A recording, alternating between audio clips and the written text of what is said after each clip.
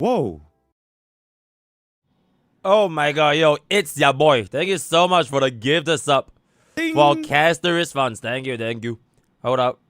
Genshin Guy Gamer. Thank you so much for getting gifted. Crazy. Wait, I have to update manually though. Hold up.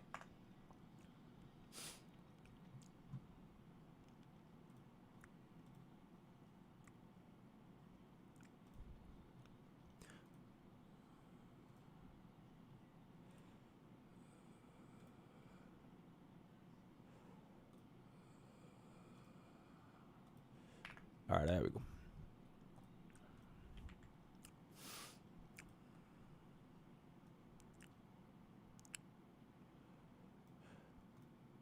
Ding. Alright. Yo, Loan. Thank you so much for getting a gifted from Liar One. But in any case.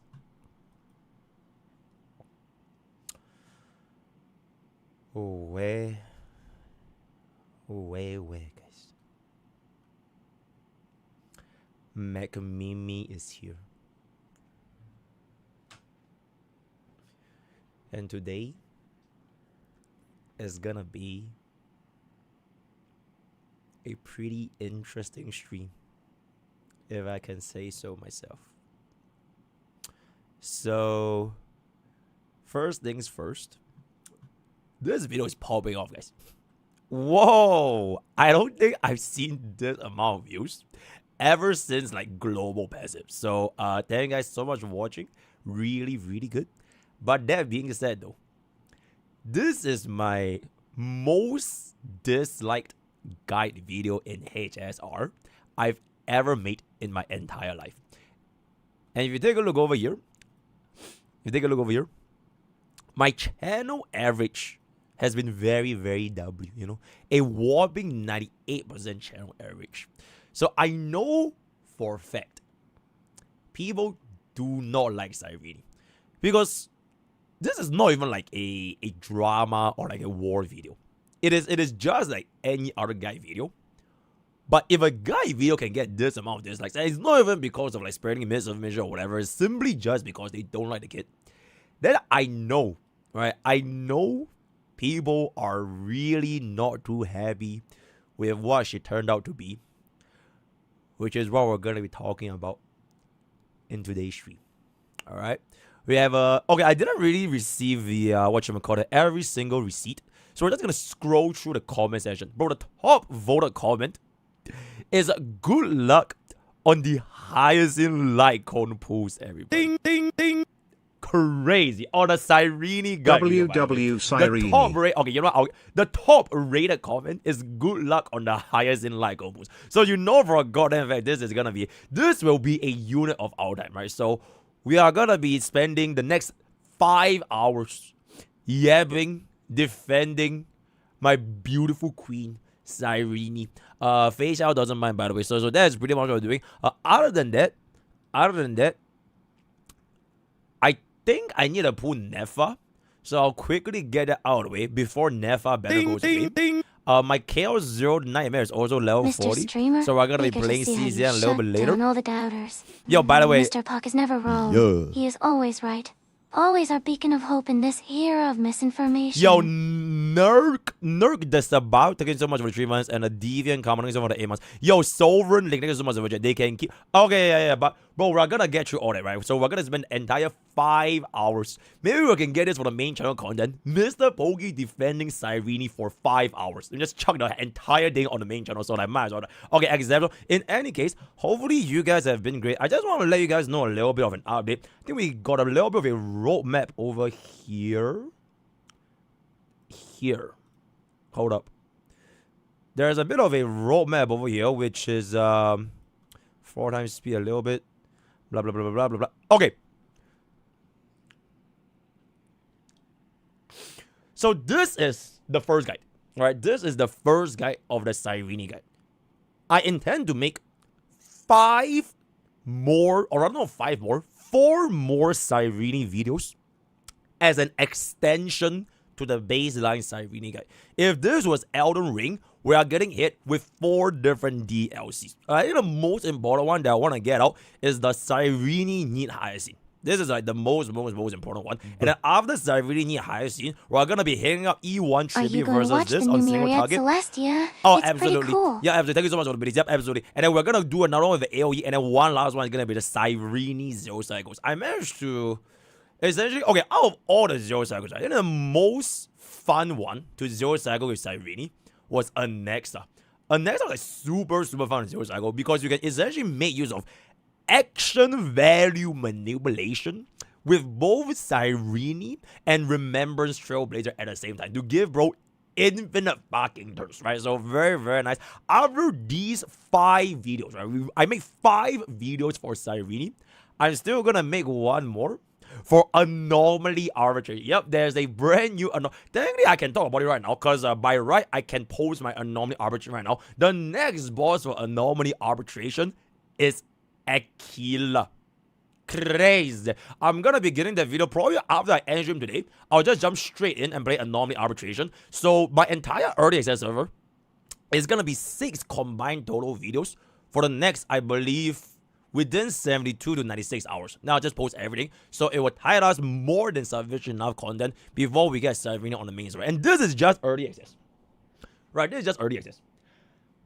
When Cyrene comes to the main server, I'm gonna milk her so fucking hard, her tits will deflate, bro. She'll have A-cup tits by the time I'm done milking her, right? So, very exceptional, very nice. In any case, okay, Sarah, what do you say? Holy based. What do you say? What do you say? Please, Zero System is the best. Fuck defending Cyrene. She doesn't need defending. She is her. No, Sarah. No. I need to defend Cyrene because she is my brand new girlfriend. Who is Firefly? I literally put a ring on her fucking finger, by the way. Who is Firefly, right? Okay, you know what? Okay, wait. The first thing, right? Okay, I'll settle this after we finish with Daily Village. Yo, by the way, mods, can we make this an emote? Presentation. Very nice. Okay, but anyways, yeah, I want to just get out of it, right? There was this comment that really resonated with me. Special shout out to this comment. It really reminded me of why I need to defend Cyrene. Special shout out. Hold up. Okay. This is the man over here. I specifically took a screenshot because there's so many things wrong with this statement. Did I read this correctly? Side 1 with a premium team needs 1 cycle, and side 2 with 2 cycle? What the fuck? So what if a free-to-play player wants to use Cyrene? If a free-to-play with a capital F, by the way, a free-to-play player able to clear MOC with 3 cycle, it's not gonna be any better. Literally, Cyrene is not free-to-play friendly, right? Free-to-play?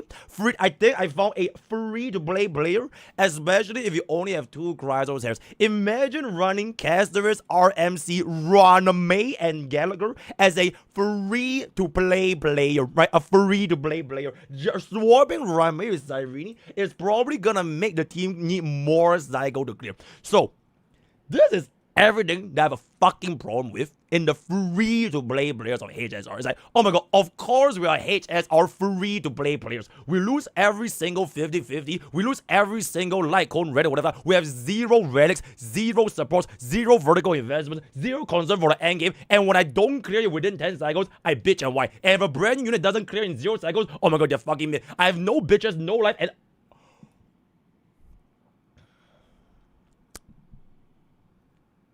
free-to-play players.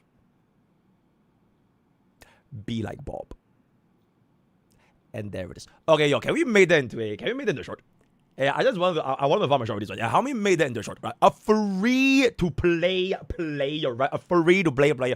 Okay, right. I'm gonna go through Daily Village first, because I really want to get it up in there with the thing about. So very good, very nice. Kaya POV.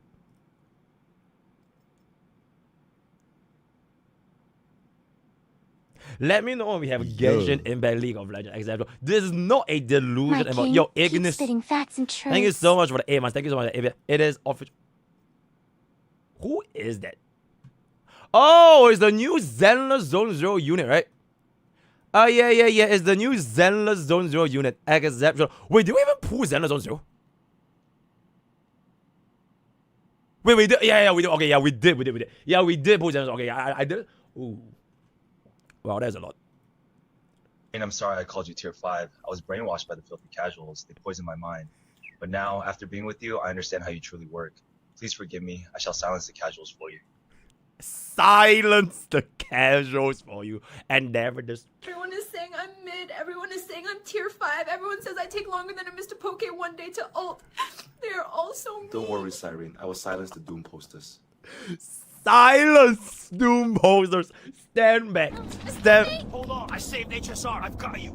Oh my goodness. Saved HSR. You're pulling me up. Oh my Thank goodness. you. Mr. Cyrene, exceptional Fine, AI. girl. Time to get some milk. Easy there. Got him, boss. Thanks, Iru. Ding, More ding, coming. ding. She's given plenty today. I'll take these to the cooler. Whoa. Good Why girl. is Iru up? Why is Iru up? Okay, anyways, exceptional. From the first moment I met you, I knew you were the one. I promised to stand by you, to laugh with you, and to love you every day. And I promise to love you unconditionally. Don't to show grow with facial you, this. And to be your best friend for the rest. Oh my goodness, exceptional. So, here is Genshin Guy AI. MrPokke. Kind, honest, loyal, trustworthy, supportive, open-minded, thoughtful, wise, mature, ethical, brave, constructive, productive, progressive, individualistic, observant. Bro, he's not like he's spitting bars, bro. He's not like LeBron James. MrPokke, you are very kind, honest, loyal, trustworthy, supportive, open-minded, thoughtful, wise, mature, ethical, brave, constructive, productive, progressive, individualistic, observant. Bro, it could be a bar. It could legit be a bar. It could literally, like, well done, Genshin Guy. Exceptional. Okay, see you guys on the clip show. Hell that way. It's only $280. Oh, is this war? This is war? Okay, honestly, I don't mind distracting myself from war away from the HSR community. War in Genshin Impact. Hello? Oh, there we go. Bro, ain't this that Miliestro failed Wonderland shit that Ooh. they try to put out as like Roblox? Yikes. Why are you playing this shit? Yikes. Yeah, man. It's Uh, pretty fun. You know, it's got a couple little faults here and there. Oh, right, yeah, we're gonna watch Mirror after. Okay, let me watch Mirror after Coral this. Nexus, the arcade. Yeah, we're watching Mirror after this. How do you defend? What's the other one? The Geo, the replication. You know, They really got brainwashed, huh? math lords in them. Like if you read them, it's pretty crazy what they say. And it's like, yeah, the 5-star outfits. Like you gotta pay guys, real die, money Gerda. for it, so you can't even farm for it as a free-to-play player. But like. It doesn't even really matter. Free to play. Like, free-to-play players already have Oh, yeah, enough. Kickers are They back. got Yo, a welcome full- back, a Kickers. whole full game Welcome back, Kickers. that's free. And honestly, they should really break their free-to-play because the Free-to-play. outfit's actually really solid. Like, look at this. This outfit is really solid. Think about it. Silk Song is $20, but it's gonna be there forever. Entrance at 33 is $50, but it's gonna be there forever. This outfit Yo, skin that's banner nice. is limited edition, so it's gonna Damn. go away for the price of $138, He's but right. it's gonna go away. He's right. $138. Yep, he's right. Some virtual cloth. And low-key, He's after it gonna- goes away, the thing is gonna low-key, go like, away. kinda making profit. You So I have don't to get think it. they're thinking about the future. They're gonna, like, You have think to get about it. the future. That's why they're free to play, because they're free thinking. They're Free empty-headed. to play. Me, I'm thinking about the future. So I'm gonna get the skin for $138. That's literally like 7 silk songs, bro. Why would you want 7 silk songs when you can get 1 silk song and get Silence. like, 1 of these skins and then also get Bro, another wait, wait, recolor of the wait, skin wait, for wait, $280? Yo, Cole, can you make a free-to-play players? Like, we have HSR players, who are players, Zelda. Bro, we need F2P players. Yeah, yo, we need that. For a reskin, bro. Silence. So $138 for some virtual Hey, yo, cloth. how do we know it's And free-to-play? then $138 Or like F2P. more Do we so know we don't that have you can F2P? color it? Oh, yeah, how many Am I make an getting it right? F2P emote? Listen, yeah, I know I'll they make got an the F2P different though. Yeah, yeah, elements F2P is for good though. whether it's male or female, but if you really think about it, it's 2025. We They're had probably what? in the future. Oh, I shit, think that shit find coming it back. back. So low-key, they ahead of the time. The gender roles are coming back. So low-key, like, they kind of doing it right. Wow, they got you guys brainwashed over here, huh? The rate ain't that bad.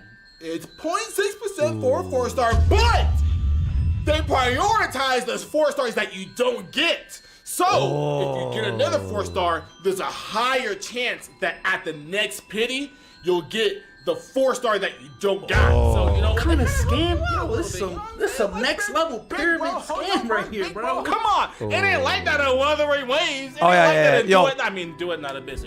Yeah. Yo, how many made this a Baza? Yeah, we're free to play players. Yeah. How many made that into a Baza? I exclamation free to play, and then just okay. Actually, you know what? I'll make it myself. I'll make it myself right now. We are free to play players. How do I tell you're a free to play player? And you come on, free to play. I think it works. Free to play. There we go. Okay, anyways. I know you thinking some crazy shit, but bro, it's not that bad. Like, listen to me. I'm telling you, it's really not that bad. I know you think it's crazy, but I'm telling you, this game mode, whenever they keep evolving it, majority of people complaining don't even know what the gameplay even looks like. Limit. Like, There's look a timer, at this. right? There's a Tell timer. me Y'all want to this is spam this not copy? revolutionary gameplay. Tell me, come on. See, spin around. And I mean, come on, it's an open beta. It's literally in beta. So everything in the mode not even like solidified yet. They still working on everything. They give credit cards. Like, it's an open beta, so it's okay if stuff is like, you know, a little bit misleading, a little bit confusing. They still trying to figure out the grounds of everything. The grounds. Man, they should lock you up and your wallet up. Wow. And even if you think all that is horrible, they even giving you a reward of 10 free star tokens. Like, they're literally giving you 10 free tokens. Free.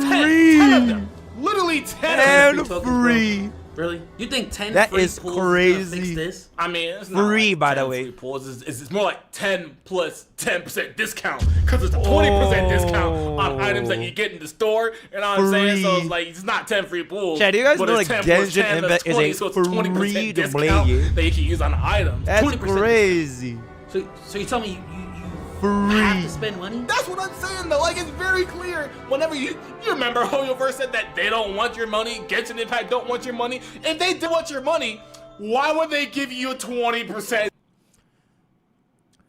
If Hoyoverse wants your money, then why isn't Genshin Impact a paid game?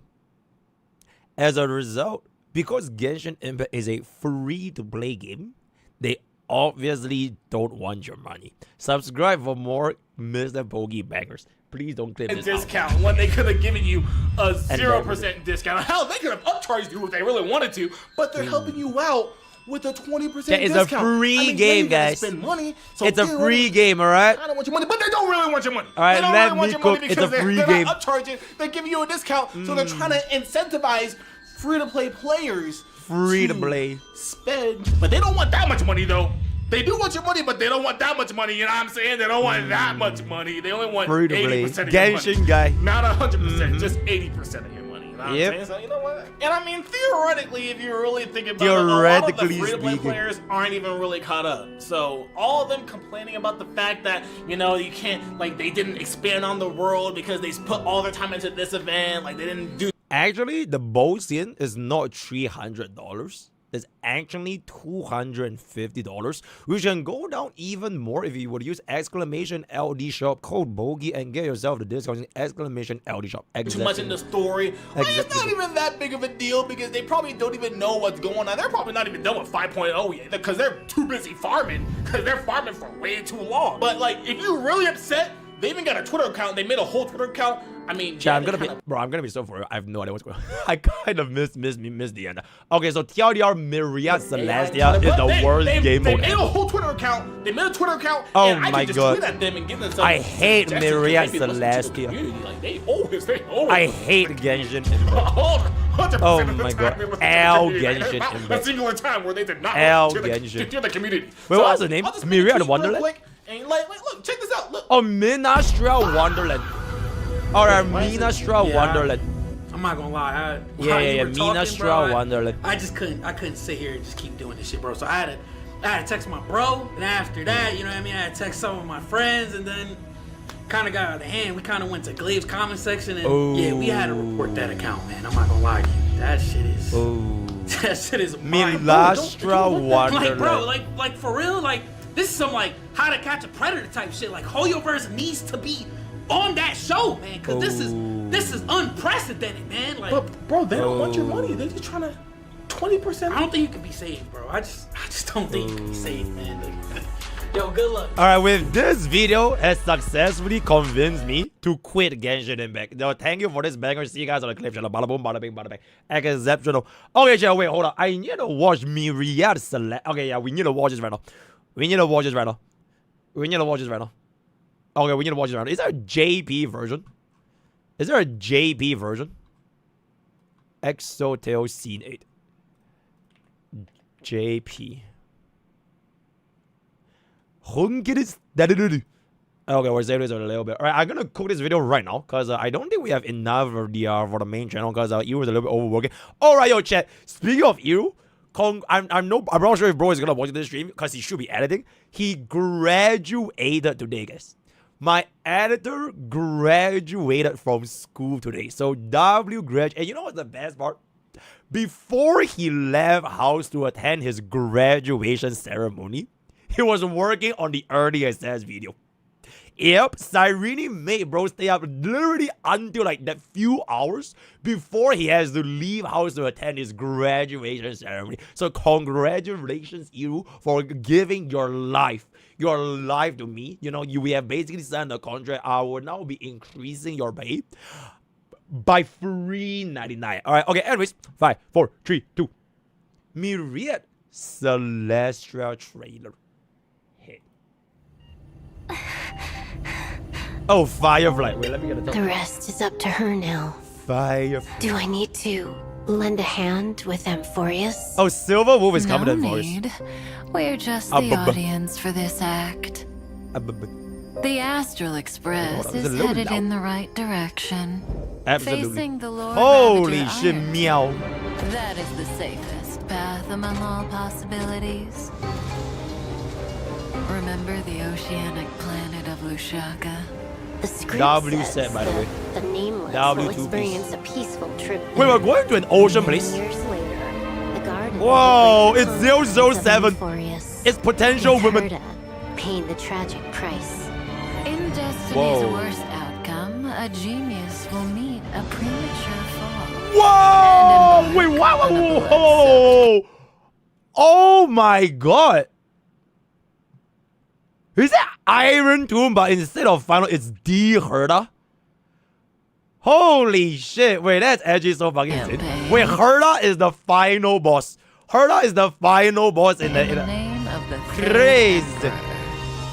If they go to the Agate world, I got the it. Stellaron Disasters Ground Zero, the Express will brush Whoa, past Selenova. new. But on the other side of the cosmos, the Cienjo Alliance will stray Who from the is she? Trailblaze and return to its original end. The eighth Oh, is that Lord Lightning Lord? descending Holy shit. south. Lightning Lord against Jingxi. As for the glass belt, that Patrivia. stage for the morning actors, Ooh. the black hole and the white hole will devour each other at the end of that script. Ooh, wait, that's Zephyr, right? For Yeah, that that's Zephyr. leads Ah, to shit, the most FMC that. ferocious enemy, Zephyr. Zephyr. Just thinking about it is scary. Scary. There'll be nothing we can do if it really ends that way. Fortunately, Destiny is still on the right track. Only 2 possibilities remain. So the chances are Oh my god, 50-50. 50-50 In mention. possibility A, the remembrance of Amphorius 50-50 will still head mention. towards destruction. See you tomorrow, little Gray. Thank you for fulfilling my wish. Stand with me and become heroes. We will definitely write an ending like none that has come before. Farewells are unavoidable for the Trailblaze. Oh. No! On No the road to way! defy the destruction, No! we must become used to loss No. in order to continue onward. No.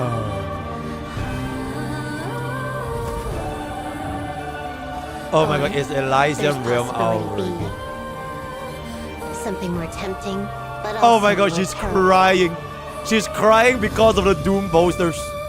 In the name of love, she will treasure all that has faded. Till the end of time. When the Whoa. remembrance becomes the 4th kind of finality. Well, at least that ending will be gentle enough. Oh, come on. Please make sure it doesn't happen. Stanley is the actual The MC, by gazes the way. of the Who is eons will Kalis? soon all fall upon Amphorius. Why don't we meet them at the next Blade. stop after Penaclony wraps up? There better still be a next stop. Wait, there's no more next stop. Oh, wait, Don't HSR is worry. end of service. The views of the road There's no more ahead next are stop. This is already the end. reflected in This is the end. those eyes. Oh. Bro, that's why they didn't have a 4.0 teaser, because this is the final update, right? 3.8 is the final batch, and then that's the end. So Cyrene is the last banner in HSR. There will never be another banner. Oh my goodness. People meet each other from breaking apart and face farewells by embracing. Remember to take a deep breath, partner. Then, walk towards tomorrow. Oh my god! Oh, bro, it's literally Elysium Realm. Oh my god! Farewell and for. Oh my god, that's the end? Oh, that's the end. Oh, that's the end. Sad ending. Wait, so this is the end of Envoys? We just say goodbye, and everyone goes away. Blah, blah, blah, blah, blah, blah, blah. Data deletion. Cries those hairs. Oh my god. So the whole 1 year, everybody dies. Everybody dies. Okay, wait, let me look at the JP version. I want to look at a lore expert's analysis for this. After this. Firefly. あとは彼女次第だね。オンパルスは手伝いは必要そう？大丈夫。その劇で私たちはただの観客だから。請求列車は正しい道へ向かっている。そう、鉄ごとの大事へと。それはあまたある可能性で最もなだらかな道。海洋惑星ルサカを覚えてる？脚本にこうあったよね。七死人は平穏な冒険をするって。そして遠い未来でガーデンはオンパロスのベールを破るけど、代わりにヘルタに不幸が降りかかる。その最悪の運命では天才はあまりに早い死を迎え、ルパーと三世として血に染まる生。 Hear me out. Technically speaking, this is a giantess herda.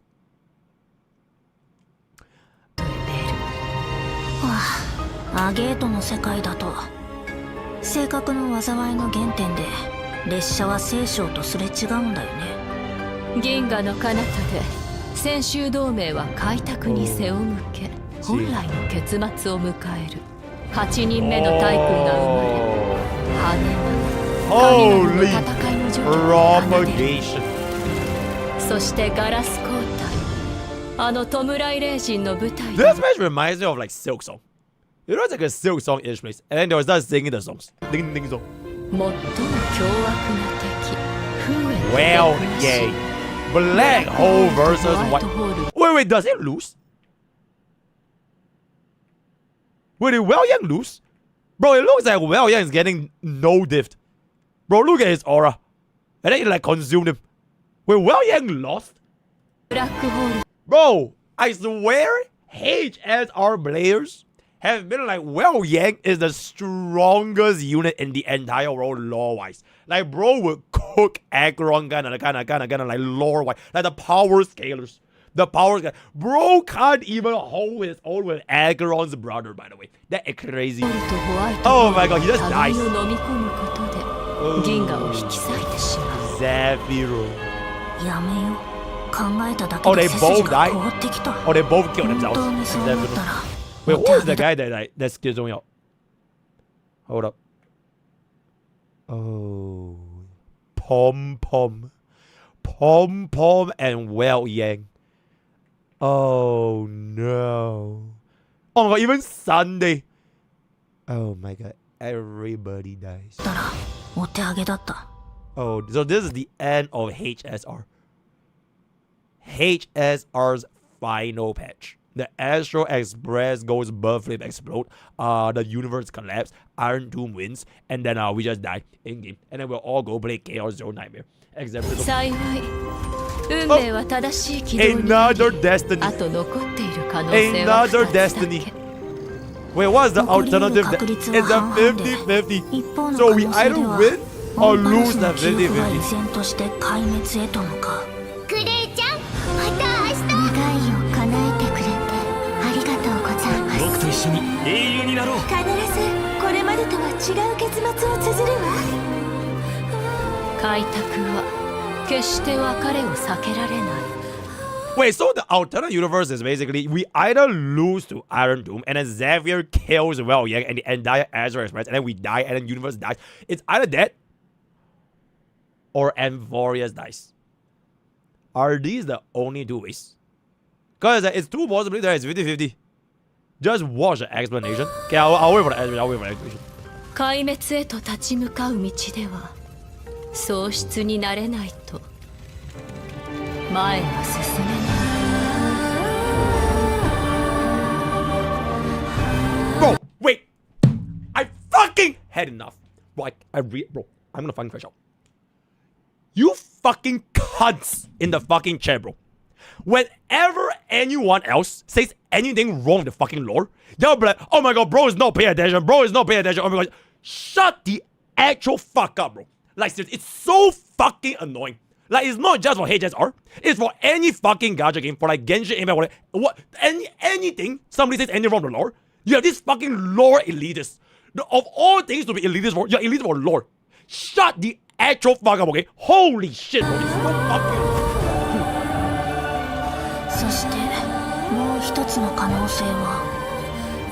Bro, I had to let it go there so that I wouldn't crash out for Cyrene, right? So it was a little bit. Whoa, a little bit. Whoa, yo, it's that boy. That's what I gave them.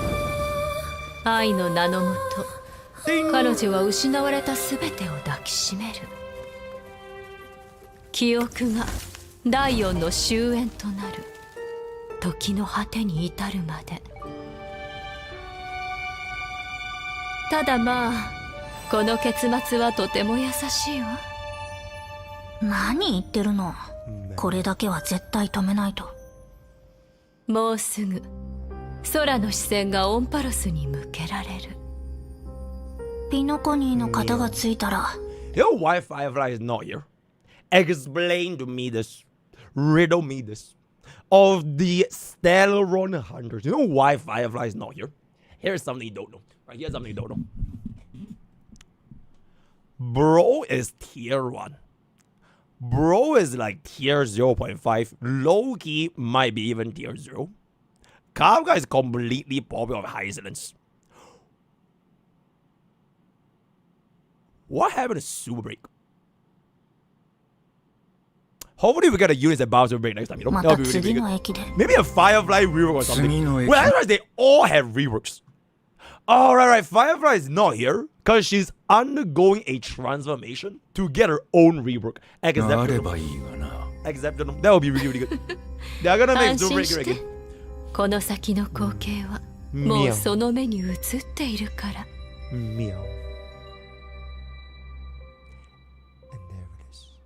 燻製が輝くアスト。オンパロスの命。人々は砕けたことで出会い、抱擁の中で別れを迎える。深呼吸を忘れないで。そして明日へと踏み出すの。Farewell, Emperors. And there it is. Okay, chat, be right back. Hold on. We're now gonna watch a lore. Okay, is this a good lore expert video? Surprise. Is this a good lore expert video? Okay, 27 minutes way too long. Okay, we're gonna watch this lore expert video. Okay, this is good. Okay, this is good. This is good. This is good. Surprise, they drop a huge, and I mean... What until you get the lore? Oh, okay, this is way short. Okay, that's good. This is the... Okay, we're just letting it cook. How Firefly looks like outside the dreamscape. She can't even rest properly without this pod. The Astral Express is headed in the right direction, facing the Lord Ravager Iron Tomb. Calf, guys. always watching. So if we do something wrong, they will come. Remember the oceanic planet of Lushaka? The script says that the Nameless will experience a peaceful trip there. Oh, I didn't know that. Yep, Mr. Taurus. Bro is from Lushaka.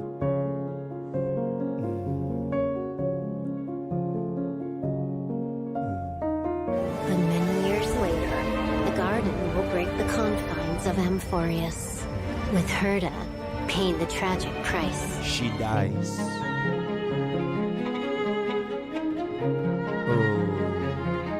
In Destiny's worst. Bro, I swear they're gonna really screw them, bro. I give it like at most 2 pages. 2 to 3 pages. Like, how are you gonna release like so many interactions for ID, Herda, and Rame and screw them is still not playable? I give bro like, at most like 2 to 3 pages. Bro's getting out.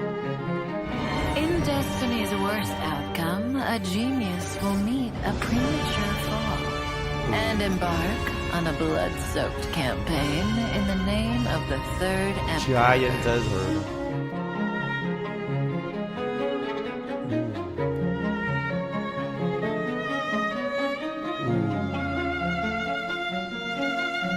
Casters.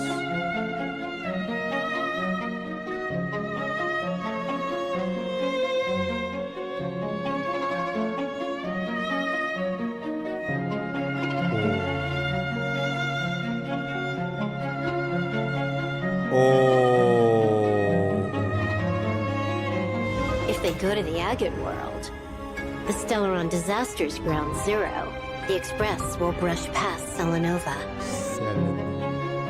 Oh my god, who is that? Is that a Honkai Nexus Anima But unit? on the other side of the cosmos, Holy. the Cienjo Alliance will stray from the Trailblaze and return to its original end. Oh my god, yo. The You know, Aether this was Ravager's absolutely. ascending wings will sound the prelude to divine war. The Alliance follows Jingliu. Propagation's body to temper the Hunt's arrows. Nanook's gaze, ascending it to the 8th Lord Ravager. Oh, so Jingliu gets the As God for the Slayer glass protocol. belt, Crazy. that stage for the morning actors.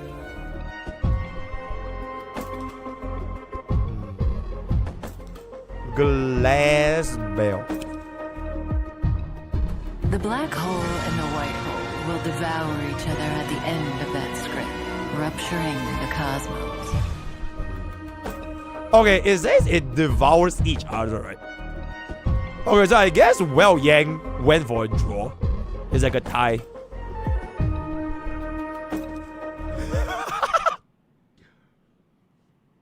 Power scalers. The power scalers are here. Can well take on Aggro. The strongest emanator in the whole universe. Holy shit. For that road leads to the most ferocious enemy, Oh. Zephyr. Consumed by nihility.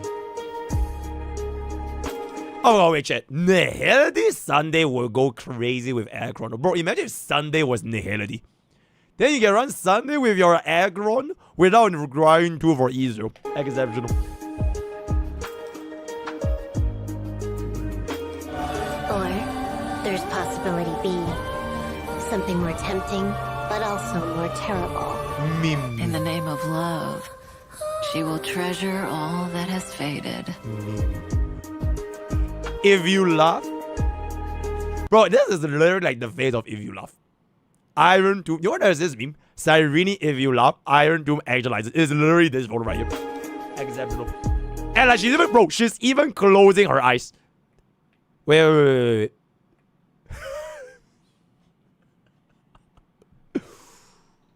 Ooh.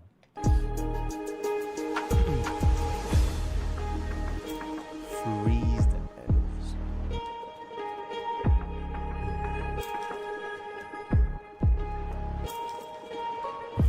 When the remembrance becomes the fourth kind of finality.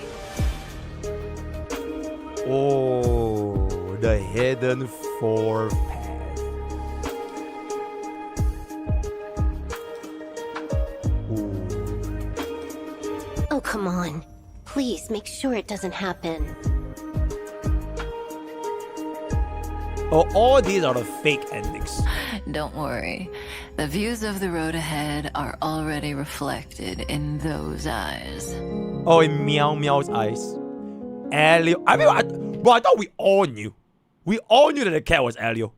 Like, since like version 1, we all knew bro was Elio. Yippee! Yay! Oh my god, meow. The censor letters. You fucking... Oh shit, demiurge. Ooh. Exit. So here is basically everything you missed from the latest Mirrors, the last day trailer. Don't worry about the Crashout. Don't worry about it. One of the days is gonna be Mirrors, the last day. Use code BOGIE. Alright, Gamersubs is free shipping, by the way, chat. Gamersubs is free shipping right now. Use code BOGIE for 10% and free shipping. Absolutely crazy. See you guys on the blah blah blah blah blah. Bye bye. Okay. Chat, what happened to Black Swan though? Did bro just cease to exist?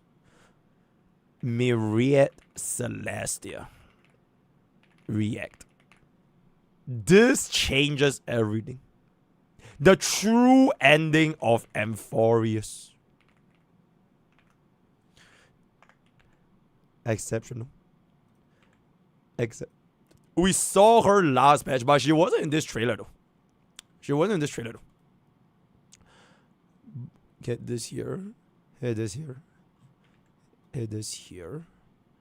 Okay. We can now resume daily. There's a new Cyrene video on HSR. Okay, we'll watch it when we watch it. Oh, what did I say again? Someone sub the CN only. Okay, this is fine.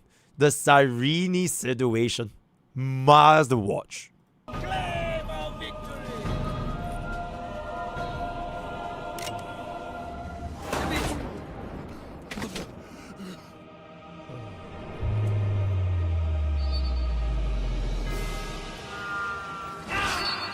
Oh.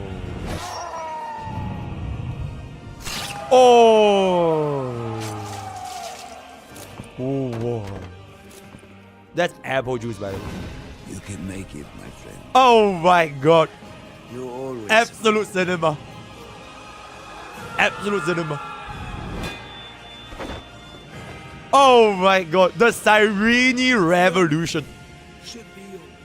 Oh my god, the Cyrene revolution.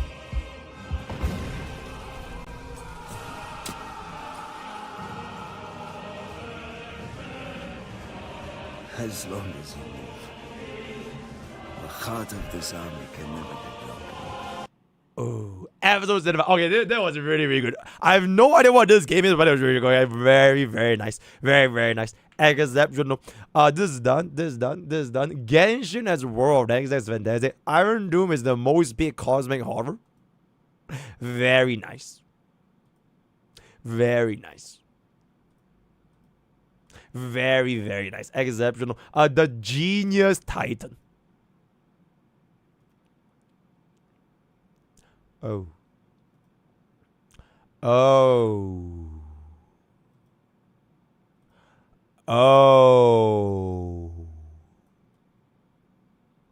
Oh, right, because she has all those baby herdas, right? Oh my god, imagine each baby herda is the colossal titan. And then she's like the founding. Oh my god, that would be crazy. That would be crazy. Oh my god, wait, let me yoink this. I'm gonna say it like I came up with it myself. Okay, this is great. Each small herda is a... Actually, I don't even need a yep. AOT reference. Actually, better. The rumbling. Exceptional yoinking. This is good. This is fine. Herda did something different.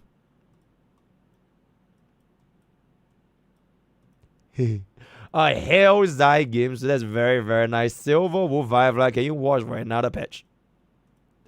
Exceptional. Shao Ji PTSD. Okay, this is DMC, so it is what it is. Outfit swap between Chrysos, Air, and Flame Chasers. Oh my god. Oh, that's higher scene. Car. Ceredra. Is that supposed to be Aglia? Oh, this is Aglia. Who the hell is that? Oh, that's Tribi. Oh, that is Teep. That is Teep with all the baby Teeps. Kazalana. Castoris. Is that that's Anexa? Who the fuck is that? Memmi. Very, very. I don't know who the hell is that. Who is the person? Did we miss someone? Oh, it's Pollux. Oh, it's the Pollux. Oh, right. He's wearing the dragon outfit. Oh, okay. It's actually Pollux. Okay. Bro, what the hell? Okay, this is the HI tree. Ooh. Car. Very nice. Roar. Teep. Anexa.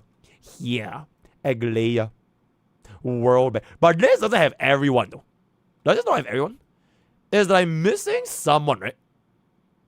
Is it missing someone? You know that's missing like a lot less people. But okay, exceptional. I love Nihility. Maspu. Exceptional. The war will end. And there it is, the war will end. You have heard of, have you seen Laita though?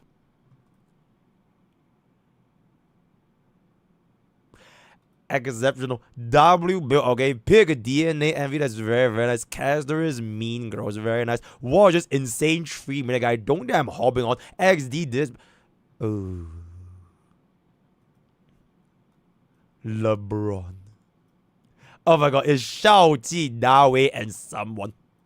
Exceptional. Taegyeon's mood. That's very nice. Brexivon went for his version for HSR, especially if his best ones with CZN. Exceptional. They know. Have you noticed? Have you noticed Genshin's weapons are getting wilder every day? At the beginning, Mondstadt characters are normal sword users. Liu characters mostly use spears, which is fine. Hu Tao is literally holding a burning stick with her. Even the blades used by Inazuma characters are also pretty realistic. But everything changed in Sumeru. This is Sumeru's sword. This is Sumeru's blade. This is Sumeru's catalyst. By the way, catalysts used to look like this. So when Nahida pulled this thing out, she's not trying to pour you some tea. And in Fontaine, weapons basically lost their meaning, since characters almost never use the weapons you give them. Navia has her umbrella shotgun. Corinth and Chevres have their firearms. Riosley has his mechanic gloves. Charlotte has her camera. Even Uvalette is just controlling water by waving his cane. And these are not the most ridiculous ones. You'd think it's gonna be Primal Tribe style in Matlam, but in fact there's tank, aircraft, ship, motorcycle, rollerblade, and even pillows. God knows what we'll see in Snezhnaya. We summon a Kawawa. Exceptional. Let me get that. It's very nice. In-game trailer for Donata is very nice. It's Sora.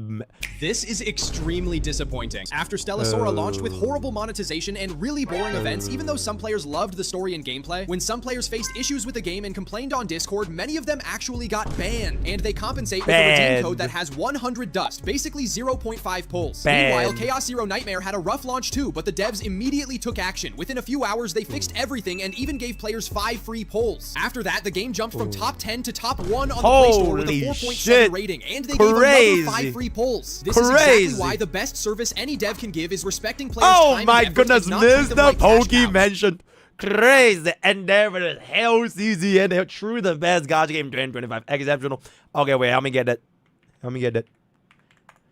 Smacking. This is done. Insane Lord, this is done. I don't know why it says minor short, but this is from the update quality radio. Quick level up. Oh my god. That changes everything. We can finally stop the casuals from using a level 6, level 7, level 8 unit. That actually changes everything. Okay, but can you adjust yourself? Like, what if I don't want to level my basic? You get what I'm saying? It would be nice if you can help me like adjust myself. Because sometimes I don't, like, for example, Elysia, she will never, ever, ever use a basic. So if you want to be stingy about it, you could technically just like save up. You know what I'm saying? Okay, but this is really, really good. Light cone enhancement optimization.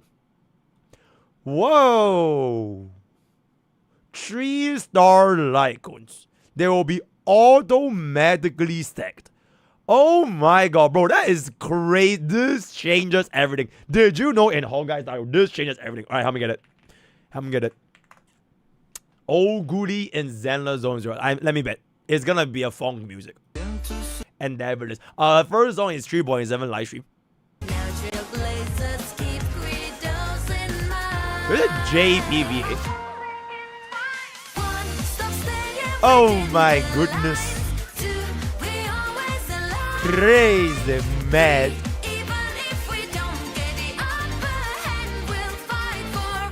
Bro, imagine they play this song in the final story.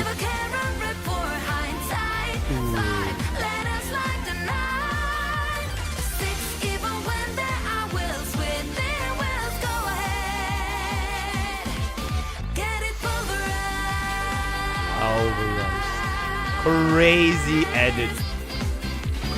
edit. And never to see you tomorrow. Exceptional. See you.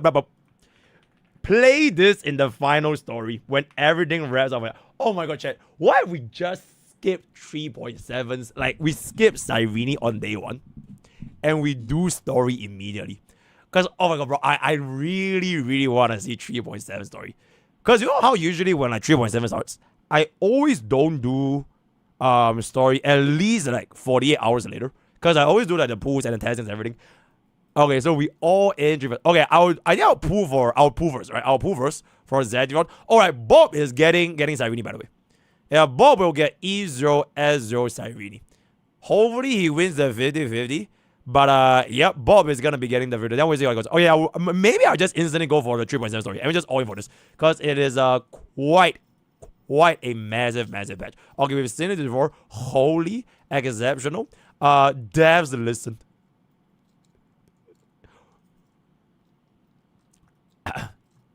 Devs, listen. Devs, listen. Why are you running? Oh my god, Uma Musume. Okay, chat. Out today, I need to log into my Uma Musume. I don't think I've logged in like 6 days. I will log into Uma.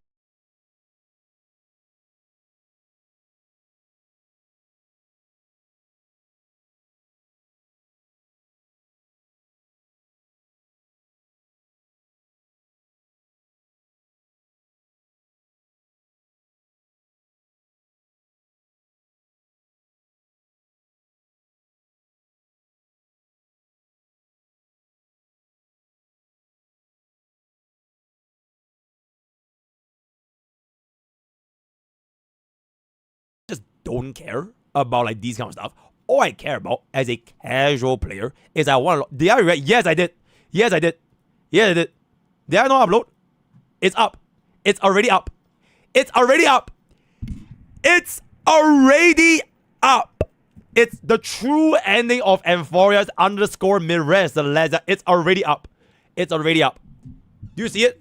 It's not up. Bro, if it's up, I cut your pay. How about it?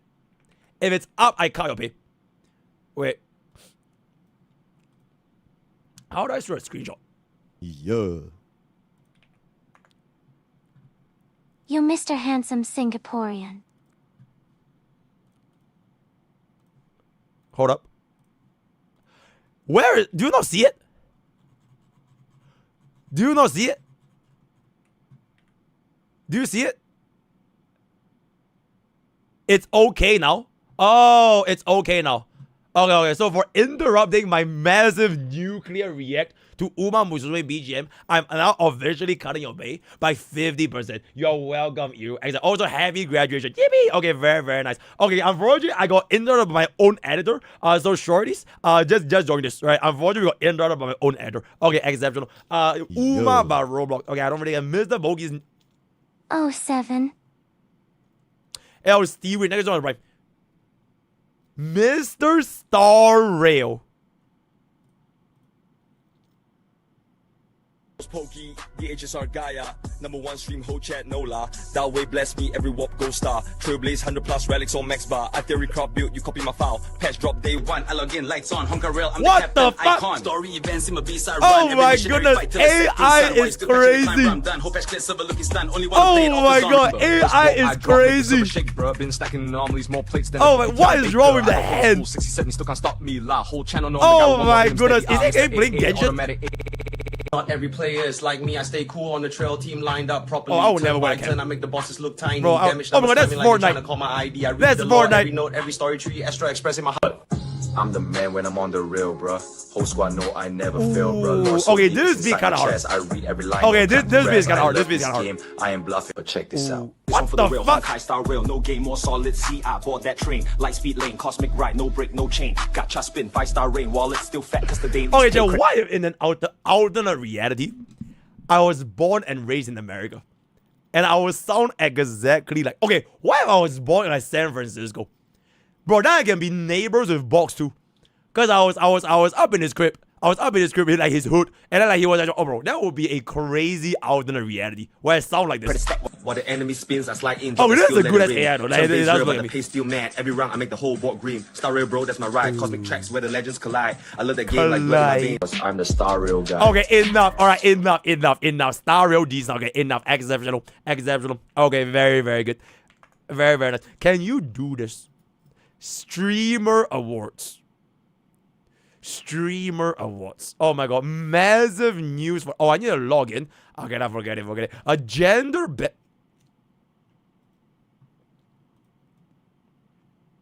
her chest is way too small.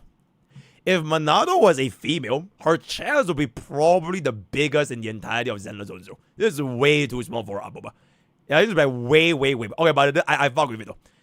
No worry, but I did this pretty good. I do not self-insert. I do not know Eliza. I do not pull Idolins, and I do not the bow skin. I E0 S0, and if she is a mid, I skip. And there it is. Your thoughts? Okay, with that, we have finally came to the end of our daily village. Right? Thank you guys for the daily village. We're now gonna go into MrPokke before we get into the Cyrene thing about.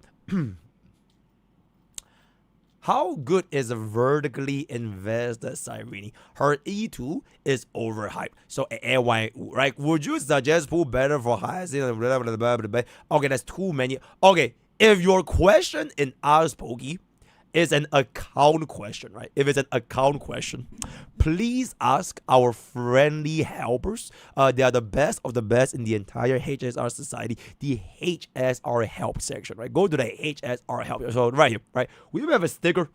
Wait, we even have a sticker. Where? HSR help, right? HSR help will be that way, right? So please come over to HSR help, then they will answer all of your questions. Very nice. What the hell do you do to your stream? I think this was last time, but it's fixed now, right? Wait, chat, it's fixed now, right? Is it fixed? Is this fixed? Is it good now? Okay, it's fixed. Okay, oh, this was last time. Okay. Hi, Bogi. Hope your Cyrene days are doing great. I don't have hyacinth at all for global passive. I assume Sunday Robin DHPT.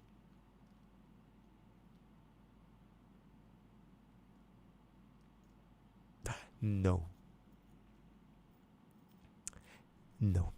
A zero cycle officially date for free to play.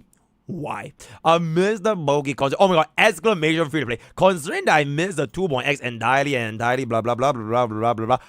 HSR help, right? Okay, HSR help. Okay, chat. There's gonna be a lot of questions for boxes, but if I were to answer every single question, I might as well just do your account review.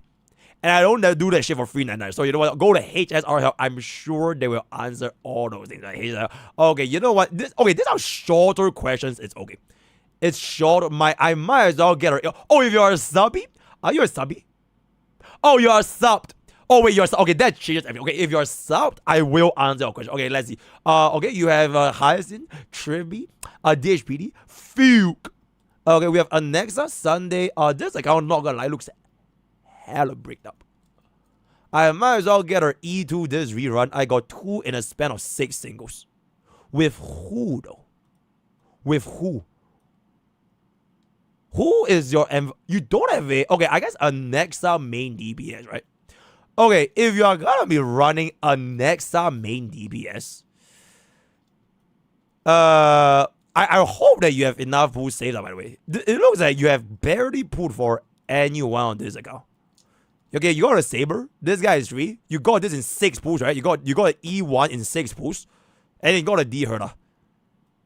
I think for your account, you can just save for okay, this is like a perfect account to prepare for version 4. Because you didn't make that much investments. In fact, you didn't even make a single like main DPS-ish investment. Even for like a Nexa, if you were committed for like a Nexa main DPS, you probably would have put Cyrene, right? But you didn't put for Cyrene, so you're only going to be left with like a 1 cost over here. This one from version 2, and there was nothing else for bro, and then we have a free HP. So assuming that you have saved up enough, getting those for version 4 would make more sense. But if you're somebody like, for example, if your account has a lot of like investment in version 3, right? Like you have your E2 Phylon, you have your Casuarist, you have the entire Evernight Casuarist, whatever the fuck, you have Phylon with Cyrene. If you're under any of those category, then Cyrene will make more sense to you.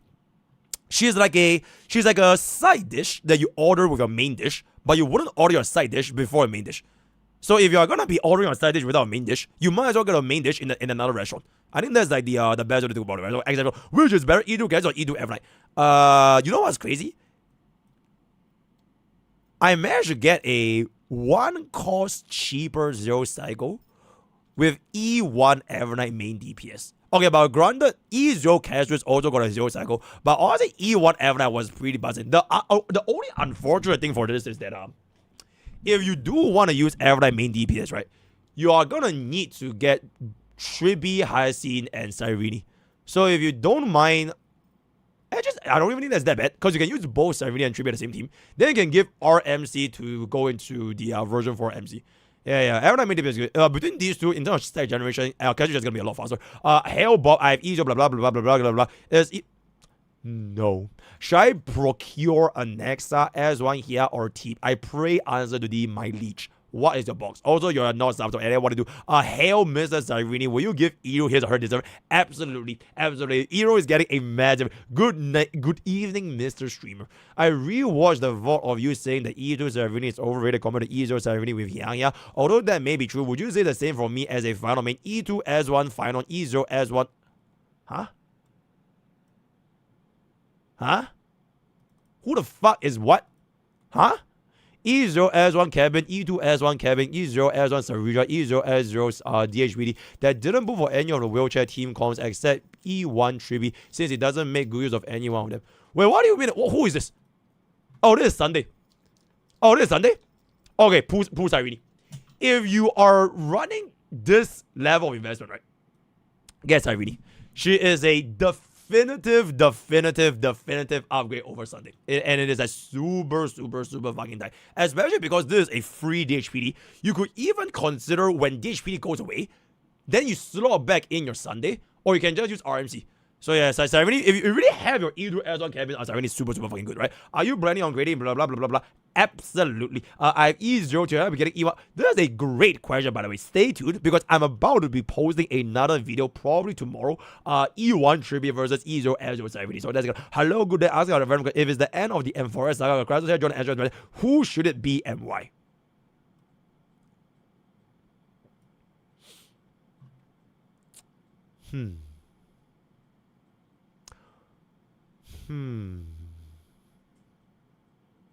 I feel like Cyrene will never join us because her heart is to the people, right?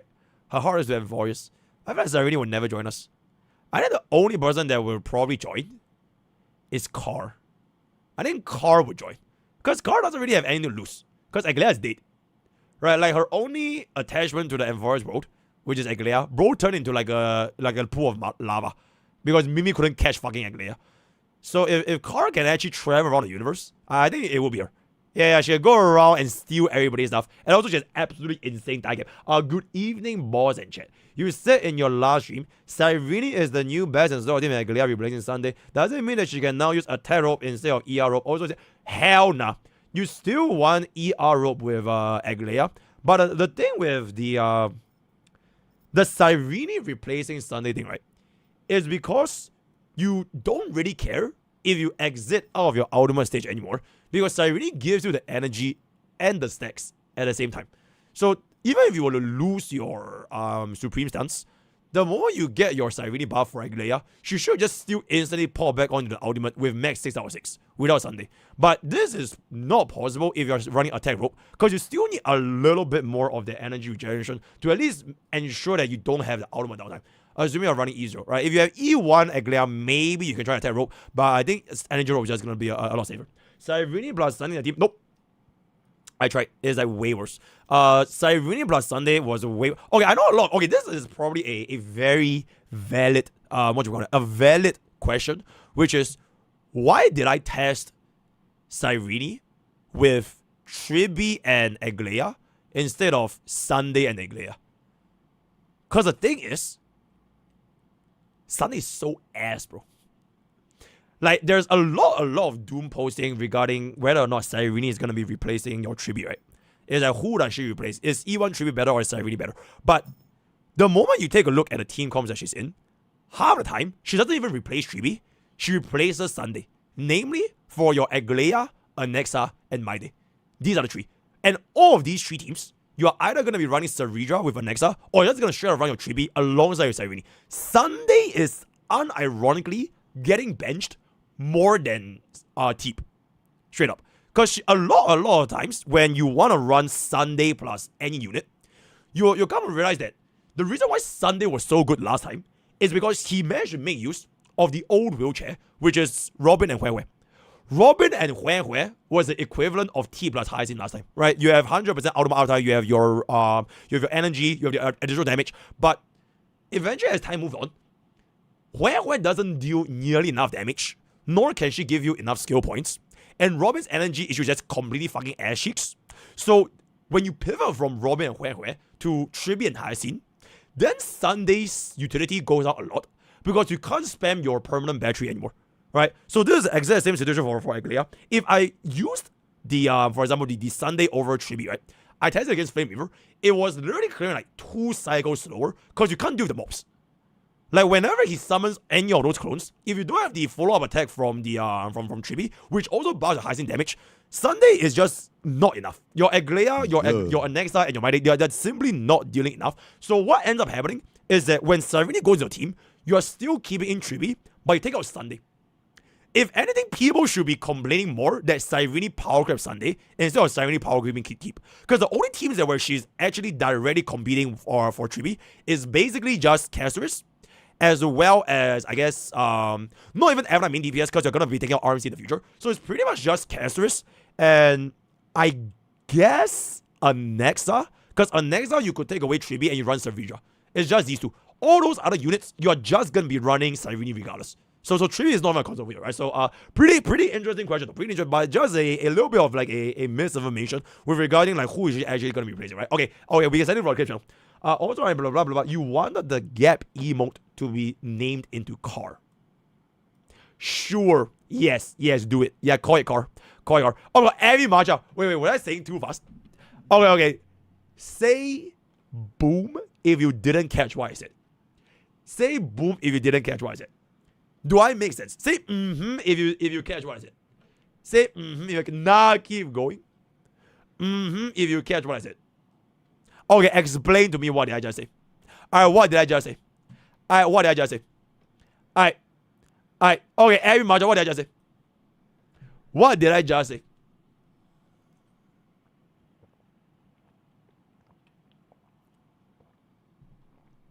And there it is. You said you... Okay, yep, let's just go back on to, yep, that's very, very good, so yeah, talking about Cyrene future investment, when you ask a question, this is my last time to ask about my future moves for Cyrene and Co. Should I move for E0, S0, Cyrene, and E0, S0, Hyacinth 100? Okay, you know what? Oguri Kepu, you have a special place in my heart, cause you are like this jobber Uma trainer that just can never pull it off. What is your main DPS? Is Oguri Cap here? Is Oguri Cap here? Where is Oguri Cap? Is bro here? Wait, bro is not here. Oguri, is he here? Oh, wait, he is here. Yo, Oldie Gap, are you watching right now? Are you watching right now? Okay, it says CU10. My phone is fucked up. Okay, unfortunately, because bro is not watching the stream. It is what it is, right? Peekaboo, it's me, your favorite viewer, Genshin guy. It sounds like you've been working incredibly hard. And honestly, I can tell. Answering all those questions for Cyrene must have been exhausting. You've given us so much knowledge, and I appreciate all your hard work and how much effort you put into every stream. Seriously, you are the best. Please make sure to prioritize your sleep and self-care. And this is why Genshin Impact is the best game in the entire world. Because only Genshin players will have words of encouragement such as... Is that Hu Tao? It is well exceptional. Yep, and then well, if us, your viewers, are hanging on a cliff with Facial, and the cliff will fall if you save both, who would you save? Okay, chat. Y'all are literally on a screen, right? Y'all are on a screen. This is y'all. Right? Even if you drop down like this, it literally cannot hurt you, right?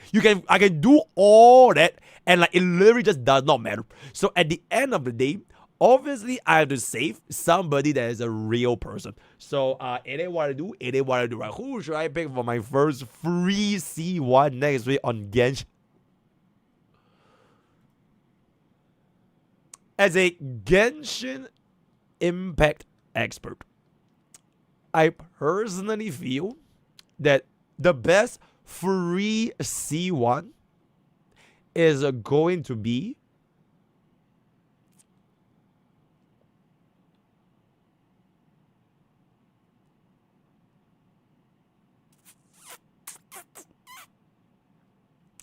I feel like lore-wise,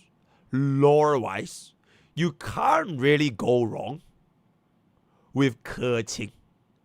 Right? Lore-wise. Because she was like there from the start, bro. Yeah, I think C1 Keqing will be pretty good. Yeah, I'm not too sure how Keqing is doing nowadays, but I think she reminds me of like a little bit like Scylla. Low-key. Yeah, I think you wouldn't go wrong with C1 Keqing. Exceptional. Yep. And there it is. Wait, is it free, right? Wait, who is the free banner? I'm assuming it's standard units.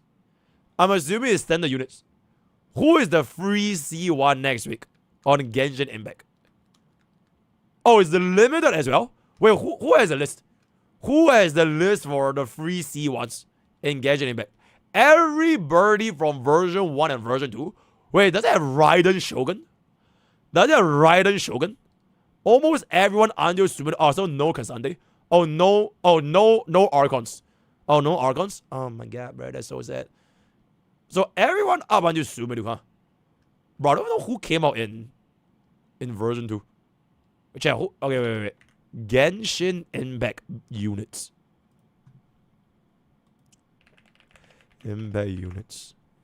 Genshin Impact. Can we go by like release order? Genshin.gg.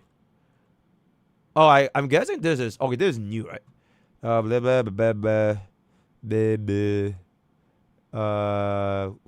Dao? Oh, Kokomi. How about that? Because you can run Kokomi with love. Okay, you know what? I am logging in Kokomi, guys. I am logging in Kokomi because you can use Kokomi with La Uma. Alright, so that's the right answer. Exceptional. Alright, okay, Mr. HSR expert. I have E2 S1 Casuals, E2 S1 F9, E2 S1 Trippy, E1 S1 Hyacinth. It is still worth for me to pull Cyrene. Nah, you're good. I just want to ask, do you follow any Chinese news? What are the Chinese sentiments? They love Cyrene. I have E2 Venom. Should I get Cyrene or Cyrene? Guess Cyrene first. Yeah, guess Cyrene first, and then you think about Cyrene. Most important, is the Bo and Mimi gonna be available through other means? I have no idea, bro. Bro, the Mimi head is hella cute, though. The Bo is like kind of whatever, but the Mimi head is head. You must have the Mimi head. Hello, Mr. 1%. I am currently gonna have premium casuals team with E0 S1 casuals, E0 S1 F9, E0 S1 GB, E0 S1. Should I get E1 GB or S1? Wait, are you a subber? Oh, Mr. Streamer, do you think it's possible for the whole HSR tournament with casuals and niche zero cyclers? Nah, I'm good. Is my second E9 Lycon unusable on either Hyun or Cyrene? If not, should I just S2 for E9? Here or Cyrene, they can run their here Lycon. If an additional here, it's okay. E9 is kind of okay. You can just combine it. If it's not usable, blah blah blah. Now she wants speed as thing. You really want speed on Cyrene, so that you can go fast. So that's how I care about is Saber. I put E1 trivia on Cyrene. Okay, if all you care about is Saber, don't put Cyrene. Done. Easy. Will we have viewer votes for 3.7? Yes. Please make a video on the top 10 gacha games you have ever played. Okay, right off the top of my head. Top 10. Okay, I think I'll just go down in descending order. I will go down in descending order. So first one is the best gacha game in the entire world. Honkai Star Rail. And there it is. Sorry, HSR is the best gacha game in the entire world. Absolutely. Second place goes to Genshin Impact, because Genshin Impact truly is the greatest overall gacha that has ever existed in the history of gacha games. So that's going to be Genshin Impact. Number 3, Honkai Nexus Anima. Absolutely. Alright, it's going to be TFT. It's going to be great. It's going to be exceptional. So number 4, Zenless Zone Zero. Oh my goodness. The rest of the list from 5 to 10, I don't think it matters. So TLDR, Hail Dawei, Hail Hoyo games. Okay, but did this. Okay. Did this. Okay, did this. Okay, yeah, we can make this a clip channel. Did this. Top 10.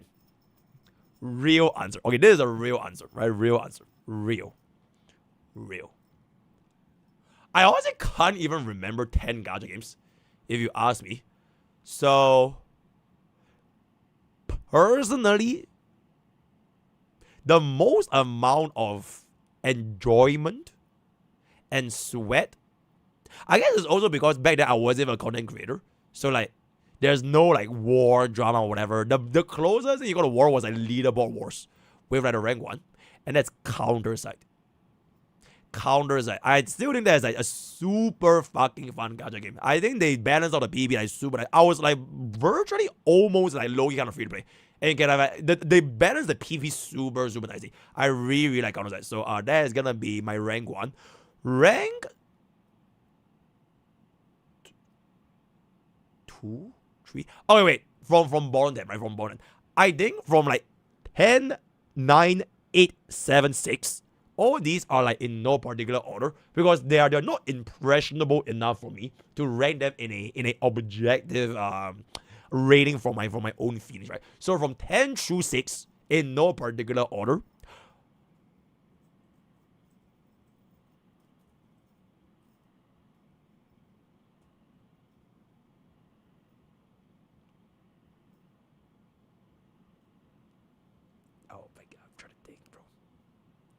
Okay, you know what? Yep, okay, I got it.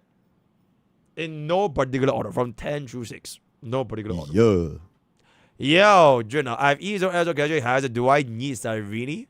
Get yourself an Evernight verse if I get. Here, use this instead. Oh, shit. Okay, you know what? Yeah, we're gonna use this. Tier list maker from my top gacha games of all time. Oh, this is gonna farm in the clip channel. Absolutely. Okay. I don't think they have counters out here. Oh no. Oh wait, they do. Alright, easy. Let's just start from like list by what is this shit? I don't know what this is. AFK Journey. I can't honestly, like, I didn't even play it that much. R9's never played. I have no idea what the fuck this is. Azure Lane never played. Never played. Oh, I technically played the Blue Archive for a reason I'll explain. It was okay. I can see how people can get involved in the Blue Archive. It's like a pretty cute kind of thing. What? But oh my god, Moo Cows. Okay, an exceptional time to rate, by the way. Just when I was talking about Blue Archive. Yo, thank you so much for rate. Yep, we're just gonna be going through our gacha game tier list real quick, right? Hope you have been doing your stream. I have not logged into Uma for like 1 week. Because there's this game called Honkai Star Rail. They released this unit called Cyrene. there's this like massive big hua going on with like the Cyrene community. So like, bro, I just have not enough time to train my Umas, right? But I will tend to them very, very shortly. Example. Okay, but thank you so much, right? Okay, Blue Archive did this. Unfortunately, they really do have quite a little bit of a I'll give this a solid like C, right? C. If it's like, if you know what I mean, you know what I mean, right? Okay, I have no idea what this is. I have not played this before. I have never played it. But okay, this is a definitive S tier. If you have played Dragalia Lost back in the days, bro, this was the closest thing there is to the best gacha game for a vertical thing on the phone. This is the game you play on the phone. The game, bro. It's so nice. And the fact that you pretty much get every single character in whatever you want. And it's by like, okay, the only thing that was like a little bit annoying was the connectivity issue. I still remember there's this thing called High Dragon Trials. High Dragon Trials. So you go up against like those like Lightning Dragon, Water Dragon, fire. Oh my god, bro. Those are so fucking fun. And then it had built-in co-op with 4 other players. And like these like endgame content, it was so like unforgiving. I genuinely oh my god, yo, cannot believe KBQ, this thank you so shit. much for the tier 3. Thank you so much for the tier 3. Thank you. Yeah, they were so unforgiving that if one of you in the co-op lobby, that you moved 1 cm away from the raid circle, you died. You died instantly. So it was like, bro, it was so fucking fun because like the connection was like a little bit lagging, but like people still came in and you can see like 4 players. There was like no voice chat, there was no Discord, there was no Skype, there was like it was purely just in the same lobby and you know exactly what you do. So like there was this unspoken sense of like camaraderie with the lobby, and you know exactly what to do, and then you kill the Hydra. It was so good, bro. It was so good. So very, very nice. Bam, bam, bam, bam, bam. I have no idea what this is. I have never tried this before. Ooh. Genshin. Okay, wait. Before we continue, let me get a song request. Yeah, let me resume song request. Genshin Impact, though.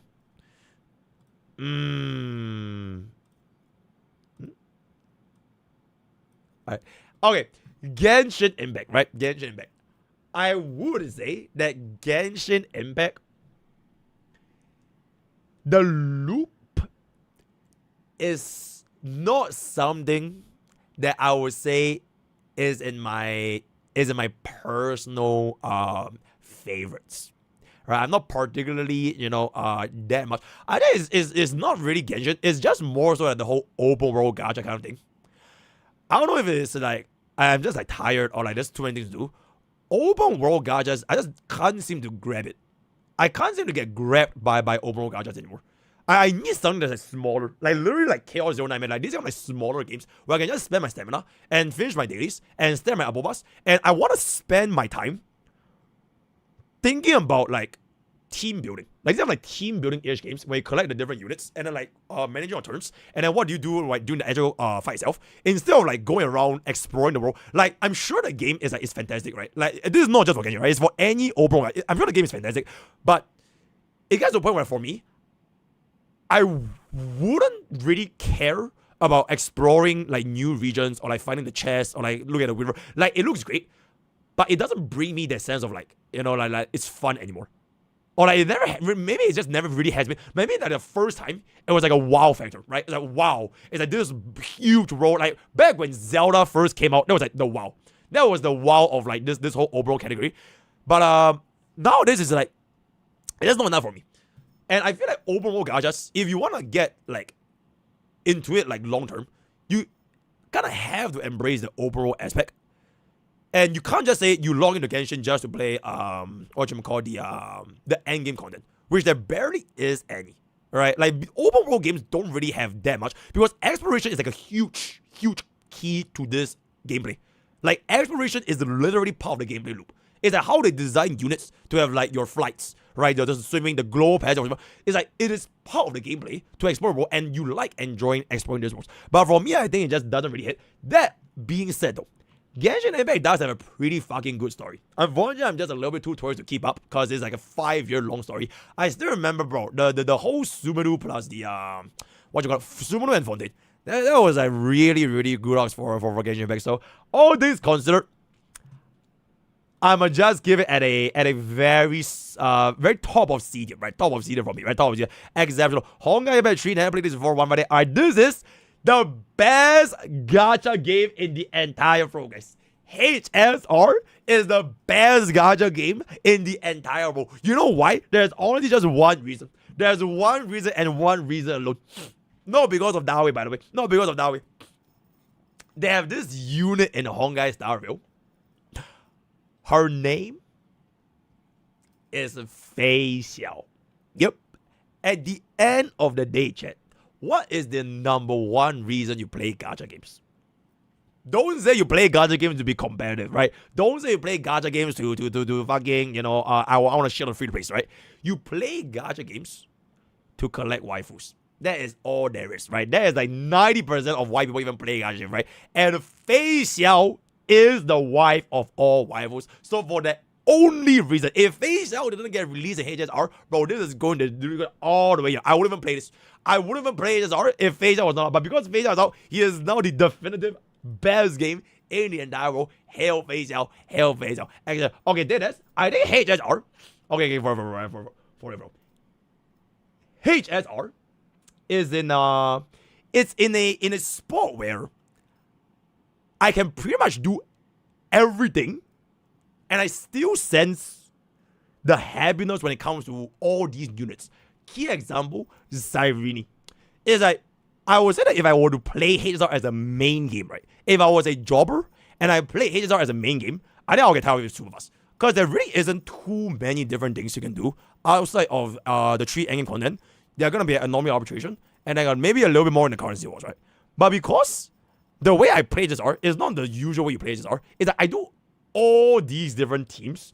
I form all these different zero zygos, the community, the story. Okay, the story of HSR. I haven't played every of these, right? I'm pretty sure maybe Raid has an insane story. I'm sure they have all great stories. But out of every single gacha game I play my entire life, HSR has the best story. You can debate, whatever. Me personally, HSR does have the best story. So combine that with the fact that I don't really play this like a normal game, I will give this a pretty solid A tier, right? I think HSR is a pretty solid A tier for me. If you want a turn-based gacha, I don't think there's anything as polished as HSR in the market. And I feel like for the general consumers, being polished is like hell important. It's like why people use iPhone. Why use iPhone over Android? Because that shit polished as fuck, man. Right? You can't. This is why iPhone is the best company in the entire world. Example. So HSR is gonna be a solid A tier for me. Limbus company. Okay, honestly, I tried, but I didn't stick with it. I tried for their launch for I think 1 or 2 weeks, and I just saw Loki just dropped because I think I wasted my pool or something. Yeah, but I didn't stick with it that long. Maybe I'll give this a try more seriously one fine day. Love and this thing I tried one time for the sub. Nikkei, I played Nikkei all the way up until Christmas Rabbi. I'm not sure if that's what Christmas. Wait, is it Robbie? Is it Robbie? There's this Christmas unit from Nikkei. No, it's not Robbie. She has yellow hair. She has yellow hair. Is it Ruby? Yep. This was my final banner in Nikkei. So I played Nikkei since day one, all the way until this banner. And then I quit the game. Because back then, I was a broke-ass student. Right? I played Nikkei when I was a broke-ass student. And respectfully, bro, Nikkei is hella fucking expensive. It's like super fucking expensive. I don't remember exactly how much the pools were, but I remember it was like, holy shit, I physically cannot afford to play this game. Because back then I was trying to be competitive. I was trying to compete in Guild Wars and MPP. And then when I see all the top rankings, you have to get your plus 70 something. I'm like, bro, I literally cannot afford to play this game. But I was a student, right? So maybe in a different timeline, I will pick up Nikkei again. Yeah, but I was physically too broke to play. I think it was pretty good. I think it's a very solid B tier, right? It's an AFK. You don't really pay that much attention. And then we have your PvP. I think it's really nice, right? Maybe they changed a lot because this was way better. I'm not even sure when she released. It's probably at least 3 or 4 years back. So I'm pretty sure the game has changed a lot. So I guess gonna put it in the video. Very never tried this. Never tried this. I don't know what is this. This is Path to Nowhere, right? Okay, Path to Nowhere is like a if I remember correctly, it's basically tower defense. Yeah, it's like tower defense, and then you can choose your skills with more mature graphics compared to Arcnights. Unfortunately, I think tower defense is like a. It's a little bit like not really my full cup of thing. Yeah, I don't really get a kick out of it, so I'll probably giving this to like. Yeah, okay, between this and Blue Archive, I think Blue Archive is like more fun. I don't know, for that reason, Limb, Reverse 19, okay, Reverse is pretty solid B tier. I think Reverse is a pretty solid B tier. If I play this a little bit more, because it's like, I think it's kind of free to play friendly, right? It's kind of free to play friendly. The gameplay loop is kind of there, so I think Reverse is going to be a B tier. Never tried this. Is this Snowbreak Containment Zone? Okay, but bro, their sponsor was crazy, bro. Their sponsor was absolutely crazy. You know what? Fuck it. Snowbreak Containment Zone. We'll give it to. I'm not even sure what the gameplay loop is. I'll just give it at the middle of video. But oh my god, I literally had to demonetize my video for YouTube because it was way too much, right? I don't know why is this. Summoner's War I played when I was like 15 years old. That's 12 years ago, guys. I played Summoner's War when I was 15 years old. So I don't even know what the fuck is going on anymore. A game that's 12 years long and still there. I think this is basically the granddaddy of HSR. Right? This was the granddaddy of HSR. So you know what? For honorary mentions, we're gonna give it a top of the B tier. But frankly speaking, I can't remember. I literally just can't remember. I have no idea what this is. Ooh, okay. I'm not gonna yell the same thing about overall gacha game. So unfortunately, it's gonna come to a situation that it will definitely be here, right? One will definitely be here because like it's kind of the same thing, right? The question is just, is it here? Or is it here? Ooh, you know what? Alright, don't worry about it, right? Okay, I didn't really play Bowie mode over here.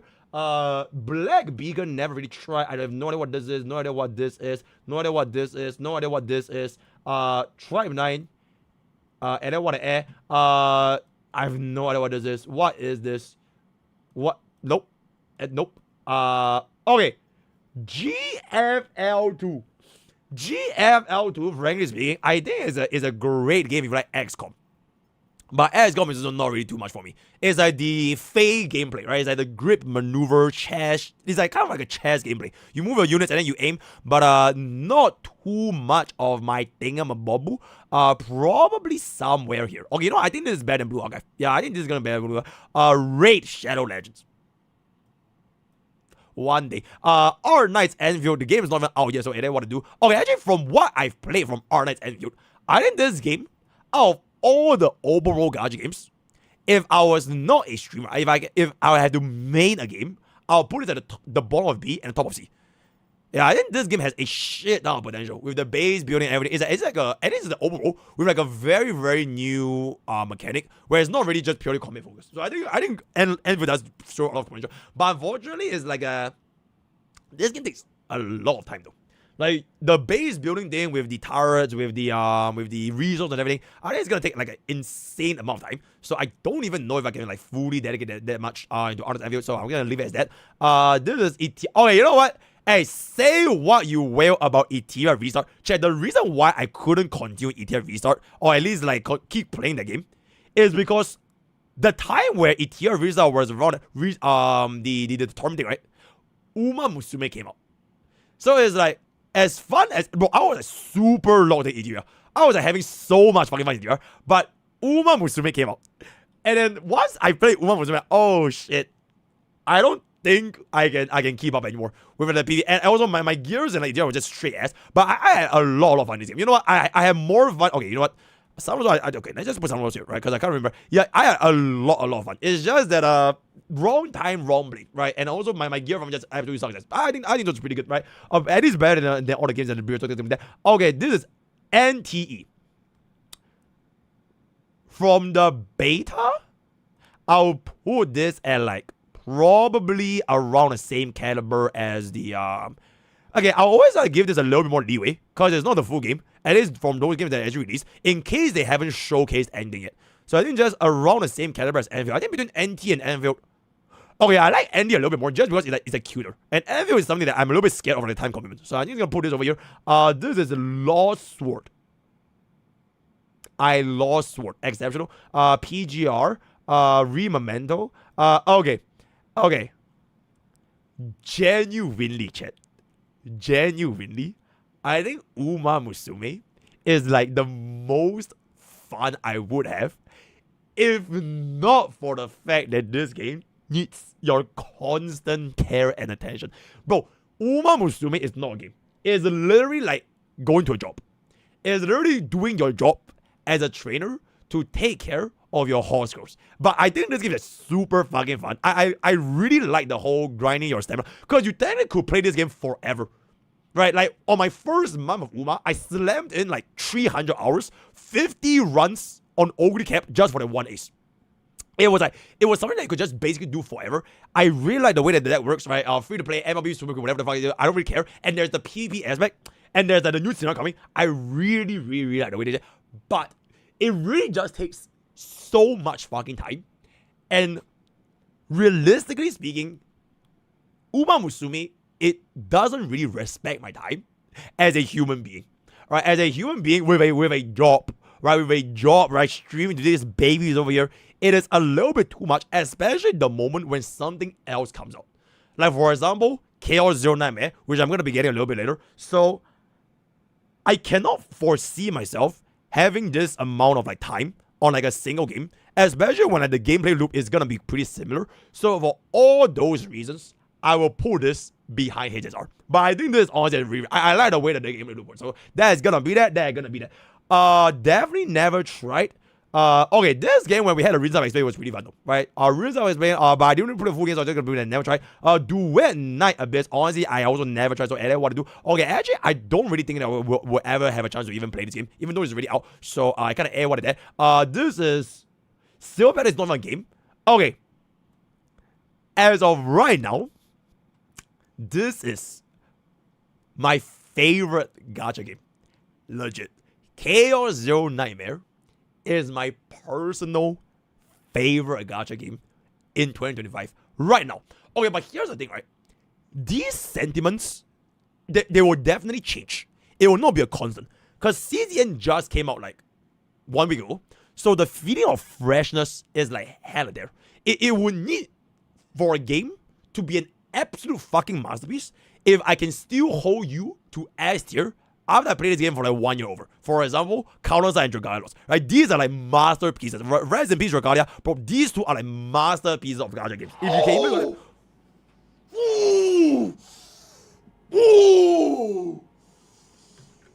Ooh!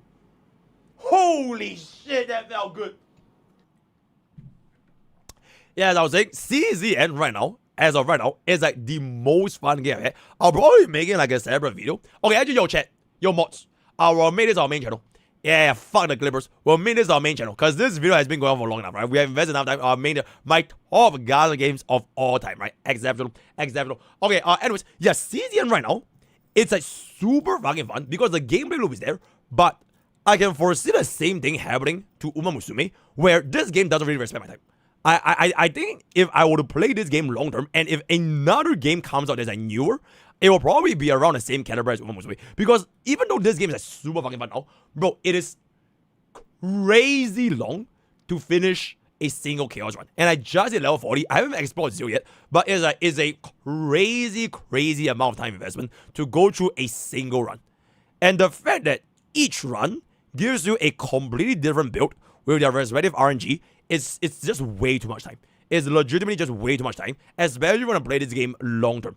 Right? Like, I know they have the Memory of Chaos reset. I'm going to be exploring level 40 CZN afterwards a little bit, but if I want to see myself still putting this game in S tier, they need to give me more ways to optimize the entire playing process for this game. I think this game has like a lot of like it's a diamond in the rough, right? It just needs to smoothen a lot of edges out. So like the localization errors, the bugs, right? The time. I think stamina could be like a lot more because like you don't farm enough. The gearing system in this game is dog shit, by the way. I'm not sure if you have seen. I'm not sure if people talk about the relic, the 6-piece in CN is like one of the worst I've ever seen because the materials are basically non-existent and the substats, it ranges way too much. It is legitimately weird. So I hate the relic system, considering that you are already implementing an RNG system based on the cards that you're getting from Chaos. It's like, can you imagine if you have to farm relics for Uma Musume? That would be fucking crazy, bro. So on top of you doing career runs in Uma to get you the right sparks, you need to farm relics. You need to farm a 6-piece on top of your white sparks and your pink sparks. Bro, that's absolutely absurd. So I really don't even know why there's a relic system when I feel that the cards myself can be like more than sufficient. Or they could do something like reverse 999 where they copy like the fixed relic system and it can just kind of customize yourself. But I think that's like a super unnecessary layer of RNG, so they're gonna be there, right? Okay, with that, last two. Wait, let me take a piss. Right back.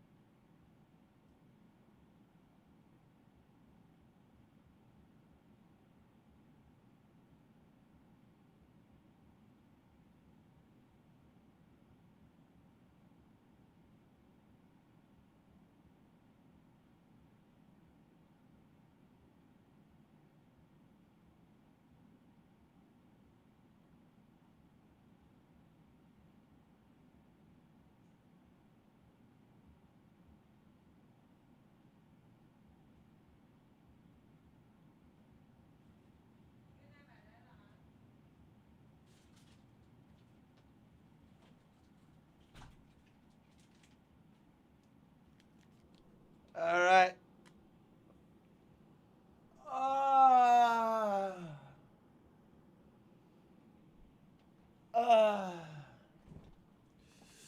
Oh my god. But what the Okay, I low-key spilled my shirt. And then what to do? Don't worry about it.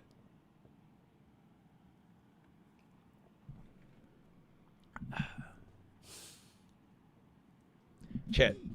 I actually realized something, guys. There's a good way to go about this. I simply do this. And with that, we have come to the end of MrPokke's gacha tier list. Let me know what you guys think of your gacha game tier list in the comments below. I'm looking forward to going through all of them. Word of the day is gonna be peace. Join this, all the guys. Good to see you guys at that. Okay.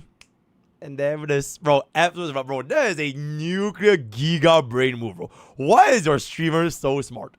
Bro, why is your streamer so smart? You know what I'm saying? Bro, it's the perfect ending. It's the perfect ending. You get what I'm saying? You guys like E7? I don't even think E7 is here. Is there even E7? Did they change the banner? I don't even see E7. E7 is not here, right? Why do you hit the gears? Bro, because it's unnecessary RNG. It literally does nothing. His PR to enters. Okay, wait, chat. Okay, for. Alright. Real. I think the first thing we have to acknowledge, right? The first thing that we have to acknowledge. Why does it mean so much? To the point where if anybody says anything, particularly about like these three games, right? Especially in these communities, right? Why does it mean so much to you when people when anyone else says A is better than B is better than C, or C is better than A? And I feel like it's really just namely these three, because all these other games, if I say what I say, then it doesn't matter. I don't care, right? I don't care if I give this a C. It doesn't matter. I'm pretty sure if I'm gonna get cancelled by the Blue Archive community, the chance of that happening is gonna be way lesser than I was in an Genshin. Because at the end of the day, why has it gone to a point where if I were to say I prefer this over that, people are like literally just scared. People are scared to say their preferences in a gacha game. Especially these three. Right? And like we don't even pretend it does not happen. It 100% is. It's like there's a unnatural amount of like, what is the word? Anomicity? Anomicity? Wait, what's the word, chat? Anomicity? Anomaly? No, it's not anomaly. Animosity, yeah. There is a unnaturally high amount of animosity within the communities. And like, it doesn't really even matter if you're like a tourist, if you're not a tourist, if you play this game, if you play this game, whatever. But like the moment you say anything about like, even if you are a casual, right, you don't fully experience this game to its full potential, right? You don't play this game, you don't zero cycle Spiral Abyss, you don't zero cycle Tower of Adversity or whatever, you don't zero cycle Hologram. But the moment anything related to these three games, it will always not end with a good discussion.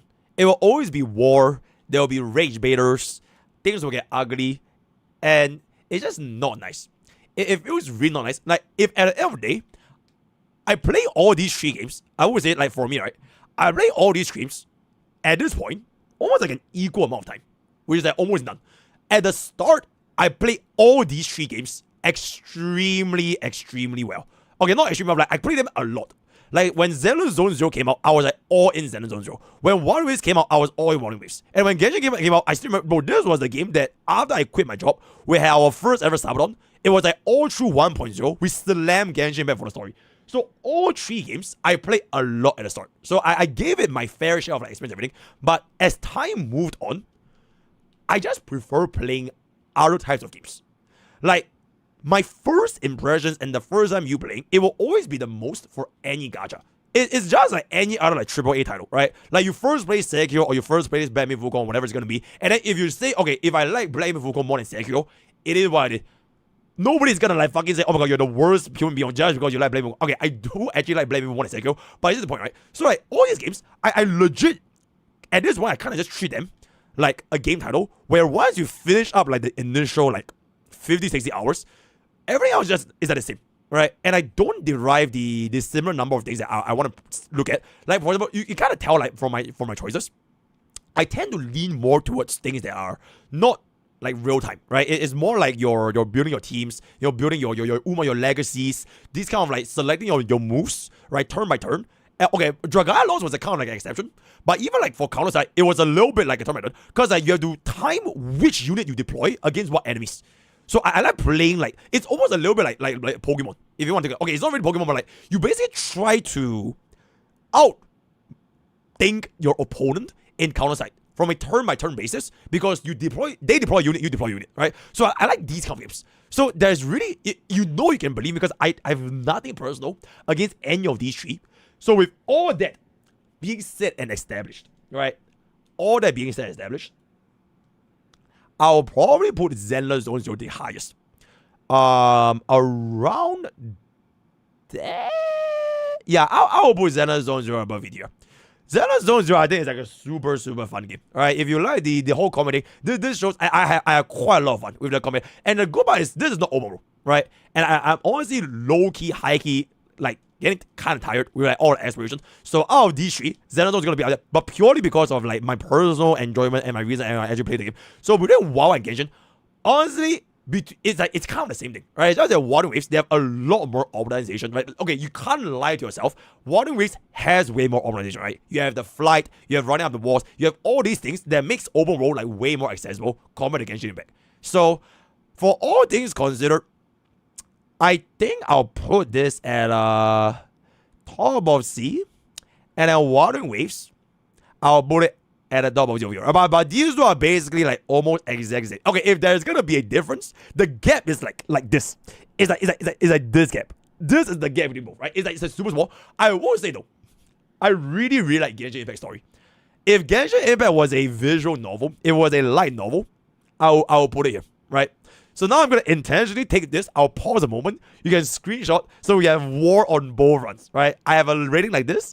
I have a rating like this. When it comes to like the actual story, the overall... Okay, I like the vibes from Genshin. Like the overall, like the art style. Okay, maybe not really say like the graphics. Because I think one way graphics are absolutely fucking insane. But like the vibes. And also, one last thing before I end. Out of all these games, right? From my personal experience,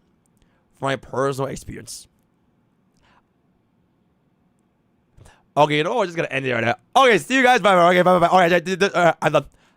Alright, I'm done. Okay, yo, help me get this for the main channel. Top gacha games I have played. I ranked all gacha games. How many editors to the main channel? How many? Yeah, he's done. Okay, chat, we're done, guys. Oh my god, we're still in Daily Village. Oh, post it on Twitter? We're not gonna do it. I have E2 S1 casters, E1 S1 F9, Triby, and Hyacinth Shred. Okay, chat, I feel like at this point, I've been streaming for almost 2 hours. Bro, I'm tired about crashing out, bro. I don't want to crash out for Cyrene anymore. I'll just crash out tomorrow, bro. I'm physically drained. Like, at this point, I'm like, bro, it's almost 10 p.m. Right? It's literally almost 10 p.m. I wanted to start off like a Cyrene video. Okay, so I will do it. I'll do the crash out tomorrow. Bro, the stalling is crazy. But you guys can't make stalling for it. Yeah, it's time to CZN, guys. CZN is level 40, right? I will save the crash out, but I want to a little bit more for the Cyrene stuff in a little bit. So, wait, where the hell is this? We're gonna watch this very, very soon. Hope the thingy is gonna hasn't burn out time to make a thank you for making a normal guy and ignore the community. Don't bother, but I want to share something you might know. For a glare, we don't replace Bravado Sunday second action very advanced on Cyrene to advance, and that's currently a brand story followed by the obvious tribute at Cyrene. I legally never played Cyrene, of course, big however. Oh my goodness, that is crazy, exceptional. I just want to take a moment to thank you, MrPokke, for all the effort you do for early access, guys. I know I tend to make page edit comments and ask Pokke a lot, but this comment is extra meaningful because you had the courage and audacity to stand against the doom-posing narrative and deliver the accurate and complete story of Cyrene's power. Now, I do have a question. HSR has not made a bad unit on release since probably Daughter Rachel, who was still really good after Bobbin. That is facts, by the way. Why do you think that this community is so insistent on doom posting every new unit that comes out, especially one as good as Cyrene? And the answer to that is gonna be seen over here. This is the answer, right? This is the answer to that. Wait, hold up. Yeah, this is the answer.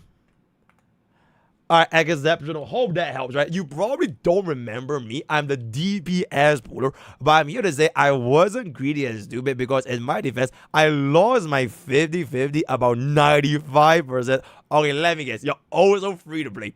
I lost to a next one trying to pull him or D her out. Lost to Jiao Chiu. Lost to Trivi E1. Need 80 for F9. Lost to Seal Wolf 100. Holy relatable luck. Also, I want to show I can still clear everything. Keep out the stream and don't thank you. So I appreciate you. I am free to play. The DPS account. Exceptional DPS account. First of all, thanks for the Cyrene early access, guy. I've got it. Oh, wait. Before we move, right? I just want to say, at the end of everything, no matter how much you want to plan, how good is a unit in the meta, tier list, does she work with version 3, does she work with version 4, no matter anything you say, at the end of the day, you need to acknowledge you're playing a gacha game. I think you probably missed this out when you play this game long enough, but you're still playing a gacha game. And the thing with gacha game is that some people win and some people lose. This is not like Pokemon, right? Like if you play HSR like Pokemon, so you can choose individually exactly which Pokemon you want to bring to your team, fantastic. That's why team building is going to be a lot more versatile. Because whenever you don't want to use a Pokemon, you take them out. Then you add a new Pokemon.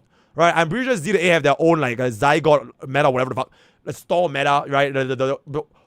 But this is not a game like Pokemon.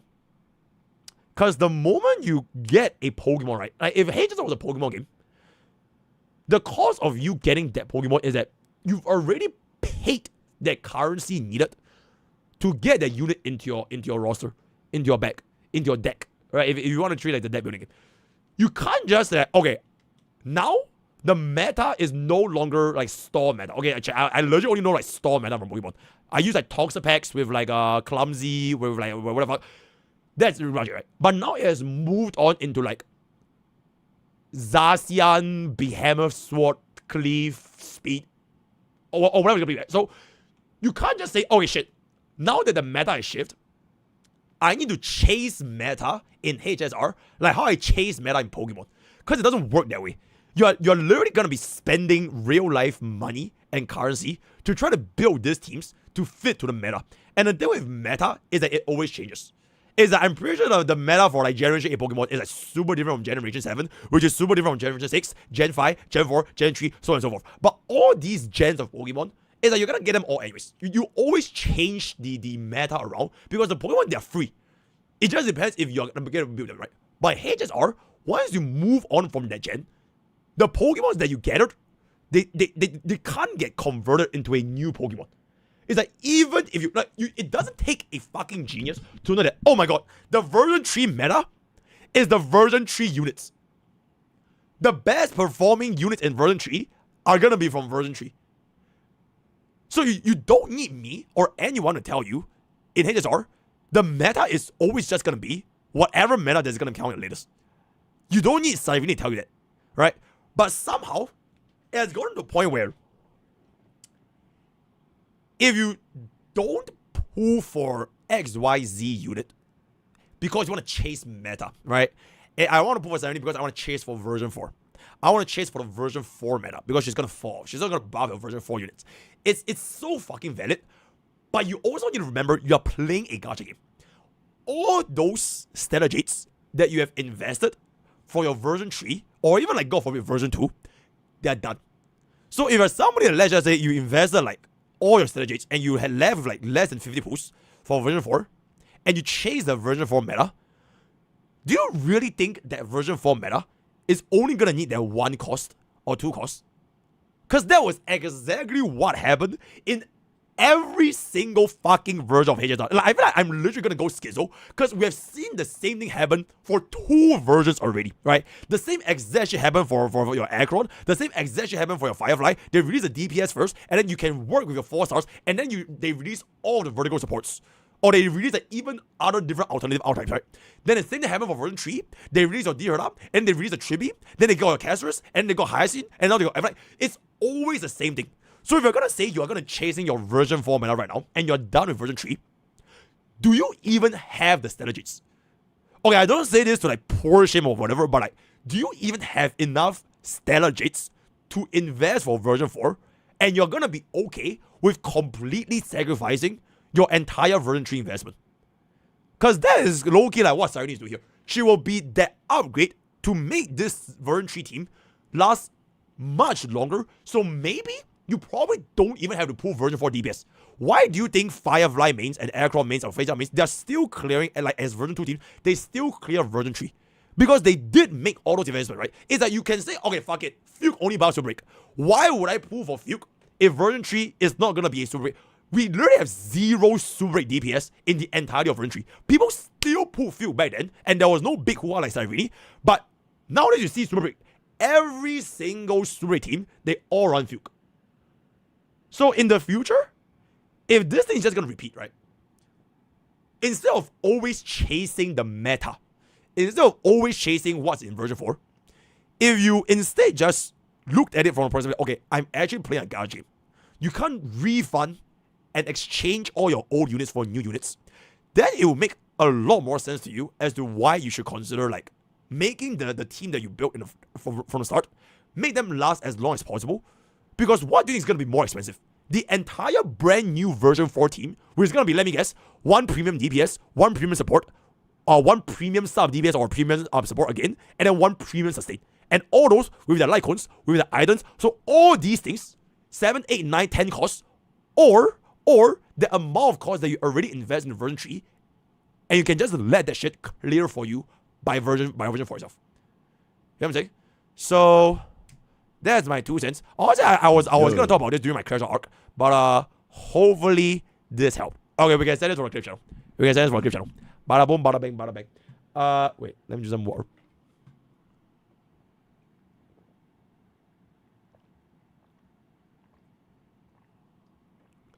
Arsh, I have a question for you. Cyrene in this game. Casuals, E2 S1, Everlight, E1 S1, Highs, and E0 S1. Do you think of your E0? Nope. You don't need it. Get your E0 Cyrene, because if you are okay to spend 3 cost, you're only to spend 1 cost right now, save those 2 costs to see what version 4 has, and then if you don't like what version 4 has to offer, you can simply just come back again. Like, let's just be real, she's probably gonna get a rerun, right? It's Eliza. They're gonna milk her anyways, just like how I'm gonna milk her, right? So she's probably gonna get a rerun. So if I'm gonna be that's the case, you can just save up. Yep, that's all good. If I want 200 speed, what's the blah blah blah blah blah blah, just a place order. This is pretty much impossible. Yeah, I think this is pretty much impossible. Unless you have like really god tier fucking relics. You need like because the LV40 set doesn't give you any speed. So what people usually do to make it like pseudo 200 is either use the power of DDD. You give DDD to like your Cervigia, or you're gonna be around E1 SOT, you give DDD, you have 200 effective, or you simply just don't care about hitting that 200 speed. Because okay, the only reason, right? This 200 speeding, the only reason you even need to give a shit is if you are a 0 cycler. If you are a 0 cycler. If you don't care about 0 cycling, you don't give her that 3rd action by wave 1, you can just let her get an ultimate in the next wave. And what she does is that you can start stalling. So you stall and stall and stall and stall. You try to save up as much energy as possible and skill points. So you clear the first wave in 1 cycle instead of 0 cycle. Because let's just be so fucking for real. Since when the fuck has people ever cared about 0 cycling? It's like this whole narrative where Cyrene can't... Okay, I'm gonna save this for my Crashout. I was in my Crashout, but like a lot of these like sentiments of Cyrene, it legit just doesn't fucking make sense. Because no one in the history of free race has ever given a shit about 0 cycle. All of a sudden, bro, all of a fucking sudden, everybody cares about 0 cycle. Bro, I didn't know free to plays over. Bro, back in my days, people were getting shamed for 0 cycling. Because if you were gonna do 0 cycle, you were an elitist. Oh my god, why would you even 0 cycle? It serves 0 purpose. It has no... Nowadays, everybody's like, oh my goodness, oh my god, I can't 0 cycle Cyrene. Oh my god, bro, like what about... Bro, oh my god, I'm so fucking angry, bro. Oh, I'm so fucking... Bro, I'm so fucking... Does 4-bit Remembrance Team require Cyrene hit 200 speed for to get... it's all good. If not, do we want 200 speed? Okay, you can ignore it if you are not 0 cycling. Exceptional. They want free to play a player here. Is Cyrene really bad? Oh yeah, she's cooked. You either run Hia or you run DHPD. Bada boom, bada bing, bada bang. Chief, a villager of yours is heading to battle to defend his disease. Oh my god, PJ, thank you so much for the BD. Save the Crashouts for the cinema. I was in the Crashout. I was in the Crashout. To defend his deeds on Friday, as a proud villager, he will focus and make sure to cook at D-Day. Only then he can come to Cyrene videos. Would you have some words or suggestion? Put in the good word from MrPokke and acknowledgement. I have no idea what is going on here. But okay, surely, dear MrPokke, given the comment earlier, you should try Kazer's RMC Ranmei Gallagher versus Kazer's RMC Cyrene Gallagher to show the commander wise. Bro, I'm gonna be so for real. I did not try this, but this sounds like a pretty good idea though. This sounds like a really, really good idea. Bro, there was this channel, he was literally like, Cyrene is worse than Ranmei. I'm very, very curious. We'll see how this goes, right? But bro, without Hia in this, it's just like, I feel like it's just hella fucking picked up. It's not a fucking... But I'm not even sure if you are even clearing in this age with this team. I cannot imagine you getting very good performances on this. Assuming full E0, I just... Even if... Bro, I think your casuals is E2S1 here. I don't even think you're getting a 0 cycle. Or even close to a 0 cycle. Like, Ranmei with Gallagher at this age is nowhere near enough charge. And like, bitch does absolutely nothing for us. So that's gonna be us Bogiton the Cyrene Mega Track over, and there it is, right? Okay, and there's and then can I get a CN analysis on side? Oh my god, chat. Bro, Cyrene's milk, I think, is the biggest in HSR. Like when you zoom into a corrector screen. With that, we have come to the end of our daily bridge. Okay, I'm still thinking if I want to do the Crashout arc, if we're not gonna do the Crashout arc, we're gonna jump to CZN. Let me pull up the little bit of a B-roll. I want to see Mimi first. But if you want to join our Discord, basically this is the Cyrene Warzone. If you want to participate in the Cyrene Warzone, hop on over here, join our Discord, ask our questions. Yeah, with the people, we are literally giving a war for the past 24 hours. So that is gonna be that is gonna be the right exceptional. Okay, is this Bob? Okay, I don't think we need Bob. We'll get bro here first. War arc. Yeah, bro, Cyrene is like absolutely massive. It's like a planet-sized milkers. Is she bigger than Vendetta? I don't think anyone in this game is bigger than Vendetta mass-wise. Because she is a giantess. She is a giant. Hydra. Okay, wait, let me eat my protein bar. It's my dinner.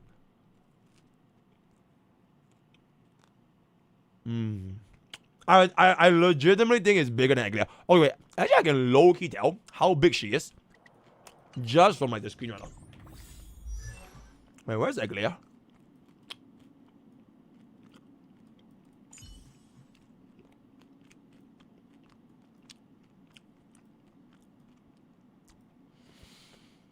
It might be the clothing,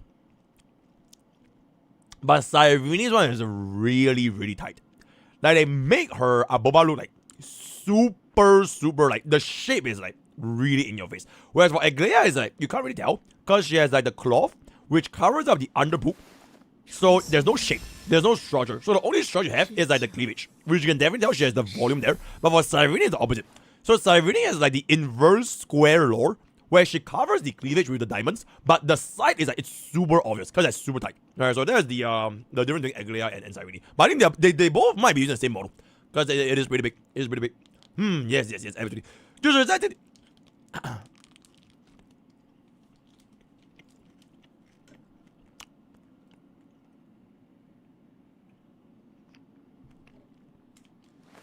Well, let me finish this. I'm feeling this.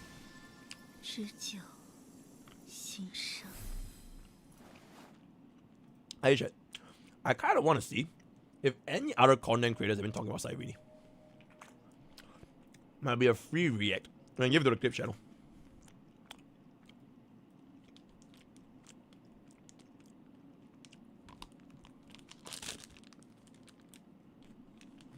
Cyrene.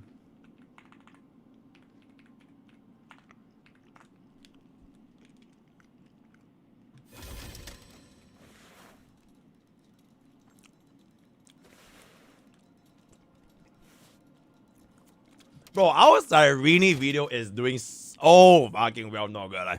Holy. Okay, wait, can I actually watch this? Yo, can I watch this? Yo, Jay, is this the leakers?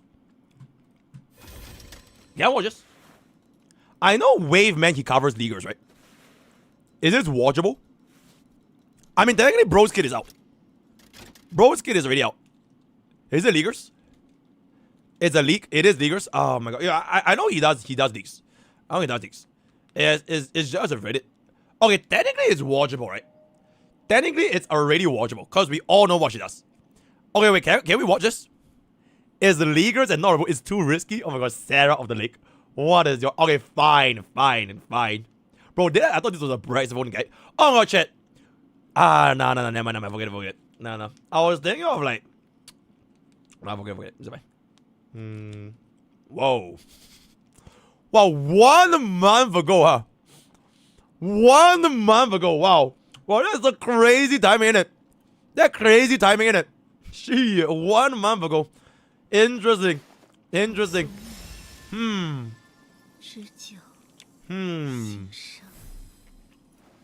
biggest mistake in HSR. Okay, you know what? Let's watch this. Yeah, I probably over-exaggerated the biggest mistake in HSR history. Ooh. But I'm probably not too far off. Maybe the biggest mistake in Star Rail was building a community on Twitter. I'm sure some of these VAs would agree. Lucky for them, something else has been stirring up the Honkai Star Rail community for the past week or two. Our first tier 6, maybe even tier 7 character. Ooh.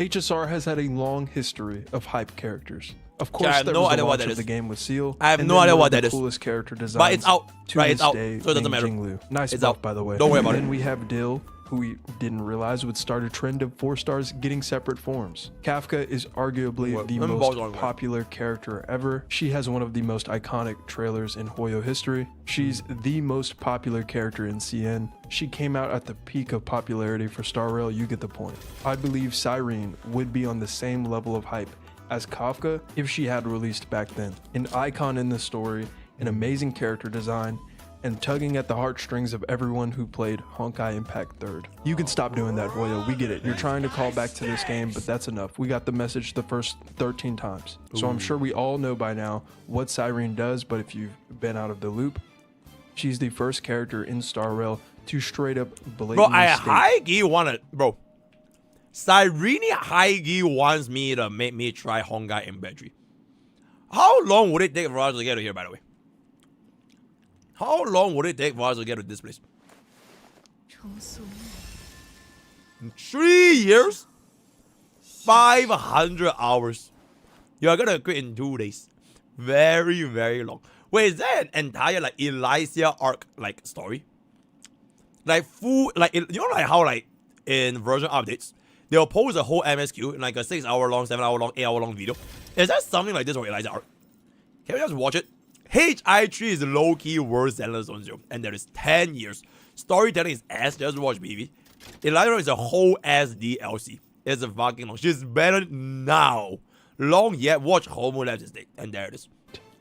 that she needs to be used with a Cryos Air to get the full value out of her kit. This is the first unit ever that will pretty much be unusable outside of her niche. I'm talking about a glorified cheerleader. And I'm sure some of you probably Will you be wouldn't starting the even mind, final but story she of will be doing Euphorius on day 2 or 3? That is a great question, bro. I was talking about this with my chat just now. Like that's not a video, bro. I low-key am like condemning of starting 3.7 like on day 1, cause like it's so hyped up.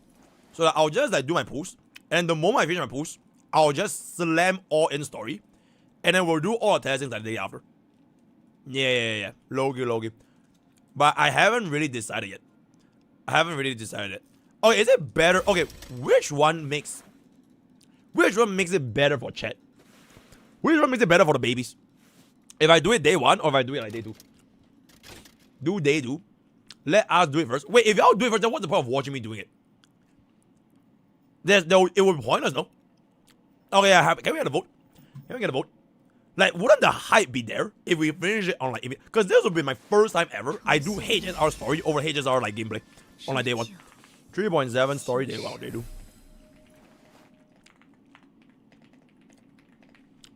Day 1. Day 2. I started both for YouTube jetties. Yo, kickers. You fucking... Bruh. Oh. Yep. Since 3, I literally view the story through your react since you get invested, and unlike chat, you do pay attention. Bro, the only thing chat says is looking when there's Aboba. Or like, yeah, oh my god, it's literally 50-50. Okay, YouTube chat seems to really want like day 1 though. Oh, YouTube chat really wants day 1 though. We're looking at like a 60% day 1 for YouTube chat, I'm gonna lie. YouTube chat. I would love day 1 so I can just skip it when I play it. Okay, I feel like that makes sense. I will be your story executive account manager. I will do the story to save you time. I will save you guys time so that you guys can skip story on your own account. Hail MrPokke, right? I will literally be doing you guys a favor if I watching the movie day 1 or day 2. Would you watch a movie yourself first, then watch someone else watch a movie? Like the fuck? You might as well just watch it like for the first time together, right? And then afterwards you can just skip the movie. I'll save you guys the time needed to do the whole thing twice better back. It's G, right? If the movie's... Bro, if 3.7 is not good, I quit the game. I drop HSR for Chaos Zero Nightmare. I just skip stream on day 1. If we miss a part of the stream, we are spoiled. something tells me y'all are not even day one story doers anyways. The fuck are you guys even doing? How many of y'all even pay attention to the story? Like, who the fuck here even actually pay attention to the story? And all of a sudden, the entire chat is the lore experts. Lore experts from getting... Okay, but getting spoiled is... I can kind of see that though. So like, if you're not... Okay, like, if you walked into a movie halfway, right? Okay, but you know what's the good part of this? You can go over to exclamation kick, guys. Exclamation kick, it has 0 ads and full playback. So the moment you come to the stream, you can just rewind all the way back to the start, play at like 2x speed, and you can catch up with the rest of the stream immediately. I feel like that makes hella sense. I don't know, that makes hella sense. I can only play story on a weekend, or just sub on Twitch. Okay, I just Twitch sub also has a playback now. Yeah, I mean there's a playback option, right? So it's not even that bad. If you're not doing it day one, are you really doing it on day 2? Bro, I'm 100%. It's either day 2 or day 1. No, it's not gonna be day 3. Because I'm super looking forward to what the 2.7 has over. It's new, yeah? It's new. It's new. The ads are getting weirder. Bun. Oh, future push. Well, too late. Twitch pay warning about Hoyo. Absolutely. Try day 1. Your viewers will leave. They don't want to get spoiled. No way skipping the last round of M4s. Ooh, I need a 1 vs 2000 video day 1. Do day 1. So Chair will start crying when you start on meta things. Oh god, Chair, do you guys remember back in the whole one more meme? Before we started 3.6. I got one more.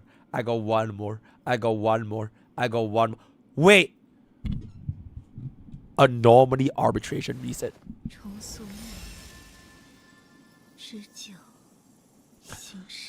Anomaly arbitration reset.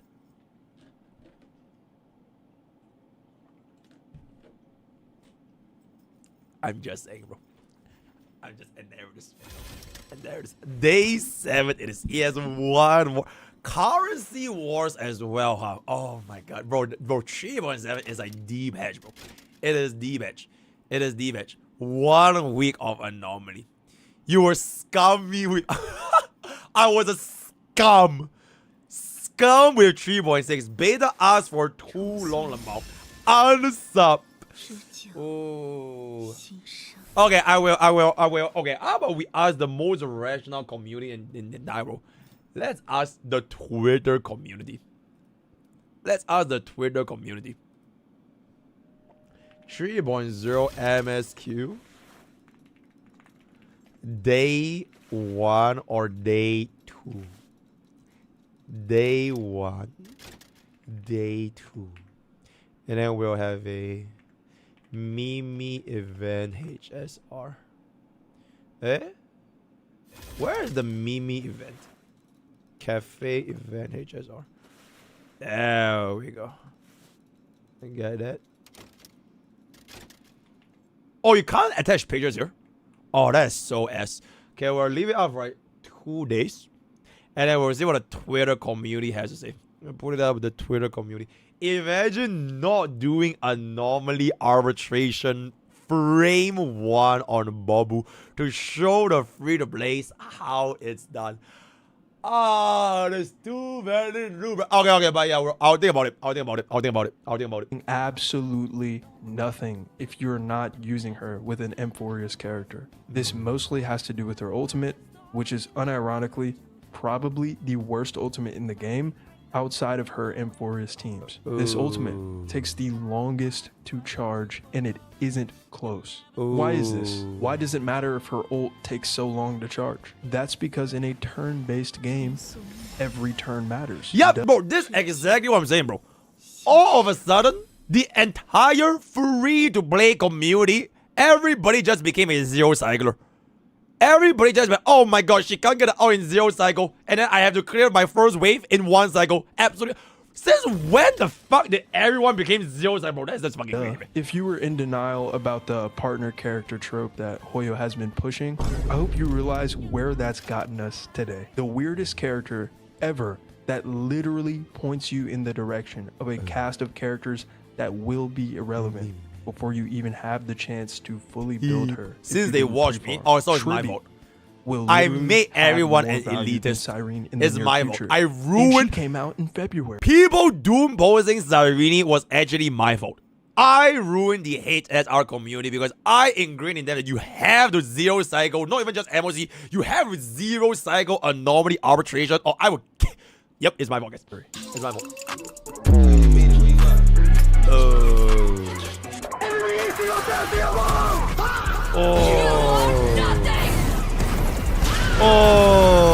Specifically, E1 Tribby is so strong that it's a better investment to go for that instead of Cyrene and her Lycone. I'm so tired of this child character being stronger than most of the roster for this long. Bro, there's like, if a casual made a video, there's a BD video.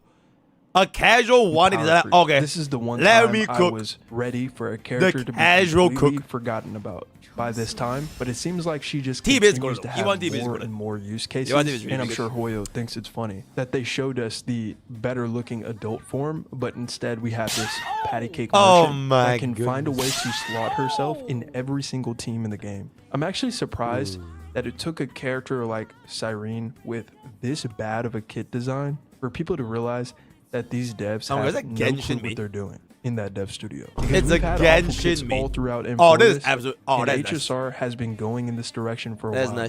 First, we had Aglaya, who needed her E1 for energy issues if you didn't happen to pull Sunday, and then we have Castrus, who lives and dies by Hyacine, who is also the most broken sustain ever. I can't believe it took all of this to surpass Adventuring, but you get the point. Breaking news. In a team building game, you need to build your teams. Oh my god. I'm not gonna bore you with every single flaw. That's crazy. Why can't I use Fugue with Casterus? Why can't I use my... Okay, technically I can use Rami a lot because of like Airbox shadows. Why can't I use my Firefly with a Final? What you want in a kit. Why can't I run Aglaya with D Herda? Why? Probably somehow why, Mihoyo? Global passive, which I still think was a bad thing. But you saw people still coming up with defense for that. Global passive behind it because a monetized global passive has no global passive, no and never this. But even and never this global passive. Don't see the bright side with Cyrene. This kit does not benefit anyone besides someone who needs any excuse to skip a character because you don't get any pulls anyways. Oh you love getting those jades. Oh my god, MOC without Cyrene. And the thing that probably sucks the most about Hoyoverse is that once they see that Cyrene sold like crazy, they'll just do it again. We've seen it in the partner mechanic that we're all familiar with now. And other mainstream gacha games have also adopted this mechanic. But take Jiao Shou for example, or Mawika in Genshin Impact. Mawika that floats around with the pillow. Hey, is this by Genshin Guy? Is this Genshin Guy's YouTube channel? I feel like it might be Genshin Guy's YouTube channel. We're about to see Mawika Part 2 very soon, considering she sold very well. Columbina is right around the corner. Oh my god, Forever! Show you how much Mawika made on screen right now. And it will be 100% the same thing with Cyrene if she sells very well. She'll definitely still sell considering she has a great character design, and that's a bad sign for future units on this same level of hype because they will have the same fate. Another thing that Cyrene happens to do just by existing is cause horrifying HP inflation. HSR has actually done a pretty decent job of keeping it fairly under control for their standards. Oh no, there it is. The HP inflation. It was time to open the floodgates before 4.x. So guess what? Here we have a to be fair, bro, this guy's edit is cooking him.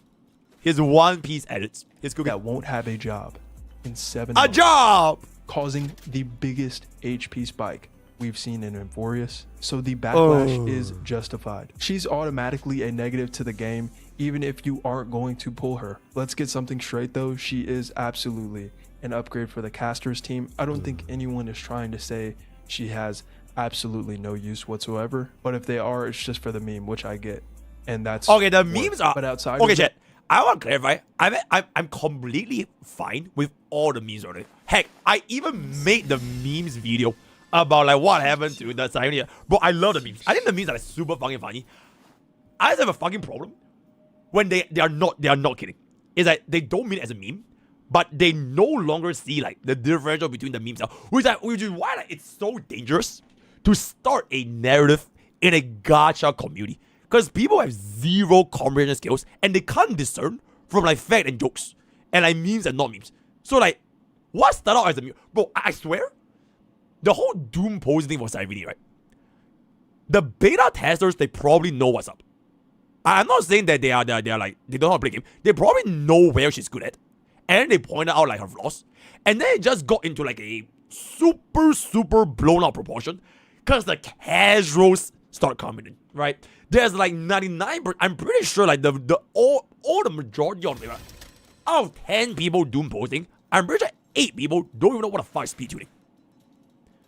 I'm pretty sure 8 people probably don't even know, oh shit, you need your tracers at level 10, bro. That's crazy, bro. So like, because there's such a big disparity in terms of like understanding for the game itself, it will come to a point where if you don't really understand how the unit works, you'll just go along the narrative.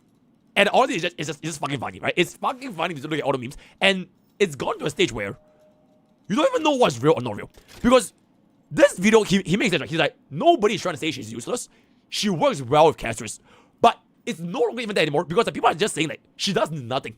Because the ultimate is so slow, and if you have Eon Chibi, she still does nothing. And then she just serves absolutely zero fucking purpose. Which is like, and I want to do. Even Emphoria's characters don't benefit as much as you think they do. So I would be shocked if Cyrene got released and wasn't buffed in any manner, because I don't see anyone happy about her kit. Not a soul. I haven't seen one person say this is okay. Look, I'm just gonna casually scroll. I'm not even gonna cherry pick. Watch, there's going to be memes about Cyrene almost immediately. Oh, look, see? You could probably farm E6 contents by the time Cyrene gets rolled. This is the Cyrene mains Reddit. That's crazy. What am I looking at? I don't even know if I can. Dude, the okay, you know what? Fan. Okay, this statement here, it has some truth to it, as in her E2 is really not on it. Her E2 is like, comparatively speaking to like a support, right? It is a very like mediocre E2, cause her damage increase. Okay, if you took a look at your vertical events for supports, most of your damage increase is your E1, and then whatever E2 comes is like depending on the kit itself. So your E1 Babin, E1 Tribi, E1 Cervedra, all these are like different supports. A lot of their good items are in the E1. If this Cyrene E2 was at her E1, that would have been very nice. But because it's tied to her E2, and her E1 is like holy fucking useless ass fucking E1, if I was actually paid off by Dawei, and he wants me to sell this unit, I'll tell you, just pull for the E2. Please get this E2, because this E2 is fucking insane. But legitimately speaking, she's a super cheap investment. At EZO Ezreal, she's done. You don't need the E1, you don't need the E2, fine, you don't even need the S1, because you can basically just run Harass out like one if you are not thinking about zero cycling.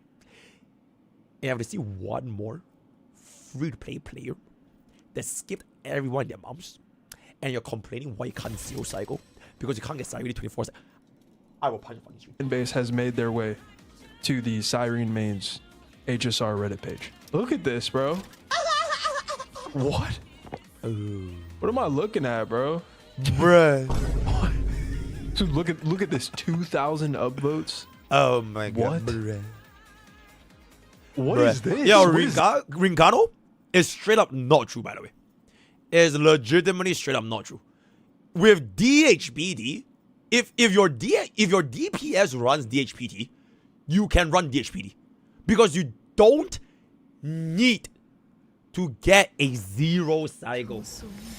And the moment you extrapolate that very first wave, your damage towards the end is gonna be so much more compared to any other supports. Straight up. At E0 Ezreal. And if you want to talk about zero cycling, this thing, what the fuck? Can I zoom in on? I'm not gonna zoom in on that. What is going on? What? What is this? What is this, bro? Is this like an inside joke? I don't understand. Like, what the fuck?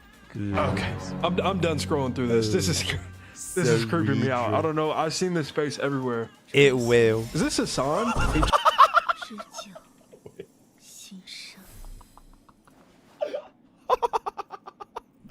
Okay, this one is good. Oh, I didn't see this. This is my first time seeing this.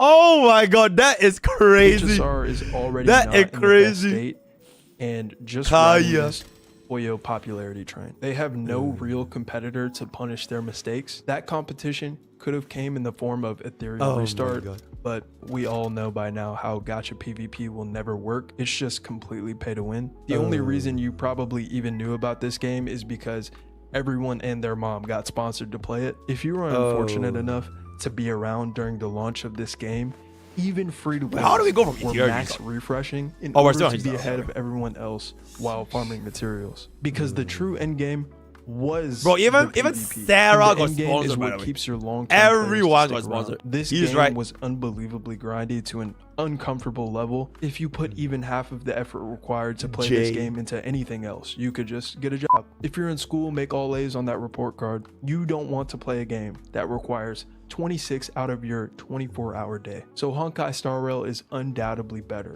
than this dumpster fire, and they have no competition within their niche. But Honkai Star Rail is so successful, they are literally untouched. They are the titan of turn-based gacha games. HSR is a untouchable, indestructible, tier 0 turn-based gacha game. Hail HSR, hail HSR. This is truly the best in the entire world. has been making awful strides for a while now, and this will only continue in Edo Star. They've done a pretty decent job of creating characters that are bad for the game, but make it to where you have solid points of defense. But Star Rail really needs to buff Cyrene and never do something like this again. So your word of the day is Stella. That's right. Wait, you stole my word of the day. He stole my word of the day. Stella. That's right, as in Stella Sora. And I might have to make a separate video talking about this game because for some reason, bro definitely watches. Like Hoyo paid a company to be greedier than them to make themselves look better. It's Are they almost stupid though? 2026, and we are still talking about a 50-50. But not only that, one of the worst gacha systems I've ever seen. Have we ever seen? Oh my god, yo, Root. Thanks for the super chat. Zero cycling every MOC with E2 Aguilera, even doing Fusion Sunday Bronya last cycle. Do I need E2 Cyrene or can C0 still work? You zero cycle every MOC with Fusion Sunday Bronya. Damn, that's a really fucking good zero cycle then. Is that E6 Sunday? Fusion Sunday Bronya with E2 Aguilera? Okay, if your Sunday is like Eaters or whatever, then you can don't worry about it. Yeah, you're good. You can still bench Bronya though. So that maybe you could consider getting your Cyrene, and then you let Sunday pull up Cyrene to get your ultimate instantly. I don't think you necessarily need to the price of pulls before the game came out. It's not that hard to be this far out of touch. The gacha space is in an odd place right now. You see what HSR is doing. They've been on a pretty hot streak of garbage, and the rest of the Hoyo games haven't been doing much either. Wuwa has no content. New gachas that have already come out have gotten pretty bad reception too, like Stella Sora, Etheria of course, and Blue Protocol. But at the end of the day, will save everything. Like who cares? Because if you like how Cyrene looks, then go ahead and CZM pull will her. save If I everything. had the Jades, I'd probably pull her too. Free to play, of course. I wouldn't spend a dime on her. I wouldn't want Hoyo to get free to play. 5 units only last. Hey, guess what? Bob is pulling. Go fuck yourself, free to place. Bro, I would literally activate the fucking E2 Castris just to fuck with the free to place. Oh my god, wait, we are free to place. Of course, we lose every 50. Oh my god, oh no, now this video. Oh, see you guys on the clip channel. Absolute Cinema, the biggest mistake. Alright, yo, clip channel, y'all can do this. Alright, y'all can do this. Okay, chat. Oh my god, should I crash out? Should I crash out? Honkai Impact 3 plus Elysium Realm in 30 minutes. Honkai Impact 3. Okay, you know what? You know what? Since we got hit with a react by Chodomade, I guess I'm not crashing out anymore. The entire story of... Okay, I just want to care about Elysium Realm now. Is there Elysium Realm? After the defeat. Oh, it's only 8 minutes? Okay, we'll watch this, right? Okay, after this, we'll actually start. After this, we'll consider about it, right? Okay, hit this. 5, 4, 3, 2. of the Legion Herrscher, May is deemed qualified by Kevin to seek the answers regarding the true nature of the Honkai. As May walks down into a corridor shrouded in darkness, someone was already waiting for her. It was Elysia, number 2 of the Flame Chasers, Damn, a group of 13 Mantis soldiers from the previous era that was formed after the tragedy of Binding. Previous era. Elysia tells May that the Elysian realm is a simulated space created from the converged consciousness of the 13 Flame Chasers. A virtual library left behind by the last heroes of a long-gone civilization to pass their legacy to a new generation. As May advances through the realm, she encounters familiar faces like Kevin and Hua, and new ones such as the calm and collected Sakura, the hot-blooded Kalpas, the dignified Eden, and the man who never opens his eyes, Su. But among all of them, the one that attracted May's curiosity the most was the mysterious green-haired scientist, Mobius. Bleh. Regarded as a dangerous individual by many of the Flame Chasers, May is advised not to approach her. But caution wasn't May's style. I mean, we are talking about the girl that beat her girlfriend half to death in order to save her. May asks Elysia to bring her to meet Mobius. Elysia agrees, but not before testing May to see if she can handle the green-haired scientist. The two of them have a short fight, and after everything is done, Elysia opens up the path ahead for May. Here, May meets Mobius for the first time, without realizing that she was already part of an elaborated scheme put in motion by the green-haired girl. Chapter 2. A while after her first meeting with Mobius, May notices some strange anomalies in the realm.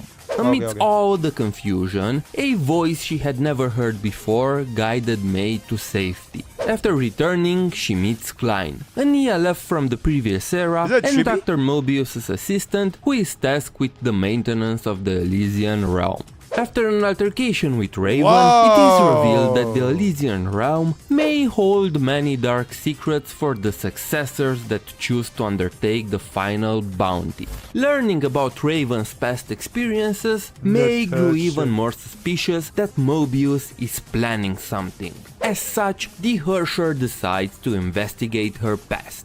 She learns about her immortality, about how she created Klein after the image of her previous assistant, who became one of the 10th Herrscher's puppets. She finds out about the active Honkai reaction, a form that every Mantis has access to that will transform them into a Honkai beast and grant them tremendous power in exchange for their sanity. The truth about how Mobius killed Klein during the attack of the 10th Herrscher in a... So Mobius is Ligus? Or what's going on?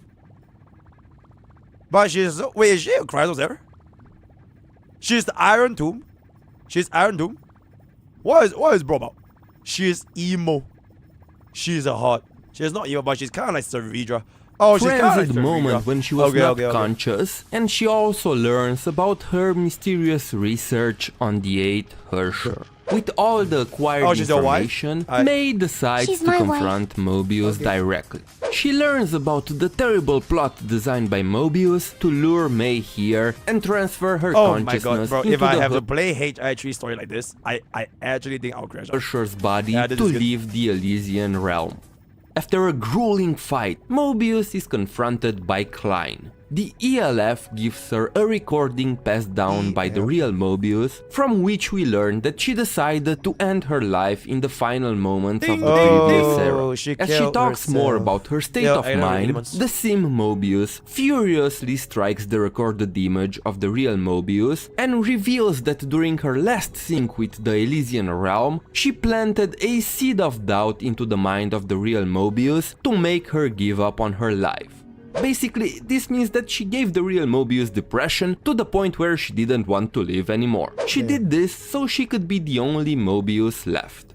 After the shocking reveal, Mobius deletes the area and leaves, leaving May and Klein behind. As they try their best to find a way out from the collapsing data space, Klein notices that May attracted the attention of a certain individual. Damn. May finds out that Kevin returned the Void Archives to Ado. Worried about her friends, May leaves the Elysian realm. While she is gone, Raven enters the realm to investigate some data errors that started appearing after the fight between May and Mobius. An encounter with a peculiar cat leads Raven to a dark place she has never seen before. A mysterious figure reveals herself in the darkness. Raven passes out and the mysterious figure gives her a star-shaped pendant. May returns and starts searching for Raven, but to no avail. To help her, Elysia introduces May to Pardophilis, the 13th member of the Flame Chasers and the owner of Felice's shop. That cat is With in a her very help, May interesting manages place. to find Raven. After May interacts with the pendant left by the mysterious figure, she collapses and finds herself in the dark place described by Raven before. With a gentle and calm voice, the dark figure mentioned by the mercenary approaches May. The Herrscher senses that she is dangerous and realizes that she has the power to control people's actions through her words. Later, May finds out that she was none other than Apponia, the third ranked among the Flame Chasers and the strongest psychic mantis. Embarked on a new journey to reach the deep end, May encounters two new Flame Chasers. The silent boy, Cosma, and the youngest Flame Chaser, Griseo. Witnessing May's ability to bring change to the realm, Apponia reveals to her that she can see people's fate and that May will die by her hands in 10 days. While trying to escape her fate, May meets the last Flame Chaser, the eccentric genius VOV. She uncovers the secret behind Apponia's discipline, learns about the Sundown Alley incident where Sakura fought Kalpas for the first time, and the sanatorium in which Apponia helped the infected, while witnessing her past struggles in trying to change fate. To challenge this belief, May provokes Kalpas to a fight, hoping that the masked man will put her in mortal danger before Apponia's prophecy is supposed to happen. The fight goes exactly how the Herrscher of Thunder wanted, and right when she was about to be killed by the bearer of the Signet of Desolation... loses to Maide? Aggro loses to Maide in 1v1. Bro, that's crazy, man. Apponia appears and saves her. Realizing that her fight with Kalpas didn't achieve much, May slowly comes to terms with the fact that she might not be able to change her fate. But even so, maybe her fate is already determined, but she can at least choose what path she'll take to the end. Armed with unwavering resolve, she wants to find out the truth hidden in the deep end before the prophecy is fulfilled. May attempts to reach the deep end once more, but before arriving to her destination, one last obstacle stands in her way: Apponia. With the help of Griseo's painting and Raven's intervention, May overpowers the bearer of the Signet of Discipline, but the whole fight was nothing more than just an illusion created by Apponia. It turns out that she was only testing May to see if she was worthy to discover the secrets buried deep within the Elysian realm. Despite fate giving her an ultimatum, May decided to make the same decision as her and tread on her own path to the inevitable. After that, Apponia finally opens the path to the depths, and May finds herself again greeted by Elysia, the bearer of the Signet of Ego, who reveals herself to be the 13th Herrscher of the previous era. She's the 13th Herrscher. Wait, that's it? Wait, what? Wait, how is that it? Wait, that's not... Oh, is this the next chapter? Oh, that's part 1? Do we watch this? Do we watch this? What happened in Elysium Everlasting? Do we watch this? May find... Oh my god, we're never gonna get to see the end. Sarah's gonna crash out. Herself in Elysium Everlasting, a data space made from Elysia's memories. She tries to find out more about Elysia's identity as the 13th Herrscher of the previous era. As usual, the Flame Chasers tell her nothing useful, except for Pardo, who takes her looting treasure chests. At least that's something, right? Mei notices a strange creature following her around. She tries to pursue it, but it gets away. Later that day, Elysia shows Mei a typewriter that records all the information in Elysian Realms database. This way, Mei can get an objective answer to all of her questions. To use the typewriter, they wake up Elf Elysia, who is the administrator of the device. Using the data provided by the typewriter, Mei looks into Elysia's past and learns about her early moth days. Shortly, Sakura appears out of nowhere and asks about Vilvi's. Yo, this unit looks pretty good, guys. Yo, this unit. Oh, check. When is she ever gonna come to HSR? Bro, this unit looks really, really good. Wait, why are you guys having leaguers? Bro, I'm just saying this unit looks really, really good. Bro, this unit looks really, really good. Hey, the third divine key at Sakura's request. The conductor is wary of her because Sakura used to wield that sword back in Cocoon. Bro, she's like she assassinated she's like me, Baba. Wait, she's literally me, Baba. Is very sus right now. That's back pretty to good. Mei and Ali. That's it pretty is good. revealed that yeah, the mods never approved the 13 flame chasers because they thought that most of them are not fit to become heroes. The two share a heartwarming moment as Elysia opens up about her feelings and insecurities. Finally, she promised to show Mei everything that happened at her final banquet the following day. Now that's a red flag if I ever seen one. Darkness falls over the Elysium Everlasting. We see Sakura in front of a piece of paper from the typewriter and hear Elysia's voice. The next day, Mei is waiting for Elysia, but she never shows up. What a surprise! Who would have thought? Anyway, Mei tries to find her, but to no avail. She learns from the other flame chasers that Elysia's data has disappeared completely from the realm, aka she's dead. What? We see Su searching the realm with his psychic powers for clues and noticing that the data of Sakura and Kalpas is also missing. After the typewriter confirms Elysia's death in a very subtle manner, Mei and Su team up to get some information out of the other flame chasers. Due to the plan yielding no results, Mei wants to leave the Elysian realm and ask for help from outside. While leaving, she gets dragged back into the realm and passes out while fighting a horde of monsters. Where did this patch come up, by the way? His crystal flower. Where did this patch come tells up? him that he knows the truth but cannot reveal it to anybody. I'm getting like not even 2015 or Su. something, right? Later, Hella Kevin meets fucking with old. totally not obvious from a mile a mysterious individual. 2022? Oh, The that's next not even that day, Hua finds Mei that's unconscious not even in that the long. lobby. Mei Okay. tells her that she years cannot back. leave the realm anymore, and the two return to Elysia's data 3 to 4 state. years. Back there, Kalpas was found, but he was on Did a it take rampage. 1 year to he finish got this patch mad again? because the others suspect Sakura to be a traitor. He threatens to fight everybody, but Su uses Sumeru to send him to another part Sumeru? of the realm. What? Sumeru is in this game? Oh my god, is that a Genshin reference? As Mei is witnessing all of this chaos, papers from the Oh my typewriter god, he fall knows. from the sky Oh my god, and come bro, he literally pre-watched my reaction. Bro made this video 2 years ago, pre-watched my reaction, and then we had that. Yeah, how we got a clip?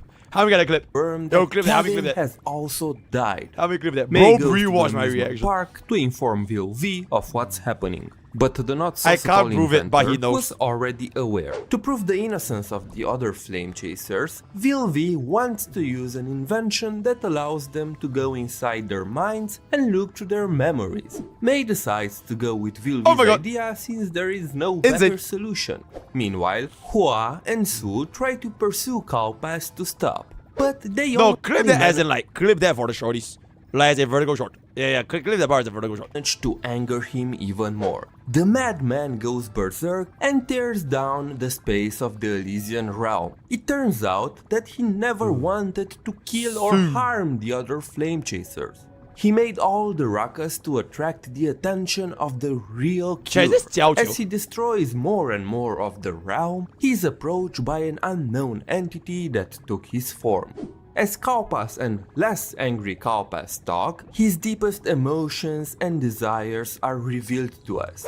Due to him being an alien, all he ever wanted was to feel like he belonged somewhere. He wished to protect the people around him, and all this time, his rage was directed at none other than himself for failing to do so. In the end, Kaupath was truly a good boy. Hua approaches May, Vilvi, and Pardo with urgent news. Vilvi wants to use her invention to go into Hua's mind and prove her innocence, and this way they would also find out the information she wanted to tell them. Bro, this Marina is hella big, by the way. Who is that? Oh, chat, who is that?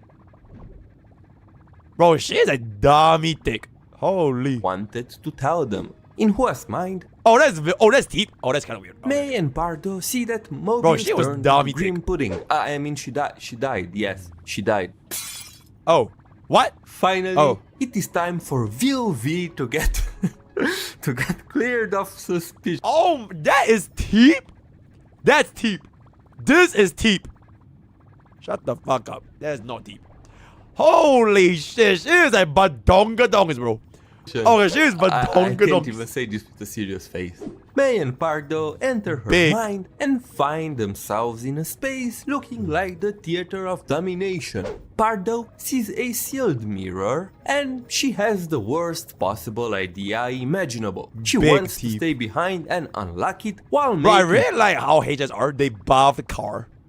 Okay, like this was like, okay, right? It's very petite. Oh my god, my HSR, bro, her body is like key, bro.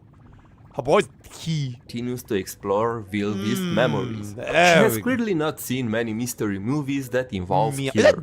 May hears Pardo scream and rushes back only to find the shopkeeper's data disintegrating in front of her eyes. Vilvi reveals herself to be the actual traitor. Wow, who would have thought? Oh her evil personality came to the surface and was orchestrating the events while imitating the others to not attract suspicion. Betrayed us. The evil Vilvi planned to trap May in her mind and partition that part off, imprisoning her for eternity. She reveals that May brought something inside the realm the last time she returned. The evil Vilvi was working with it and caused all the chaos. Oh my god, bro. Team is like the biggest unit here, though. She is like stupid fucking big. Oh my god, bro. That's Kaupath's remaining data made its way to Aponia. She touched the deepest Aponia? Okay, actually, you know what? No, Aponia is bigger. And met the last No, Aponia is like way bigger. He tells Aponia that he proved with his own body that I don't think Sakura Aponia was is a bit innocent. too big. His data completely disappears, and Aponia reveals that the it that May brought into the realm is the Hersher of corruption from the current era. After May met the will of the Honkai in Coloston, a part of the Hersher of corruption got attached to her and followed May into the Elysian realm. The other part remained in reality. There, it was hunted down by Schicksal, Anti-Entropy, and the World Serpent. Raven and Grey Serpent found the last infected computer and sealed the Hersher inside Grey Serpent's body. His body was designed to function in the same way out of as 2,000 the black box that maybe we might actually hit it. In the previous. Wait, let me count. Because we have 7 weeks, right? We technically have 7 weeks before the last day of Casual's banner. Because Casual's banner goes away at the end of version 3.7 before 3.8. So that is like, that's almost 2 months, by the way. 7 weeks times 7, that's 49 days. How many subs do we need from 49 days? 2,000 divided by 49. Oh my god, we need 40 subs a day. No. Bro, Castor is better. Oh, wait, Castor is better than the... Alright, Castor is better than the first 3 weeks. Alright, now my check. We'll skip Castor's. Okay, RIP to the cold. Oh yeah, it's not your Aloha shirt will. We're gonna skip Castor's. Meanwhile, the part that went with May learned by observing the Sims from the Elysian realm. When May fought Kaupas, the Hersher of corruption developed a powerful survival instinct because of the fear it experienced. So it decided to remove every threat to its survival. And to be honest, after seeing this, I would also shit my pants. May is saved by the original Vilvi, who has awakened because more than half of her personalities died. She tells May that Vilvi noticed the Hersher and approached it because she was chat, is she meta? Is she a meta unit? How strong is a helical contraption? Oh, she's not meta. Oh, she got power crept. Oh, she got power crept. She used to. So basically, Teep. Oh my god. Speaking of this, just makes me want to crash out again. Are people really so? It's all good. After getting corrupted, the conductor threw all the corruption at the evil persona to get rid of it. In exchange for letting her live, the evil VLV agreed to help the Hersher get rid of May, because she was not made out of She's data. a standard unit now. Yeah, check. Eliza will be a standard unit. Biggest threats to her. Yeah, Cyrene will eventually be a standard unit. But what so the Hersher and the evil VLV did not know, it was that all of this was part of the conductor's plan. She wanted to wake up the original VLV because she was the only one able to stop the evil VLV. Bro, I feel like, bro, this entire video, I think more than 70% of the video is just focusing on her Abobas. With a plan to defeat the Hersher it's of all corruption. angled In on the the end, Abobas. VLV ended up bro, look at that, bro. With some auto levels Holy of shit. planning and manipulation.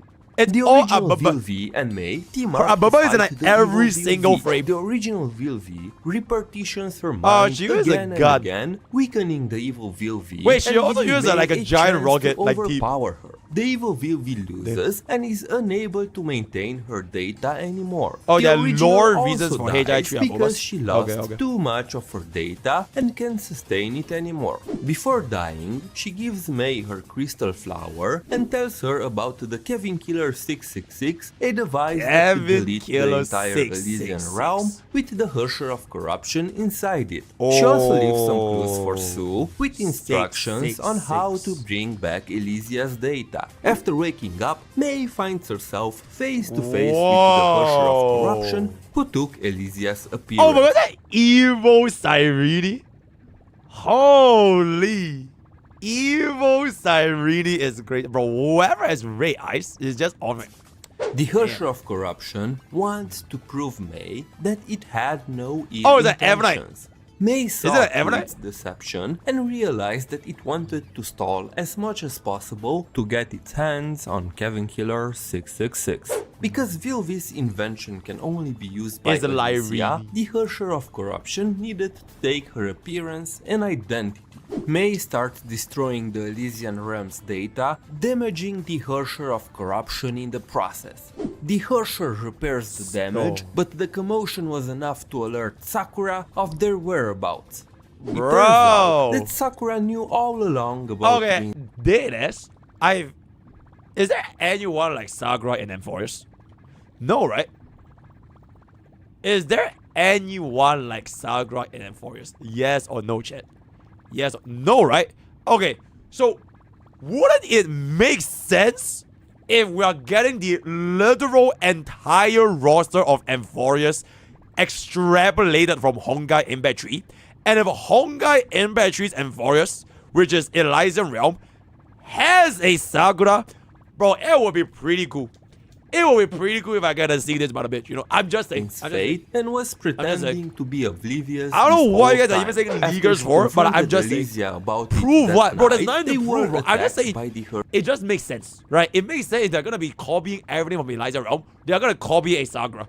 And if they copy a Sakura, then, you know, hey, you can clip this. If I'm right, I'm right, right? But I don't know if I'm right, but if I'm right, I'm right. If I'm right, I'm right. Hersher of corruption who claimed to murder Elysia in self-defense. To save herself, Sakura froze the space around her to stop the corruption from spreading. Vilvi noticed that and left Sue a message on how to find Sakura. Sue used his own data to repair Sakura's data and sent her after May. Sakura and May team up to fight the Hersher of she's like the MC, bro. Because ER is a space made entirely out she's of like data, the MC. the Hersher is an invincible being here. Aura farming With up in there. Sue's help, May is removed. Oh, that's the remembrance? That's literally the remembrance to the frozen space created by Sakura earlier. According to Vilvi, they could bring back Elysia's data by creating a new data space from May's memory. Oh my god, are we getting married? In order to do so, Sue uses the same surgery that can create a sim on May's mind. Sakura stays behind to stall the Hersher like a true Giga Chad, but gets deleted soon after. Apollonia tries to reach the deepest parts of the Hersher of Corruption's mind in search for Oh, that's why they didn't add her, because she died. Okay, you know what it makes? Okay, maybe Sakura won't come out, guys. Because she died, man. She died in like 2 seconds. Remnants of Elysia's data. Soon, she realizes that she's Bro, that is why Cyrene won't work with Sakura, right? Like, they didn't add Sakura here, because she killed her. Cyrene literally killed Sakura. You know, not actually inside the Hersher of Corruption's mind, but inside Mobius's mind instead. Mobius planned to use an imitation of the previous era Hersher of Corruption to fight the current era Hersher of Corruption. In the past, Mobius experimented on the Hersher. She wanted to redefine humanity and find a way to transform people into virus-like entities. Her experiment partially failed due to her being a poor fit for it. Later, she decides to transform her sim into a quasi-Hersher of Corruption. Because she was a being made out of data, she was much more fit for it than the real Mobius. Basically, the sim Mobius becomes an imitation of the previous she reminds me of Sparkle. And she wants to make multiple virus-like imitations to fight the Hersher. But before that, she asks Apollonia to reconnect the realm back to reality. The Hersher's pursuit is stopped by Cosma. After a one-sided fight, Cosma's data is deleted but comes back almost instantly. Cosma willingly became one of Grisio's paintings to fight this is the Castorus and Bolas without the fear of being corrupted. He wanted Grisio to turn his data into an ideal painting that's of so himself, cute. a painting in which that's so cute. Without telling him, Grisio didn't change anything, proving that all the qualities that Cosma thought he lacked were always inside him. After the game makes you beat up a child, as a last slap in the Hersher's face, Grisio tells the Hersher of Corruption that she used herself as a canvas for the painting because she didn't want Cosma to be alone inside the painting. Upset because she cannot absorb their data anymore, the Hersher of Corruption brutally and without any kind of remorse swings her arm and disintegrates Grisio and the painting's data. I find it really funny that with the other flame chasers, the game never goes into much details when they got corrupted or died, but for some reason, Hoyoverse really wanted us to have the image of this child being blasted into nothingness very clearly defined into our minds. That this is a child, right? So definitively speaking, that's a police. While pursuing the Hersher, Hua realizes that she can control the corrupted monsters. Mobius shows up in front of Klein and wants to use the Elysian Realm hardware to replicate the virus imitations that she made. Klein agrees to help, but gets infected in the process. Mobius sacrifices her life and plans to escape into reality in order to save Klein and takes the corruption upon herself to protect the only person who understood her. After that, it is revealed that the reason why Hua was able to control the corrupted monsters... maybe Hua comes out as well, you know what I'm saying? Yeah, maybe we get a Hua. We'll get a Hua in version 4. Right, she's like the one that will power group 5. Like she looks like a battle mech kind of armor kind of thing. Was because she was the other Hua successful and test Yai subject Sakura in the quasi-12th Hersher experiment, but she has no memories of it. Vilvi hid the data of Kevin and Parto inside the Hersher of Corruption's mind. She wanted Kevin to take the Hersher by surprise and strike her with a powerful attack from inside. Sue uses his data to amplify Kevin's attack, and Parto is forced to sacrifice herself. Wait, if Hua is not from Emphorius, then what does it matter? Wait, is Yai Sakura from Emphorius? She is my wife's boss. I am my wife's boss. Wait, is Yai Sakura? Yai Sakura is not from Emphorius. We don't know? Bro, this game is 3 years old. How do you not know that? By holding open casual a point lore that people directly in my connects to the Hersher of Corruption. Casual. What? You really thought that seeing her dying only once was enough? Not in this game. The attack leaves the Hersher greatly weakened. To complete their assault, Hua uses Feng Wan's down zero's power and hits the Herrscher with Eminence, completely undoing her disguise as Elysia and rendering her unable to further pursue so that's what Mei. she looks like. That's a robot. Mei tries to reconstruct Okay. Elysia in the newly formed data space, but Whoa. fails. Eden and Elf-Elysia show up and offer to use their data in order to help with the reconstruction. Mei learns that Elysia was never the 13th Who is that? person. Himiko? She was Wait, is this Himiko? Wait, is this who the fuck is that, chat? Oh, that's Hysolence? That's Hysolence, bro. That born crazy, a man. Herrscher long before Shit. any Herrscher appeared, making her the Hysolence. true first Herrscher. Is that She was Cassius? never an Oh, okay. apostle of the Honkai. On the contrary, she harbored a deep love for humanity. In her final hours, Elysia wanted to pretend to be an enemy of humanity to unite the remaining flame chasers and Oh my give god, she pulled off an Aaron Yeager. She pulled off the I am the ultra villain so that I can save my audience. Oh, but that crazy, them bro. hope for the future. That is She crazy. wished to Tata send them Kai an Ablot. invitation to her last banquet Oh my in the God. form of a challenge for them to come and stop her. Ultimately, she hesitated because she didn't want to disappoint them. Vilvi, Kevin, Eden, and Aponia showed up anyway to bid their farewell. The rest of the Flame Chasers ignored the higher-ups' orders and refused to see Elysia as a threat to humanity. After Hey, realizing she good. that she is a Herrscher, Elysia planned to return to the Honkai and use her powers to destroy the threads of fate that were binding Herrschers and humanity to Honkai's will. Because of her sacrifice, the Bronya. Herrschers of the new era can keep their humanity and fight against the Honkai, becoming Herrschers of human just like her. Before leaving, Bro, chat, bro, wait. When Kiana comes because out, of guys. her sacrifice, Hold up, bro. the I Herrschers get. of the new I mean, she's era a well, can alright. keep their We already have Bronya. humanity and fight We already, against bro. the I'm Honkai, gonna call it. becoming Wait, I'm Herrschers gonna of call it. human Bro, I'm gonna just call it, like chat. her. Bro, Kiana is a Virgin Force anniversary unit. I mean, it makes sense, bro. Does it not make sense? We literally have everyone. Right, we have everyone. And we just got Elijah. So Kiana is gonna be our version 4 anniversary DBS. Bro, she looks like a DBS, bro. She looks like a DBS. Bro, look at that. Oh my god, her armpits and all that, bro. And then she's like, oh my god, wait. She will be version 4's fire main DPS. Because we have gotten fire in so long, guys. When was the last time we got a fire unit since Daria? Never, right? So version 4 will be fire shield. Then this is gonna be the version 4 fire DBS. Kiana Castellana. Bro, let me cook.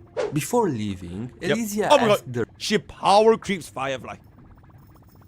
And there it is. the rest to find a way to let her know if they ever meet a Herrscher similar to her in the future. Now, we finally learn why Yep. Kevin was so desperate to recruit every goddamn Herrscher that he came into Well, contact with well, this so whole different. game. After Mei reconstructs Elysia's data, the two relive the banquet from 50,000 years ago, and Mei thanks Elysia for giving her the chance to retain her Oh, that's humanity. the swing. Oh, that's where the swing came from. Oh, okay. That's the swing. Also, program.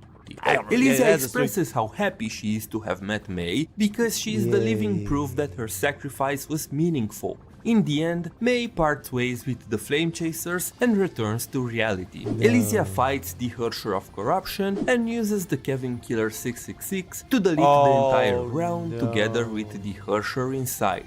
Mei finds Kevin standing in front of the entrance to the realm in a very cool but probably very uncomfortable position. Seriously, how much did this man wait for Mei to come out like this? Kevin finally wants to start Project Stigma, but Mei refuses to join him and leaves Lord Serpent. Oh my god. Okay, so that is Elysium Realm. That is the end of okay, we're gonna stop here. So that is the end of Elysium Realm. So the end of Elysium Realm is Elysia kills herself and the entire server. That is the end. Is that the end? That is the end. Wait, is the end, right? We finished the entirety of Elysium Realm. Like Amphorius in the Honkai Victory. This is not Amphorius anymore, right? That is the end. Okay, so they spoiled the ending of Amphorius. So Kevin is gonna be the final man standing. Comfortable position. Alright, wait, hold up. Yeah, Kevin is gonna be the final man standing because Cyrene killed herself out of everyone. And then we can start playing. And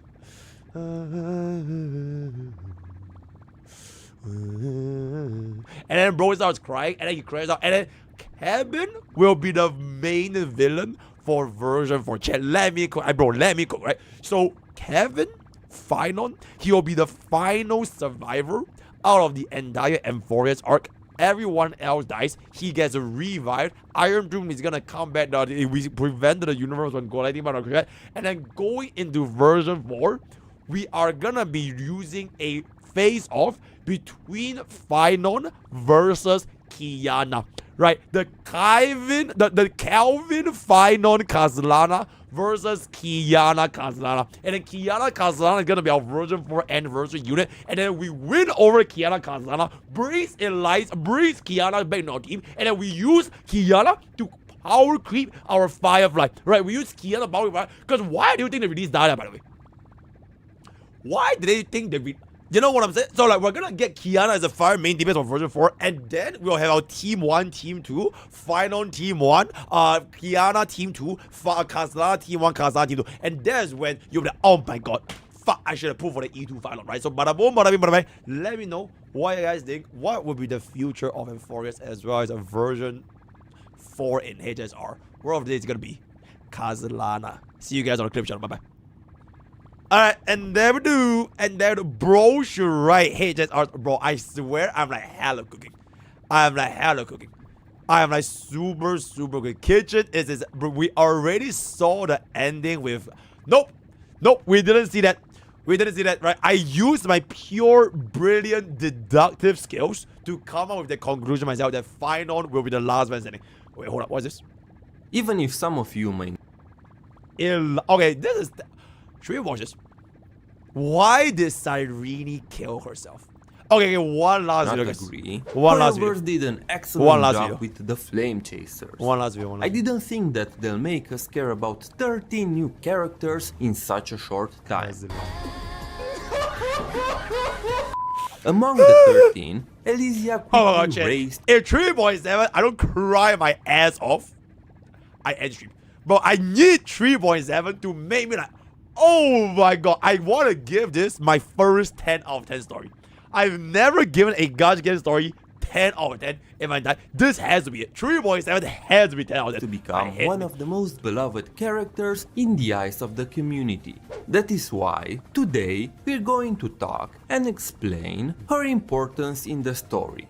So buckle up, these holidays are going to be pink. Hey! Damn. Wedding Cyrene. Bro, you know what? How they can milk Cyrene? You know how we have a Firefly skin? There's a schoolgirl Firefly. Wedding skin Cyrene. You literally marry her for a low price of $500 like the faker Ari skin. Exceptional. When it comes to the inspiration behind her base skin already is no.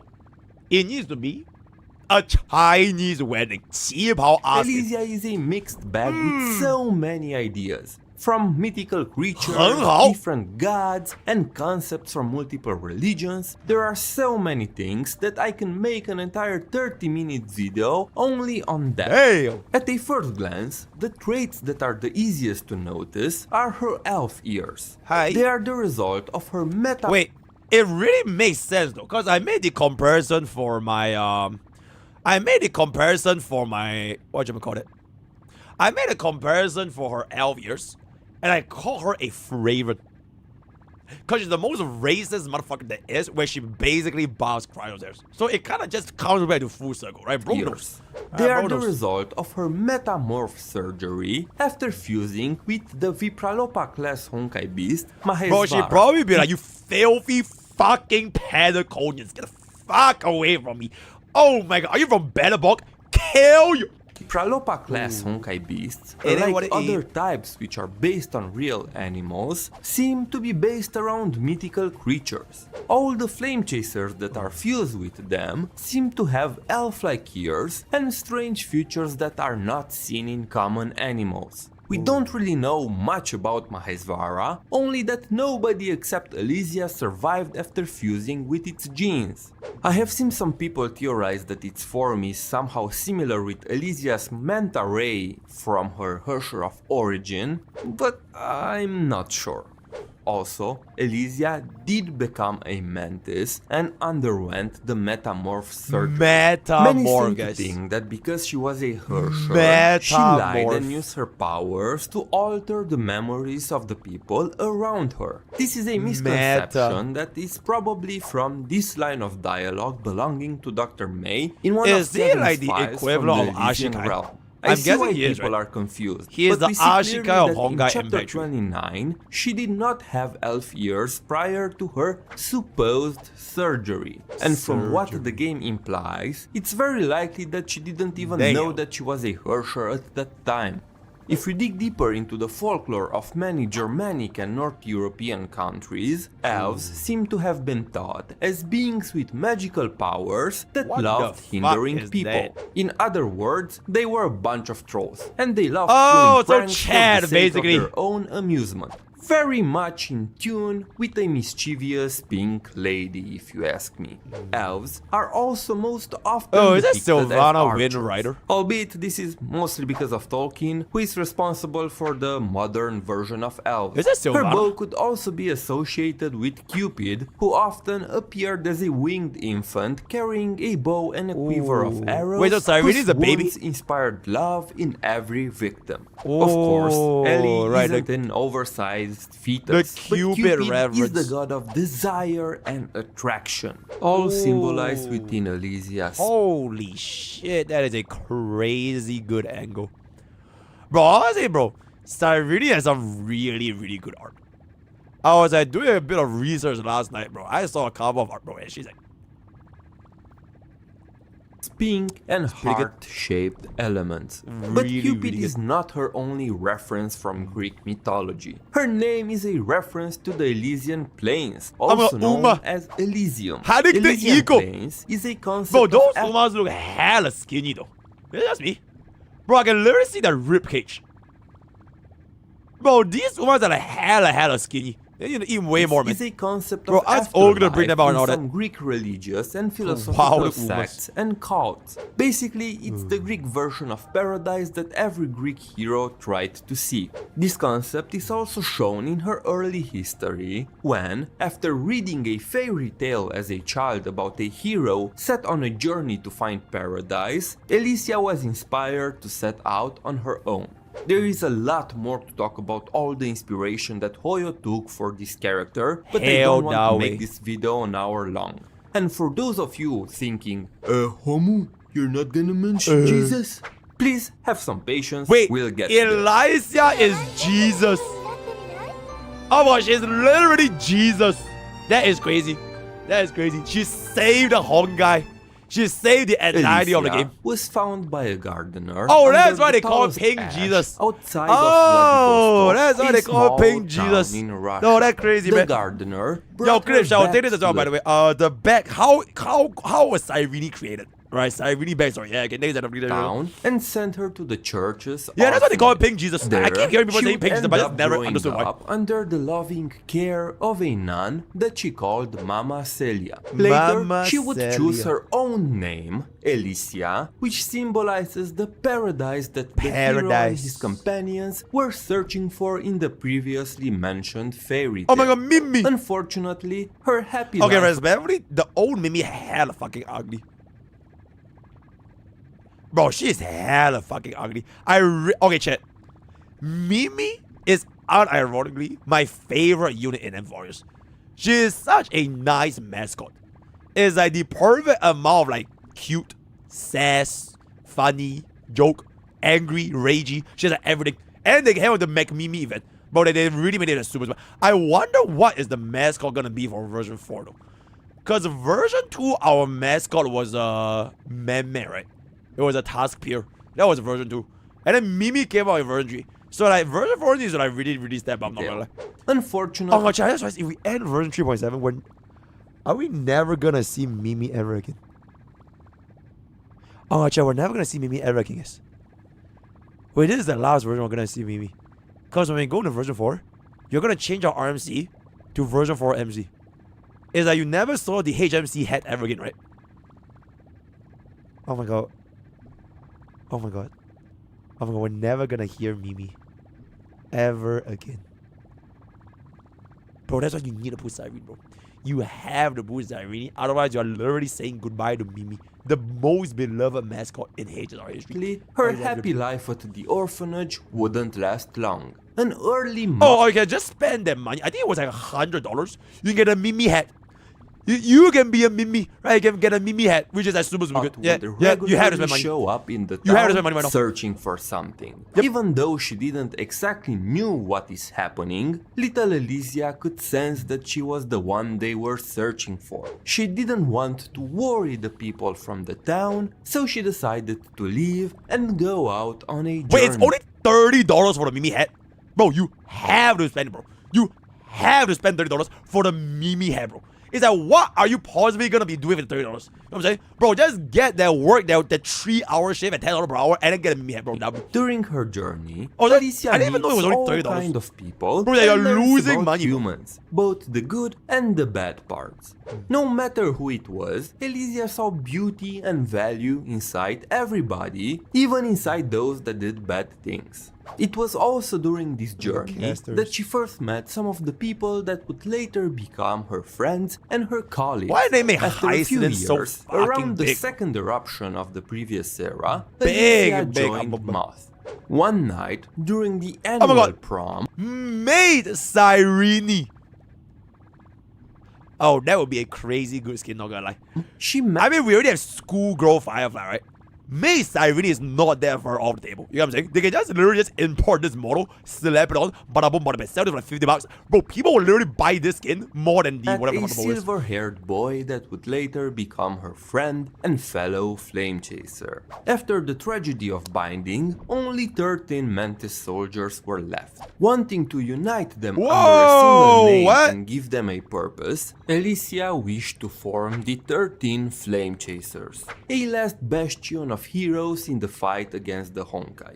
Unfortunately, the Moth never accepted her proposal because they considered the majority of them unfit to become heroes. Refusing to compromise, Elysia created the group anyway. During this time, at Elysia's suggestion, the Flame Chaser created the Elysian Realm, a virtual database where they would upload their consciousness in form of a simulation to tell their stories to the future generation of heroes that would pick up the mantle after them. In her final moments, Elysia said the following: "Please subscribe to Homolab's channel and give the video a thumbs up for more Honkai content." In Cyrene's final moments, before she kills herself and saves the entire Express, her final moments, she did tell me, right? She did tell me, MrPokke, to tell you guys, you have to subscribe to MrPokke's channel, his Twitch, his YouTube. Use code Pokke for free gamer subs, free shipping, global shipping is free right now at !GS. Otherwise, she'll be very, very disappointed. But he's right. So, what are you waiting for? You don't want to disappoint Elysia, Absolutely. right? Absolutely. And there it is, absolutely. You have to smash that follow and subscribe button right now. Besides her bow, Elysia used to wield multiple divine keys. She even was the first owner of the Abyss Flower, but according to Kevin, she relinquished the weapon due to it not being cute enough. So I think it's pretty safe to assume that Elysia would use any weapon as long as it looked cute. Her powers revolve around condensing Honkai energy into a crystal-like material that she controlled. She tells Maid that the side effects of her Mantis surgery are the fact that she stays beautiful with a smooth skin. Oh my god, she will never get fat no matter how much she eats. Oh my god, I don't even need to work out and she has the perfect body, by the way. The perfect body.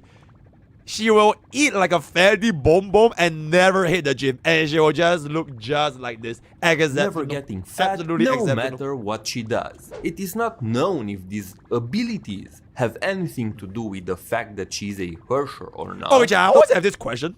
Okay, wait. I'm not like a pervert or whatever, right? Okay, genuine question. And I notice this happens a lot for like anime female characters, right? Anatomically speaking, why the fuck are her armpit curves here, where there's a dimple at the armpit, when the armpit is here? Because this is clearly not a boba, right? Like, a bobas don't have a line here. This is meant to like illustrate like the armpit, like you know, when you raise your arm, the armpit line is there. So it looks like she's like powering like her chest all the way like this, and then her armpit is like over here. You get what I'm saying? It like it feels a bit off, bro. That is not a muscle, bro. That is not the muscle. The muscle don't look like this. Like if you chat. You have never met a woman in your entire life. I don't need to tell me how the fuck the women anatomy looks like. I have a facial, right? You guys, the only thing you guys know is fucking anime gacha unit. Shut the fuck up, sit the fuck down, right? I can tell you this right now. There's no fucking way this is aboba. The aboba does not go all the way up here. It curves naturally from the cleavage, and it fills up by this end. So the only way this is pretty much armpit, which anatomically it just looks weird. You know what I'm saying? So yeah, Hersher or not. Oh, and speaking of her Hersher powers, let's talk about them. Alicia is the true first Hersher. Women in chat. Is there a woman in chat? Who is the women in chat? Who is the women in chat? And there it is. Not a single one is gonna be. And there it is. And there it is. There are no women in chat. Because of that, many we have people no women. like. Oh, chat. Fun fact: your streamer actually has, I believe when I last checked, it was 11.9% female audience, by the way, which was like a lot more than I actually expected. Hold on, wait, let me check it. Yeah, like 11.9% females. Hold up. Let me take a look. Audience. Where's loading? Bro, 12.8, guys. Well, I shit you guys not. 12.8% females. Wait, hold on. Let me pull up for you. No cap on a sec. So technically, 1 in 10 of y'all are females. Whoa, that is pretty crazy. That is pretty crazy. Alright, so if you're a woman, feel free to disprove me otherwise. But in any case, I don't think I'm ever wrong. So, bada boom, bada bing, bada bing. To call her the Hersher number 0, also known as the Hersher of Origin. Hersher of Human this is a name she chose for herself as the first Hersher to ever fight for humanity, but her powers in-game are referred to as the Authority of Origin. The exact nature of her authority remains a bit of a mystery, since it's never explained, but it's heavily implied to have something to do with fate. By returning to the Honkai, she severed the threads of destiny that were binding humanity's fate. During chapter 32, Prometheus remarks that Kiana displays the authority of origin. Later in the same chapter, Dr. May refers to May as a Hersher of human. Combining these two statements, it is heavily implied that any Hersher that kept their humanity is a successor of the authority of origin, since Elysia's powers are what enabled them Okay. Perfect example, guys. Perfect example. Okay. See? This is their drawing for the armpit line. It is the exact same framing from the previous picture I just showed you just now. Alright? It is clearly meant to be the armpit. Do you see? This is the aboba. This is clearly the armpit. So when she raises up her arm, the armpit goes along with it. Right? It goes along. Okay, wait. It goes along, connects back into underneath the arm itself. So this is clearly the armpit line. In this current framing, it looks normal, right? But in the previous one, it's all the way like up here.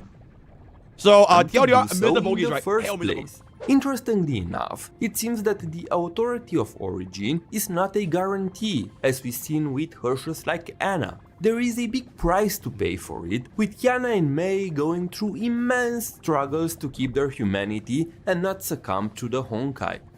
In the game, she is referred to as God's daughter.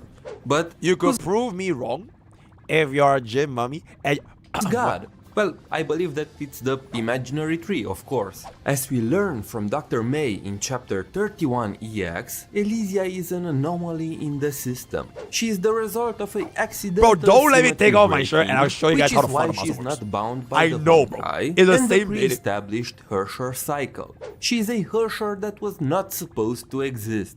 That is why we don't have a Hersher of origin in the current era, but her authority is still present.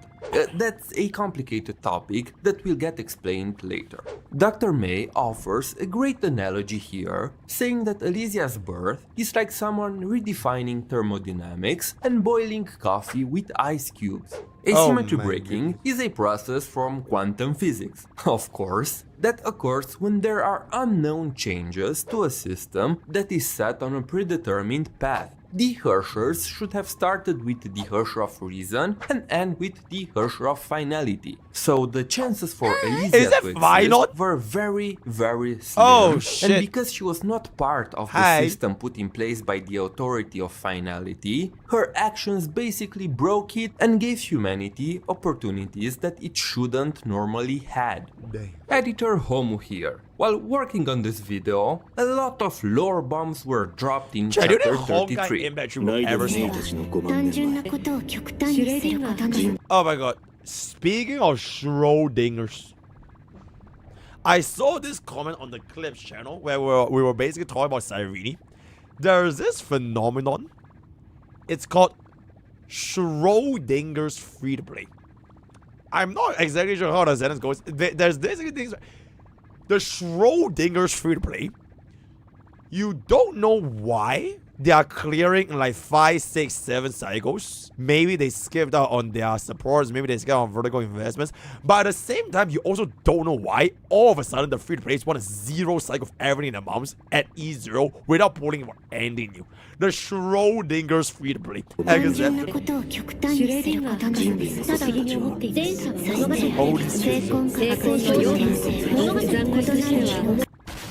Boom. If you haven't experienced the chapter for yourself yet, skip to this part. I saw a lot of people I wouldn't worry about it regarding the authority of origin and how it works. Humanity is trapped in a 50,000 year samsara by the authority of finality.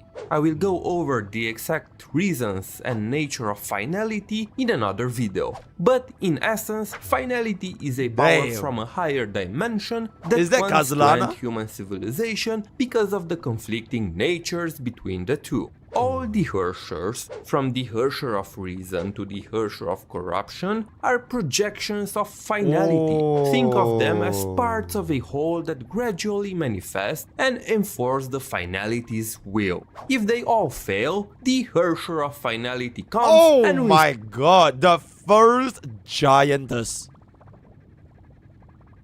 Okay, I'm gonna be completely real. I have seen stuff where like she like sets everything. Now, the reason why the Hersher of Origin is special is because it's not part of finality. Origin is another power from the imaginary tree on the same level as the finality, but unlike finality, Origin's Hersher loved human civilization. That is why the Hersher of Origin doesn't exist in the current era. Her powers do not cycle with the samsara since it's not part of the finality, and that is why Elysia was able to free the current era Hershers from finality's control. The final banquet. Oh, is this about what you guys call Jesus? The events that transpired at Elysia's final banquet are never properly explained. I believe that they wanted to be elusive about them to keep a biblical feeling. They mentioned things vaguely, never giving a proper confirmation or order of events. We can only deduce them from the dialogues and the reenacting that she and May had during chapter 31. So, please note that what I am about to say is my own interpretation based on the in-game dialogue that I have read again and again and again. It is heavily implied that Elysia did not know that she was a Hersher until late into her moth days. She always had a looks like she has the Paimon model. Maybe they yoinked the Paimon from this. It's possible. Feeling that she was different, but she never confirmed it for herself until Dr. May done some tests on her. She wanted to sacrifice herself by returning to the Honkai to accomplish two important things. One, Elysia speculated that she had the power to free humanity from the fate that was controlling it, and second, to unite the remaining flame chasers who were in a pretty rough spot after the 12th Hersher destroyed the 3 remaining human cities. She wanted to pretend to be an enemy of humanity and challenge the flame chasers by sending them an invitation to come and stop her. Dr. May knew about her plan and went along with it. Ultimately, she hesitated because she didn't want to disappoint her friends. The moth branded her as the 13th Hersher, which was a false identity that she and Dr. May constructed, and as an enemy of humanity. But none of the 12 remaining flame chasers believed it, and as Elysia says, they all refused to see Elysia as an enemy. Nonetheless, 4 people showed up in front of her anyway. Eponia, because she could see the strings of fate and knew from the beginning that Elysia was special. Vilvi, who was smart enough to figure things out on her own. Eden, who was told the truth by Elysia herself. And Kevin, who was oblivious the whole. Why is Kevin there? With 3, technically not even 3, 4 giant amobas. Why would Kevin be there, guys? Interesting, huh? Interesting. But came to support her anyway. It is implied that bro she wants and to join Kevin in on had the a action. battle, but we do He not know is the for deliverer. Sure how Bro she is about to died. deliver I see a lot 4 of people different saying babies. that she let Kevin kill her. And even if that is a possibility, the game never confirms that fact. Maybe they were just playing around like May and Elysia did in chapter 31. The game seemed to imply that she just vanished into thin air, more so than being killed by Kevin. But the point is, we do not know how she died. Fun fact, if you read the early 5.0 files in the Elysian realm, it is very much implied that initially, Hoyoverse had a much darker plan for Elysia, but they changed their minds as the story progressed. I know what you're thinking. What's with all the return to the Honkai? Well, to explain that, we need to talk about how Elysia is Honkai's version of Jesus Christ. In Christianity, there is a concept called the original sin. This holds that humans, through the fact of birth, inherit a tainted nature and the tendency to sinful conduct. This is due to Adam and Eve taking a bite from the fruit of forbidden knowledge and going against the word of God. As punishment, humans were banished from heaven and forced to live on earth. They gained the ability to discern biblical lore evil is and crazy. good, but they lost God's favor in the process. In his boundless love for humans, God decided to send his son on earth to be born, biblical raised, lore. and live among humans, and ultimately die on a cross to pay the price for the original sin in their place. By sacrificing his life, Jesus earned back the favor of God and opened up the gates of heaven. Question. You know, okay, I'm not a Christian, man. I'm not a Christian, but like, why didn't God just like kill them and then just make new humans? Cause they did bad things, right? I mean, God made them anyways, right? So why don't he just kill the sinners and then make a fresh batch of humans that didn't sin, instead of literally killing his own son? You know what I'm saying? You know what I'm saying? He did try with the first flood. Oh, right, Noah's Ark. Wait, is Noah's Ark even Adam and Eve? No, right? No, right? If you knew, you'd be God. The Purge. As in, before the humans even came on the earth, he banished the humans to earth, right? Like, God banished humans to, like okay, there wasn't a human. It was just Adam and Eve. Right? Just these two. So, like, he banished them to earth. But before he banished them, why not just, like, punish them? Or like if they really, really wanted to like make them like, why not just get another set of humans? And it's not like literally killing like Jesus. You get what I'm saying? He didn't ban. He did kill almost all of them because of the tyrants of the north.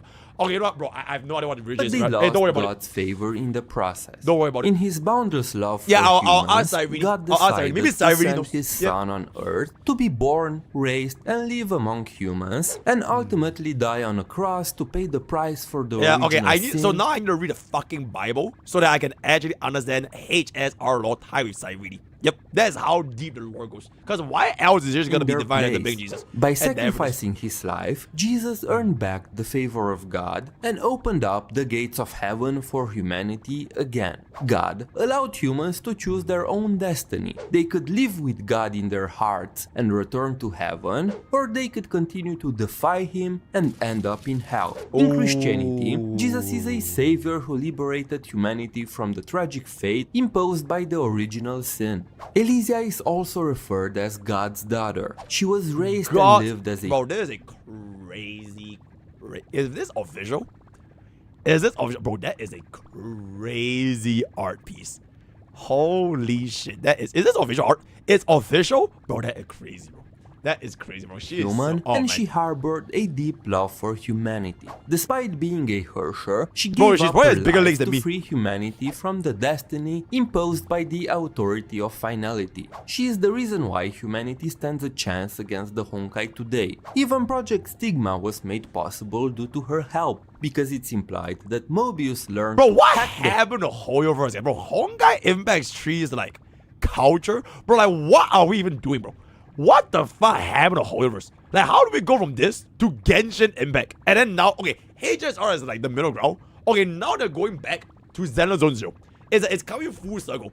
It went from HI3 to like full like Christian mode in Genshin. And they did a little bit more in HSR. And then now they went full back with like way more in Xenoblade Zone Zero. Mobius learned to hack the Honkai by observing Elysia's sacrifice. It's legit the so imaginary tree as a okay, to be fair, even Genshin has like La Uma.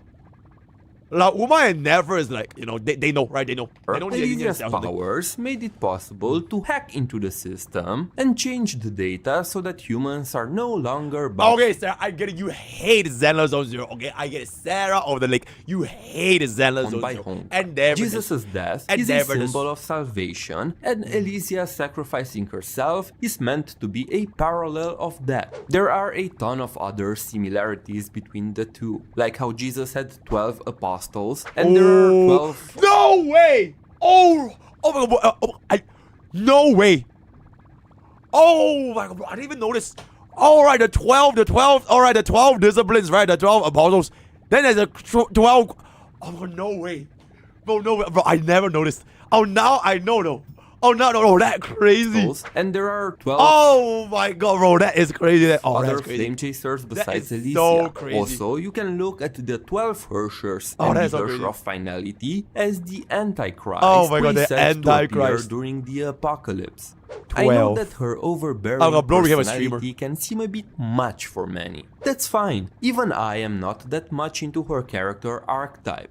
But I really love the idea behind Elysia's character. She was a selfless girl who sacrificed herself to bet on the future of humanity when humanity itself already gave up upon itself through plans like Project Stigma. Okay, so are you really gonna skip? Are you really gonna skip Cyrene? When she literally killed herself for you. She killed herself so that you can unbrick your stupid tourist casual account. I really gonna skip her. And her will was inherited by everybody that chose to believe in humanity and fight for all that's beautiful in the world. Oh my god. Bro, how can you skip her, bro? You have the word. You literally have the word. Otherwise, how are you gonna use a $300 skin, right? Alright, see you guys on the clip channel. Bye. Okay, chat, I think this is enough react. Okay, I wanna crash out, right? I wanna crash out. But I think this one is a little bit late. It's almost 12 a.m. So I will crash out tomorrow. In any case, it is now time.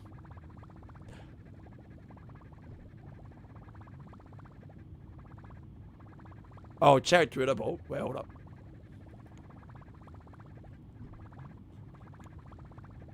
Where is Twitter? 69%. Ooh. Ooh. How about day 3 until 4? Because you want to try anomaly. Ding. Oh, we need to skip the story. Do it for Bob. Yo, man, thank you so much for the YouTube member. Please, for this, I make it day 1 so you can chill with the Cyrene that's out is all done. Yay. Do it for Cyrene.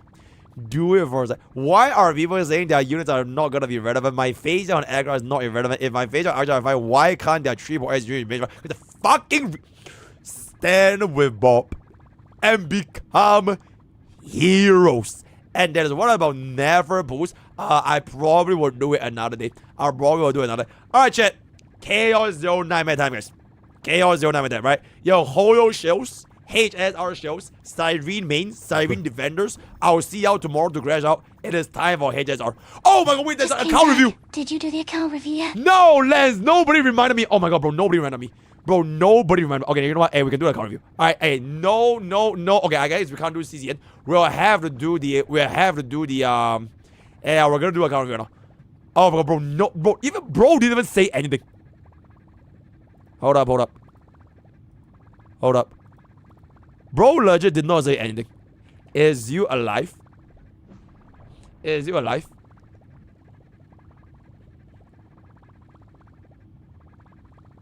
Wait, he's typing. Oh my god, wait, why didn't you DM, bro? Oh my god, nobody said nothing. Okay, Jeff, we'll do an account review, right? Wait, hold on, we'll do an account review. And then we'll get that together, we get that. Boom. Okay. Bro finally unlocked the best content to farm in CZN, and bro is doing account reviews. I'm gonna kill my and there it is, Sarah. There it is, alright? Yeah, don't worry about it though. We're gonna be this is good. This is good. Okay, chat, I feel like yo mods, how me bring it back to Hedzor? How me bring it back to Hedzor? Send. Okay, I feel like tomorrow is a fine to play CZN though. Right?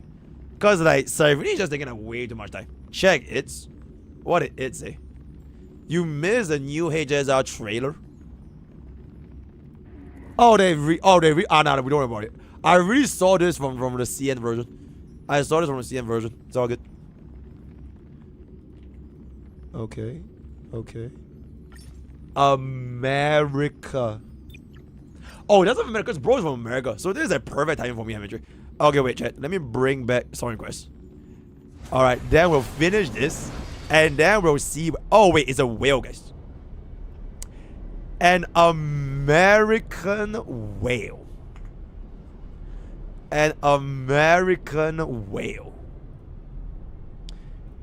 Okay. Alright. American whale. Favorites. Since I've got Aglaia, I knew I wanted 2x Sundays to be on Earth, and I knew it was impossible. Now that I've done and tried a team comp for some time, I'm not sure it's the best damage to keep the build as is.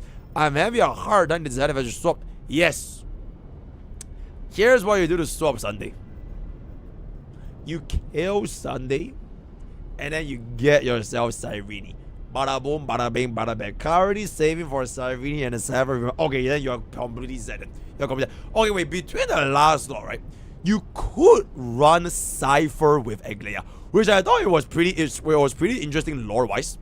Because Cypher always is a besties with Aglaia, right? But they really never could function with one another quite well. Because, you know, there was a Sunday, there was a Zinki. And now that we have Cyrene, she actually allows Aglaia to be in the same team as Cypher, which I thought was quite interesting. We still managed to get a 3-cycle this way, by the way, while on the team. So let's see what Whale has over here. Yeah, but just kill something. Don't have to worry about it anymore. Supply bus. Cypher, my goat.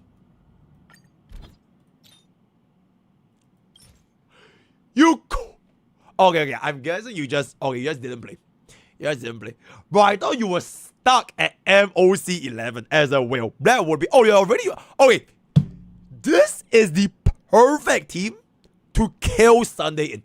Perfect team. So you kill Sunday here, slot in Aglaya, give her more, slot in Cyrene, give her more crit rate, bada boom, bada bing, bada bing. You are more than fine. Oh my god, I'm surprised. Holy shit, you are a super break main. You are a super break main. Oh, somebody. Oh, okay, bro. 1 star clear with this thing is still really, really admirable. That is still okay. So somebody skipped global passive. Somebody skipped global passive. Okay, wait. Let's take a look at what bro has over here. This is a relatable E1, E2 Aglaya, E1 Sunday. Okay, E1 Teep. Okay, for a whale account, it's actually not that whale. This looks more in line with a light spender. You don't know that you have a lot of units, my man. Hold up. So this is the E2 S1. Okay. Do have all the S1s. This is a bit sus. You can get it to S5, but it's gonna take a while. I know you can just go for the attack percent, because the base attack is just way too low. 370 attack is way too fucking low. So it is what it is. This is okay. Linger with loaded char of Nexa is up in that. Alright, E1 S0. Spargo with the DDD. Over the Spargo is sick. Archer is free. Then we have Rabba on the edge. Okay, chat. All these considered. Wait, what is your super rate investment?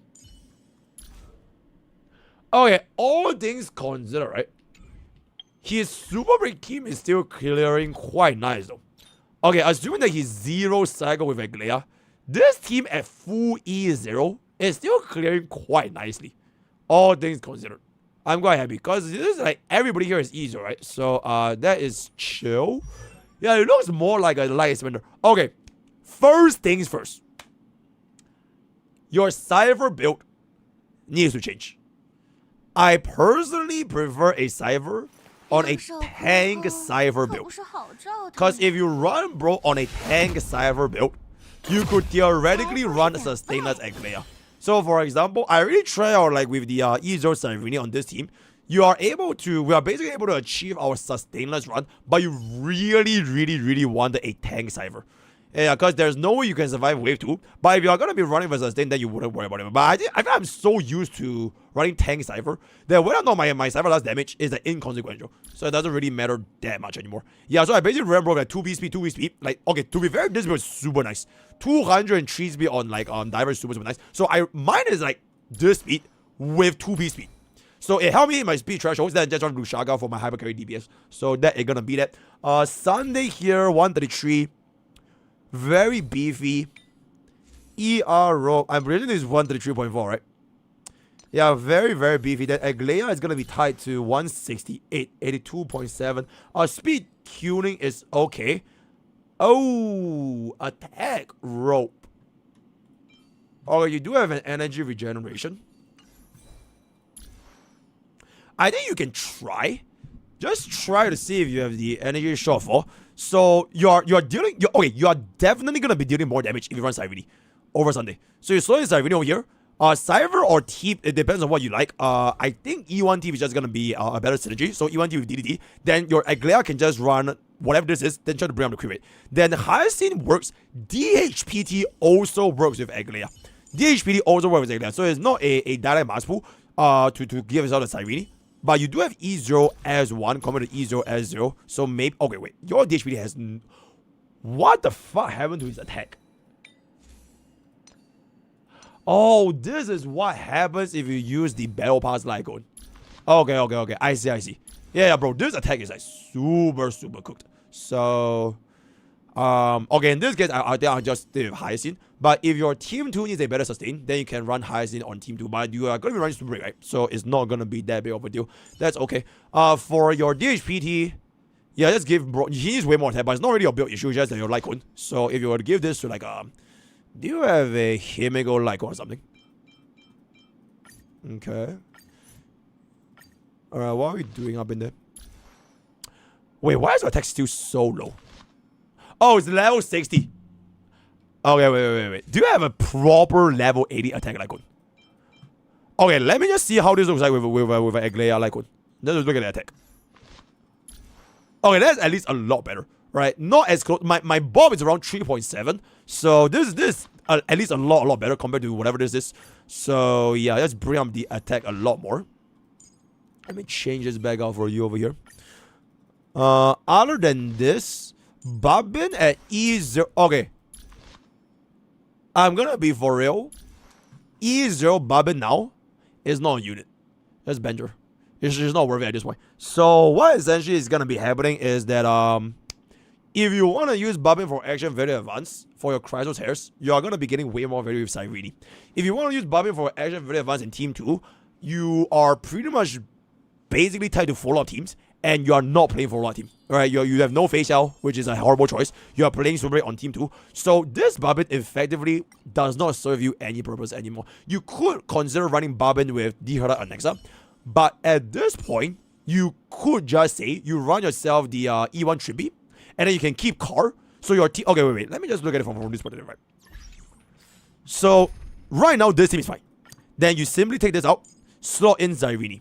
Alright, so when Mimi comes in, done. So this is your team with Aglea, E2, should be no issue whatsoever. Then this team is your Super Break Team 2, but in scenarios that you cannot run Super Break, this can go out, and then you can run something like D Herda Anexa. Or if you want to run Anexa Hyper Carry, it frees up your Sunday to be with Anexa Hyper Carry. So you can see how, like, for this value, for this account, Cyrene is gonna be like super valuable for you, because previously you were using Sunday for both teams. Right, you will use Sunday for both Aglea as well as Anexa. Now you can actually free up Sunday to Team 2 if you still really want to run Anexa on the second side while you're still running Aglea on the first side. Right, so this is going to be good. Then for this, you can run Teep. Actually, Teep is kind of like the best over here, because it is E1. Then if you want to run yourself the sustain, it's going to be DHPD. Alright, then DHPD comes here. Shut the fuck up. Okay. Right, so this is your Team 3, Team 2, Team 1. So you're like completely diversified. 12 different units, and you are able to pretty much clear all the content, right? But that's assuming you actually get a Mimi. I do think that for an account like this, Cyrene at E0 S0 is gonna be a very good investment. But you already know you're gonna be putting, so I don't really think I need to say anymore. Yeah, don't worry about it. So, yep, those 3 will be your main teams, and then you're just gonna be able to get that. Other than that, your Lingsha, okay, your Super Break team, right? First things first, Lingsha is. What? Okay, crit DPS Lingsha. Crit. Wait, is that crit? Are you playing crit DPS Firefly? Or like crit DPS Reba? Oh, you're not. Oh, you're just running crit DPS Lingsha.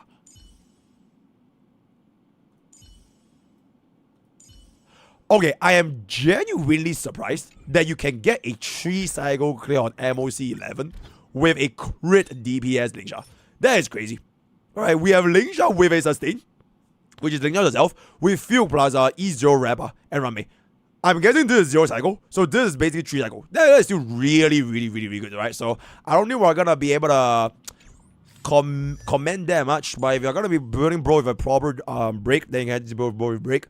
Nexa is build 122. If you're gonna be running Sunday with bro because you're gonna be yoinking Cyrene for the first team, then you need to speed to him, but I don't think you need to be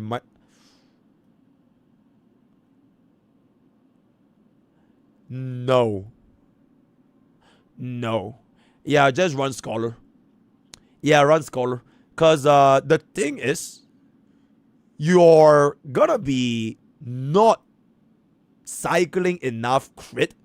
Cause right now you're 88%, right? I'm guessing once you speed tune, you drop this out. So Scholar gets you the additional skill damage, which is where a Nexa's damage is coming from, right? It's coming mainly from this. And I believe Scholar also buffs a little bit more of ultimate anyways, so that would be nice. If you really want, you could consider even running 4-piece Quantum. That's also gonna be pretty viable. Teep is 71. 71 is... Okay, this Teep, for a free-to-play, is actually pretty okay. Yeah, for...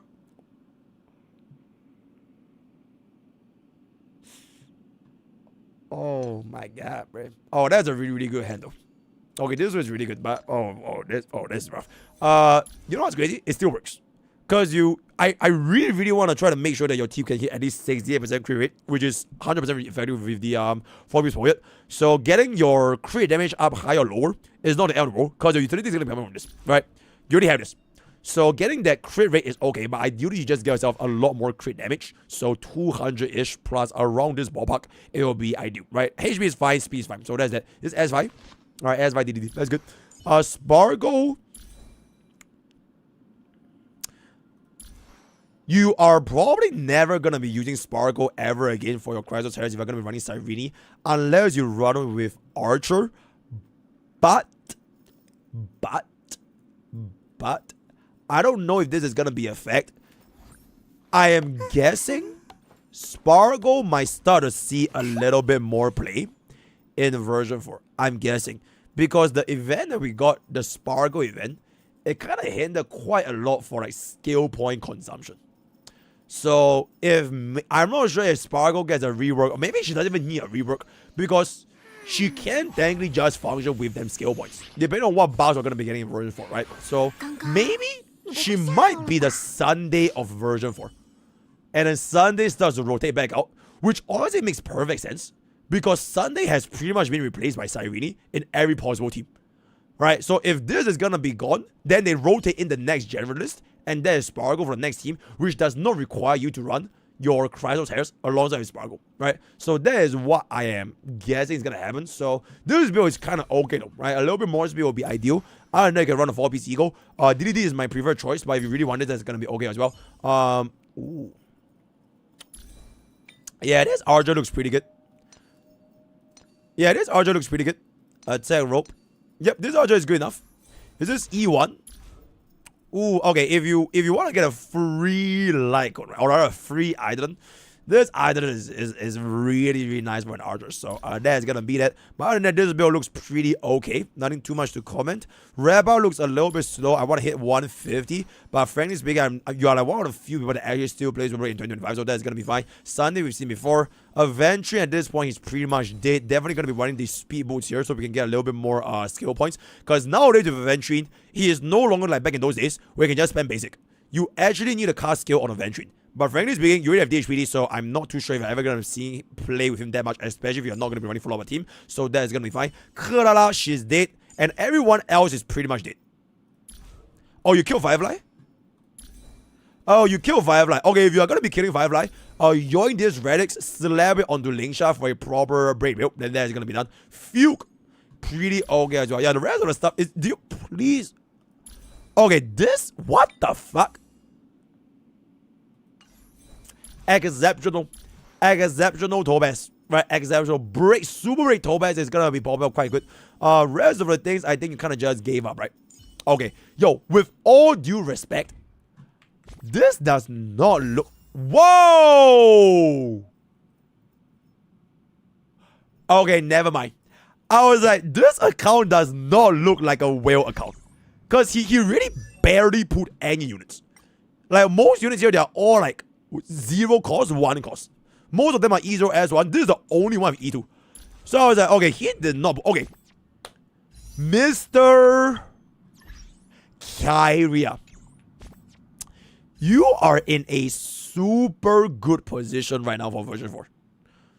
So first things first, assuming you are gonna be getting that 50-50, you get a E0 S0 Cyrene. That's it. You don't go for E2. You don't go for E2 S1. You don't pull for Hyacinth Idolin 1. You don't pull for Casuist, which, you know, W Morals, right? No Casuist, no Evernight. You don't pull nothing. The only unit you pull right now is E0 S0 Cyrene. So assuming it took you like 100 pulls, you're still going to be left with a super healthy amount of version 4, which is like easily 200-ish over. And then by 3.8 into 4.0, you have 2 patches of income, which is at least 160 pulls. So combined total, you'll be going into version 4 with 360 pulls, bare minimum. That's other E0 S0. So you are the perfect example of how someone can manage their resources well in HSR. Granted, you have the power of money, you put a lot of units, but this is a super ideal scenario. Bob is something like this. So Bob is like this, but I think we minus like roughly 50-ish, 60 pools as a free-to-play, right? So for Bob, we actually invested way more because of Casuist. So we are also going to be getting E0 S0 Cyrene.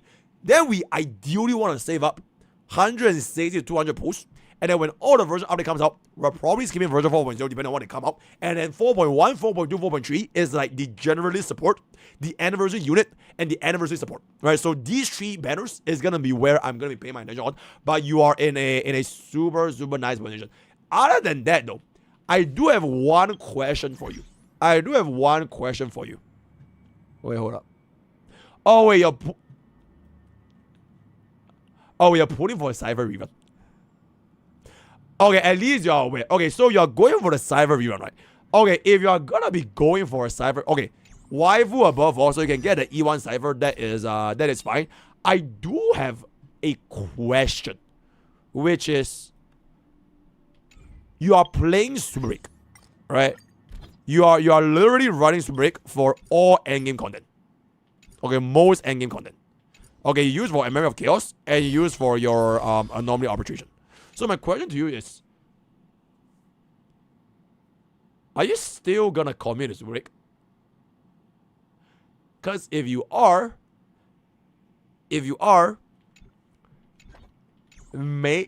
maybe there might be a situation where you might need to invest a little bit more than you would like to, especially since you also said you wanted a Cypher rerun. You don't have to run Super Break. From my personal standpoint, you didn't invest that much. This is a E0 as0 wrap up. Alright, this is E0 as0 wrap up with E0 as0 Fugue. I don't know why he even put his Firefly, so it is what it is. Alongside with a E0, I guess, as1 Lingsha with the free run me. Alright, where's the free run me? This is a free run me. E0. So your entire cost for Super Break for the past 2 years, as we go to Virtual, it's going to be 2 years. It was a 4 cost investment in Super Break. Right? I did it like for a team that only took 4 costs in a span of almost more than 2 years at this point. I think they pretty much served their purpose.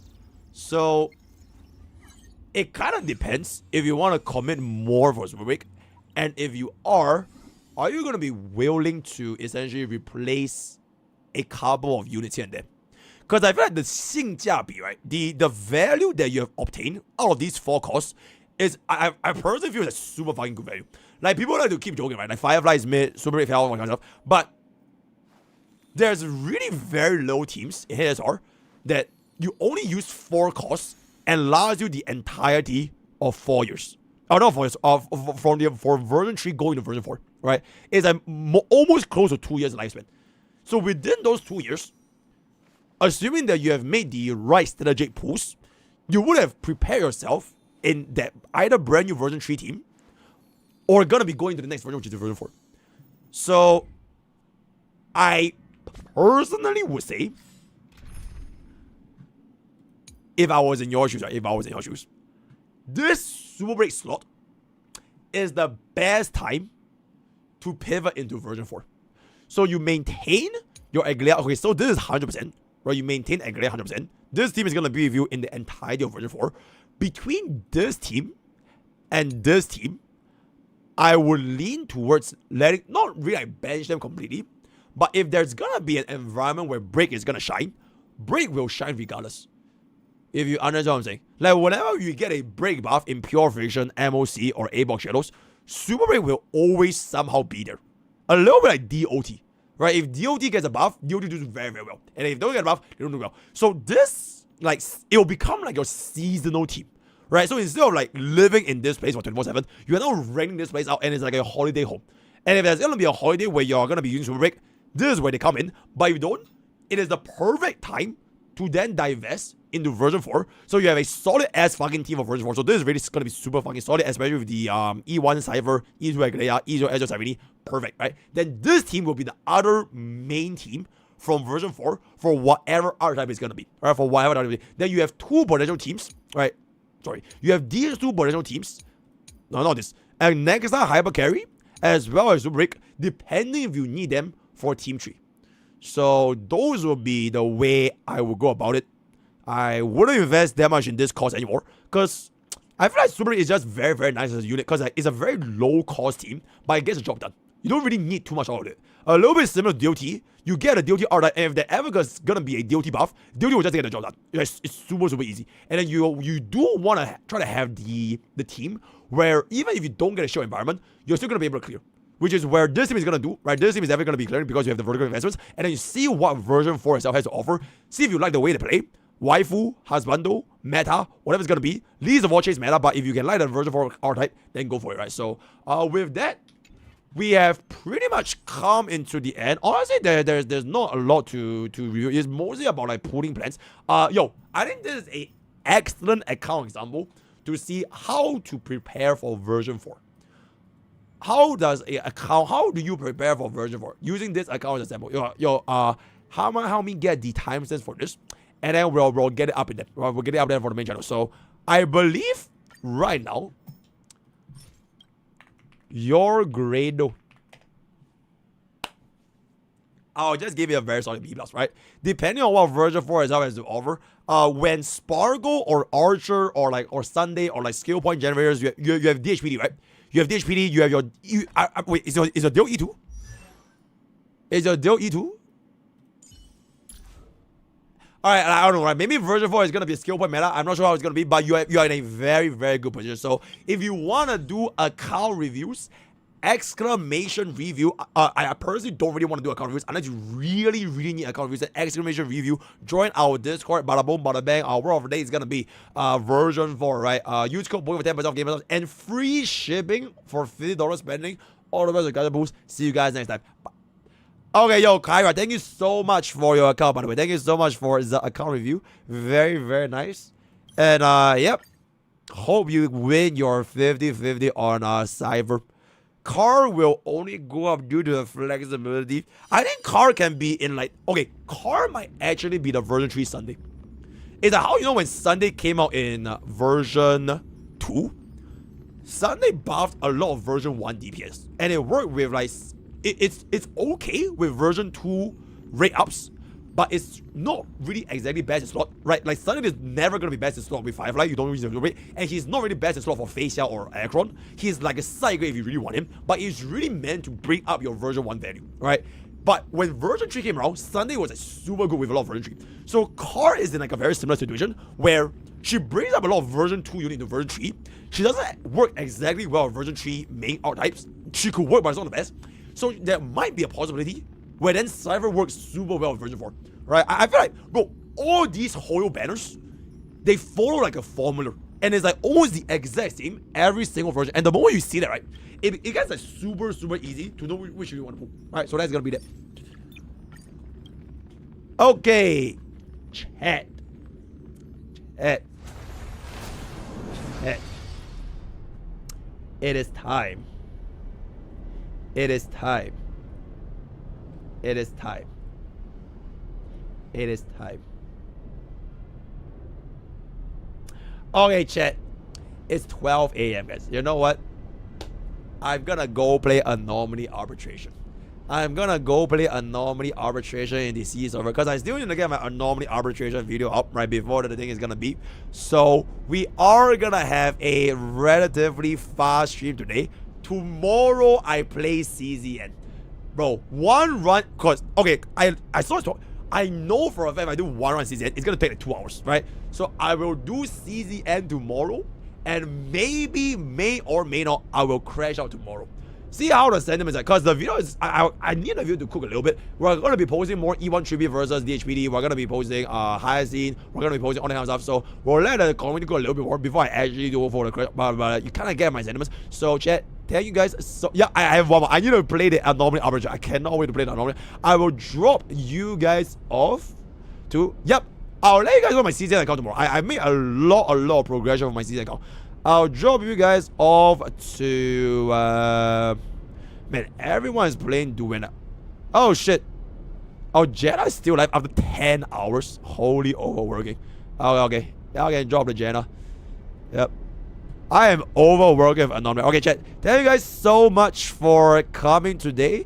I will see y'all tomorrow for actual CZN plus the whatchamacallit plus the Cyrene stuff. Then weekends, I'll update you guys again. Maybe I'm going on face out. Who knows, because I've been wholly overworking. Thank you so much for joining. Thank you for the subbing, for the BDs around Discord, YouTube, Twitch, gamer subs using code Bogey. You get free shipping. No crash out. Piece of happiness. All of that gotcha boost. Bada boom, bada boom. Alright. Alright, good night, guys. I'm gonna go play on Nomni.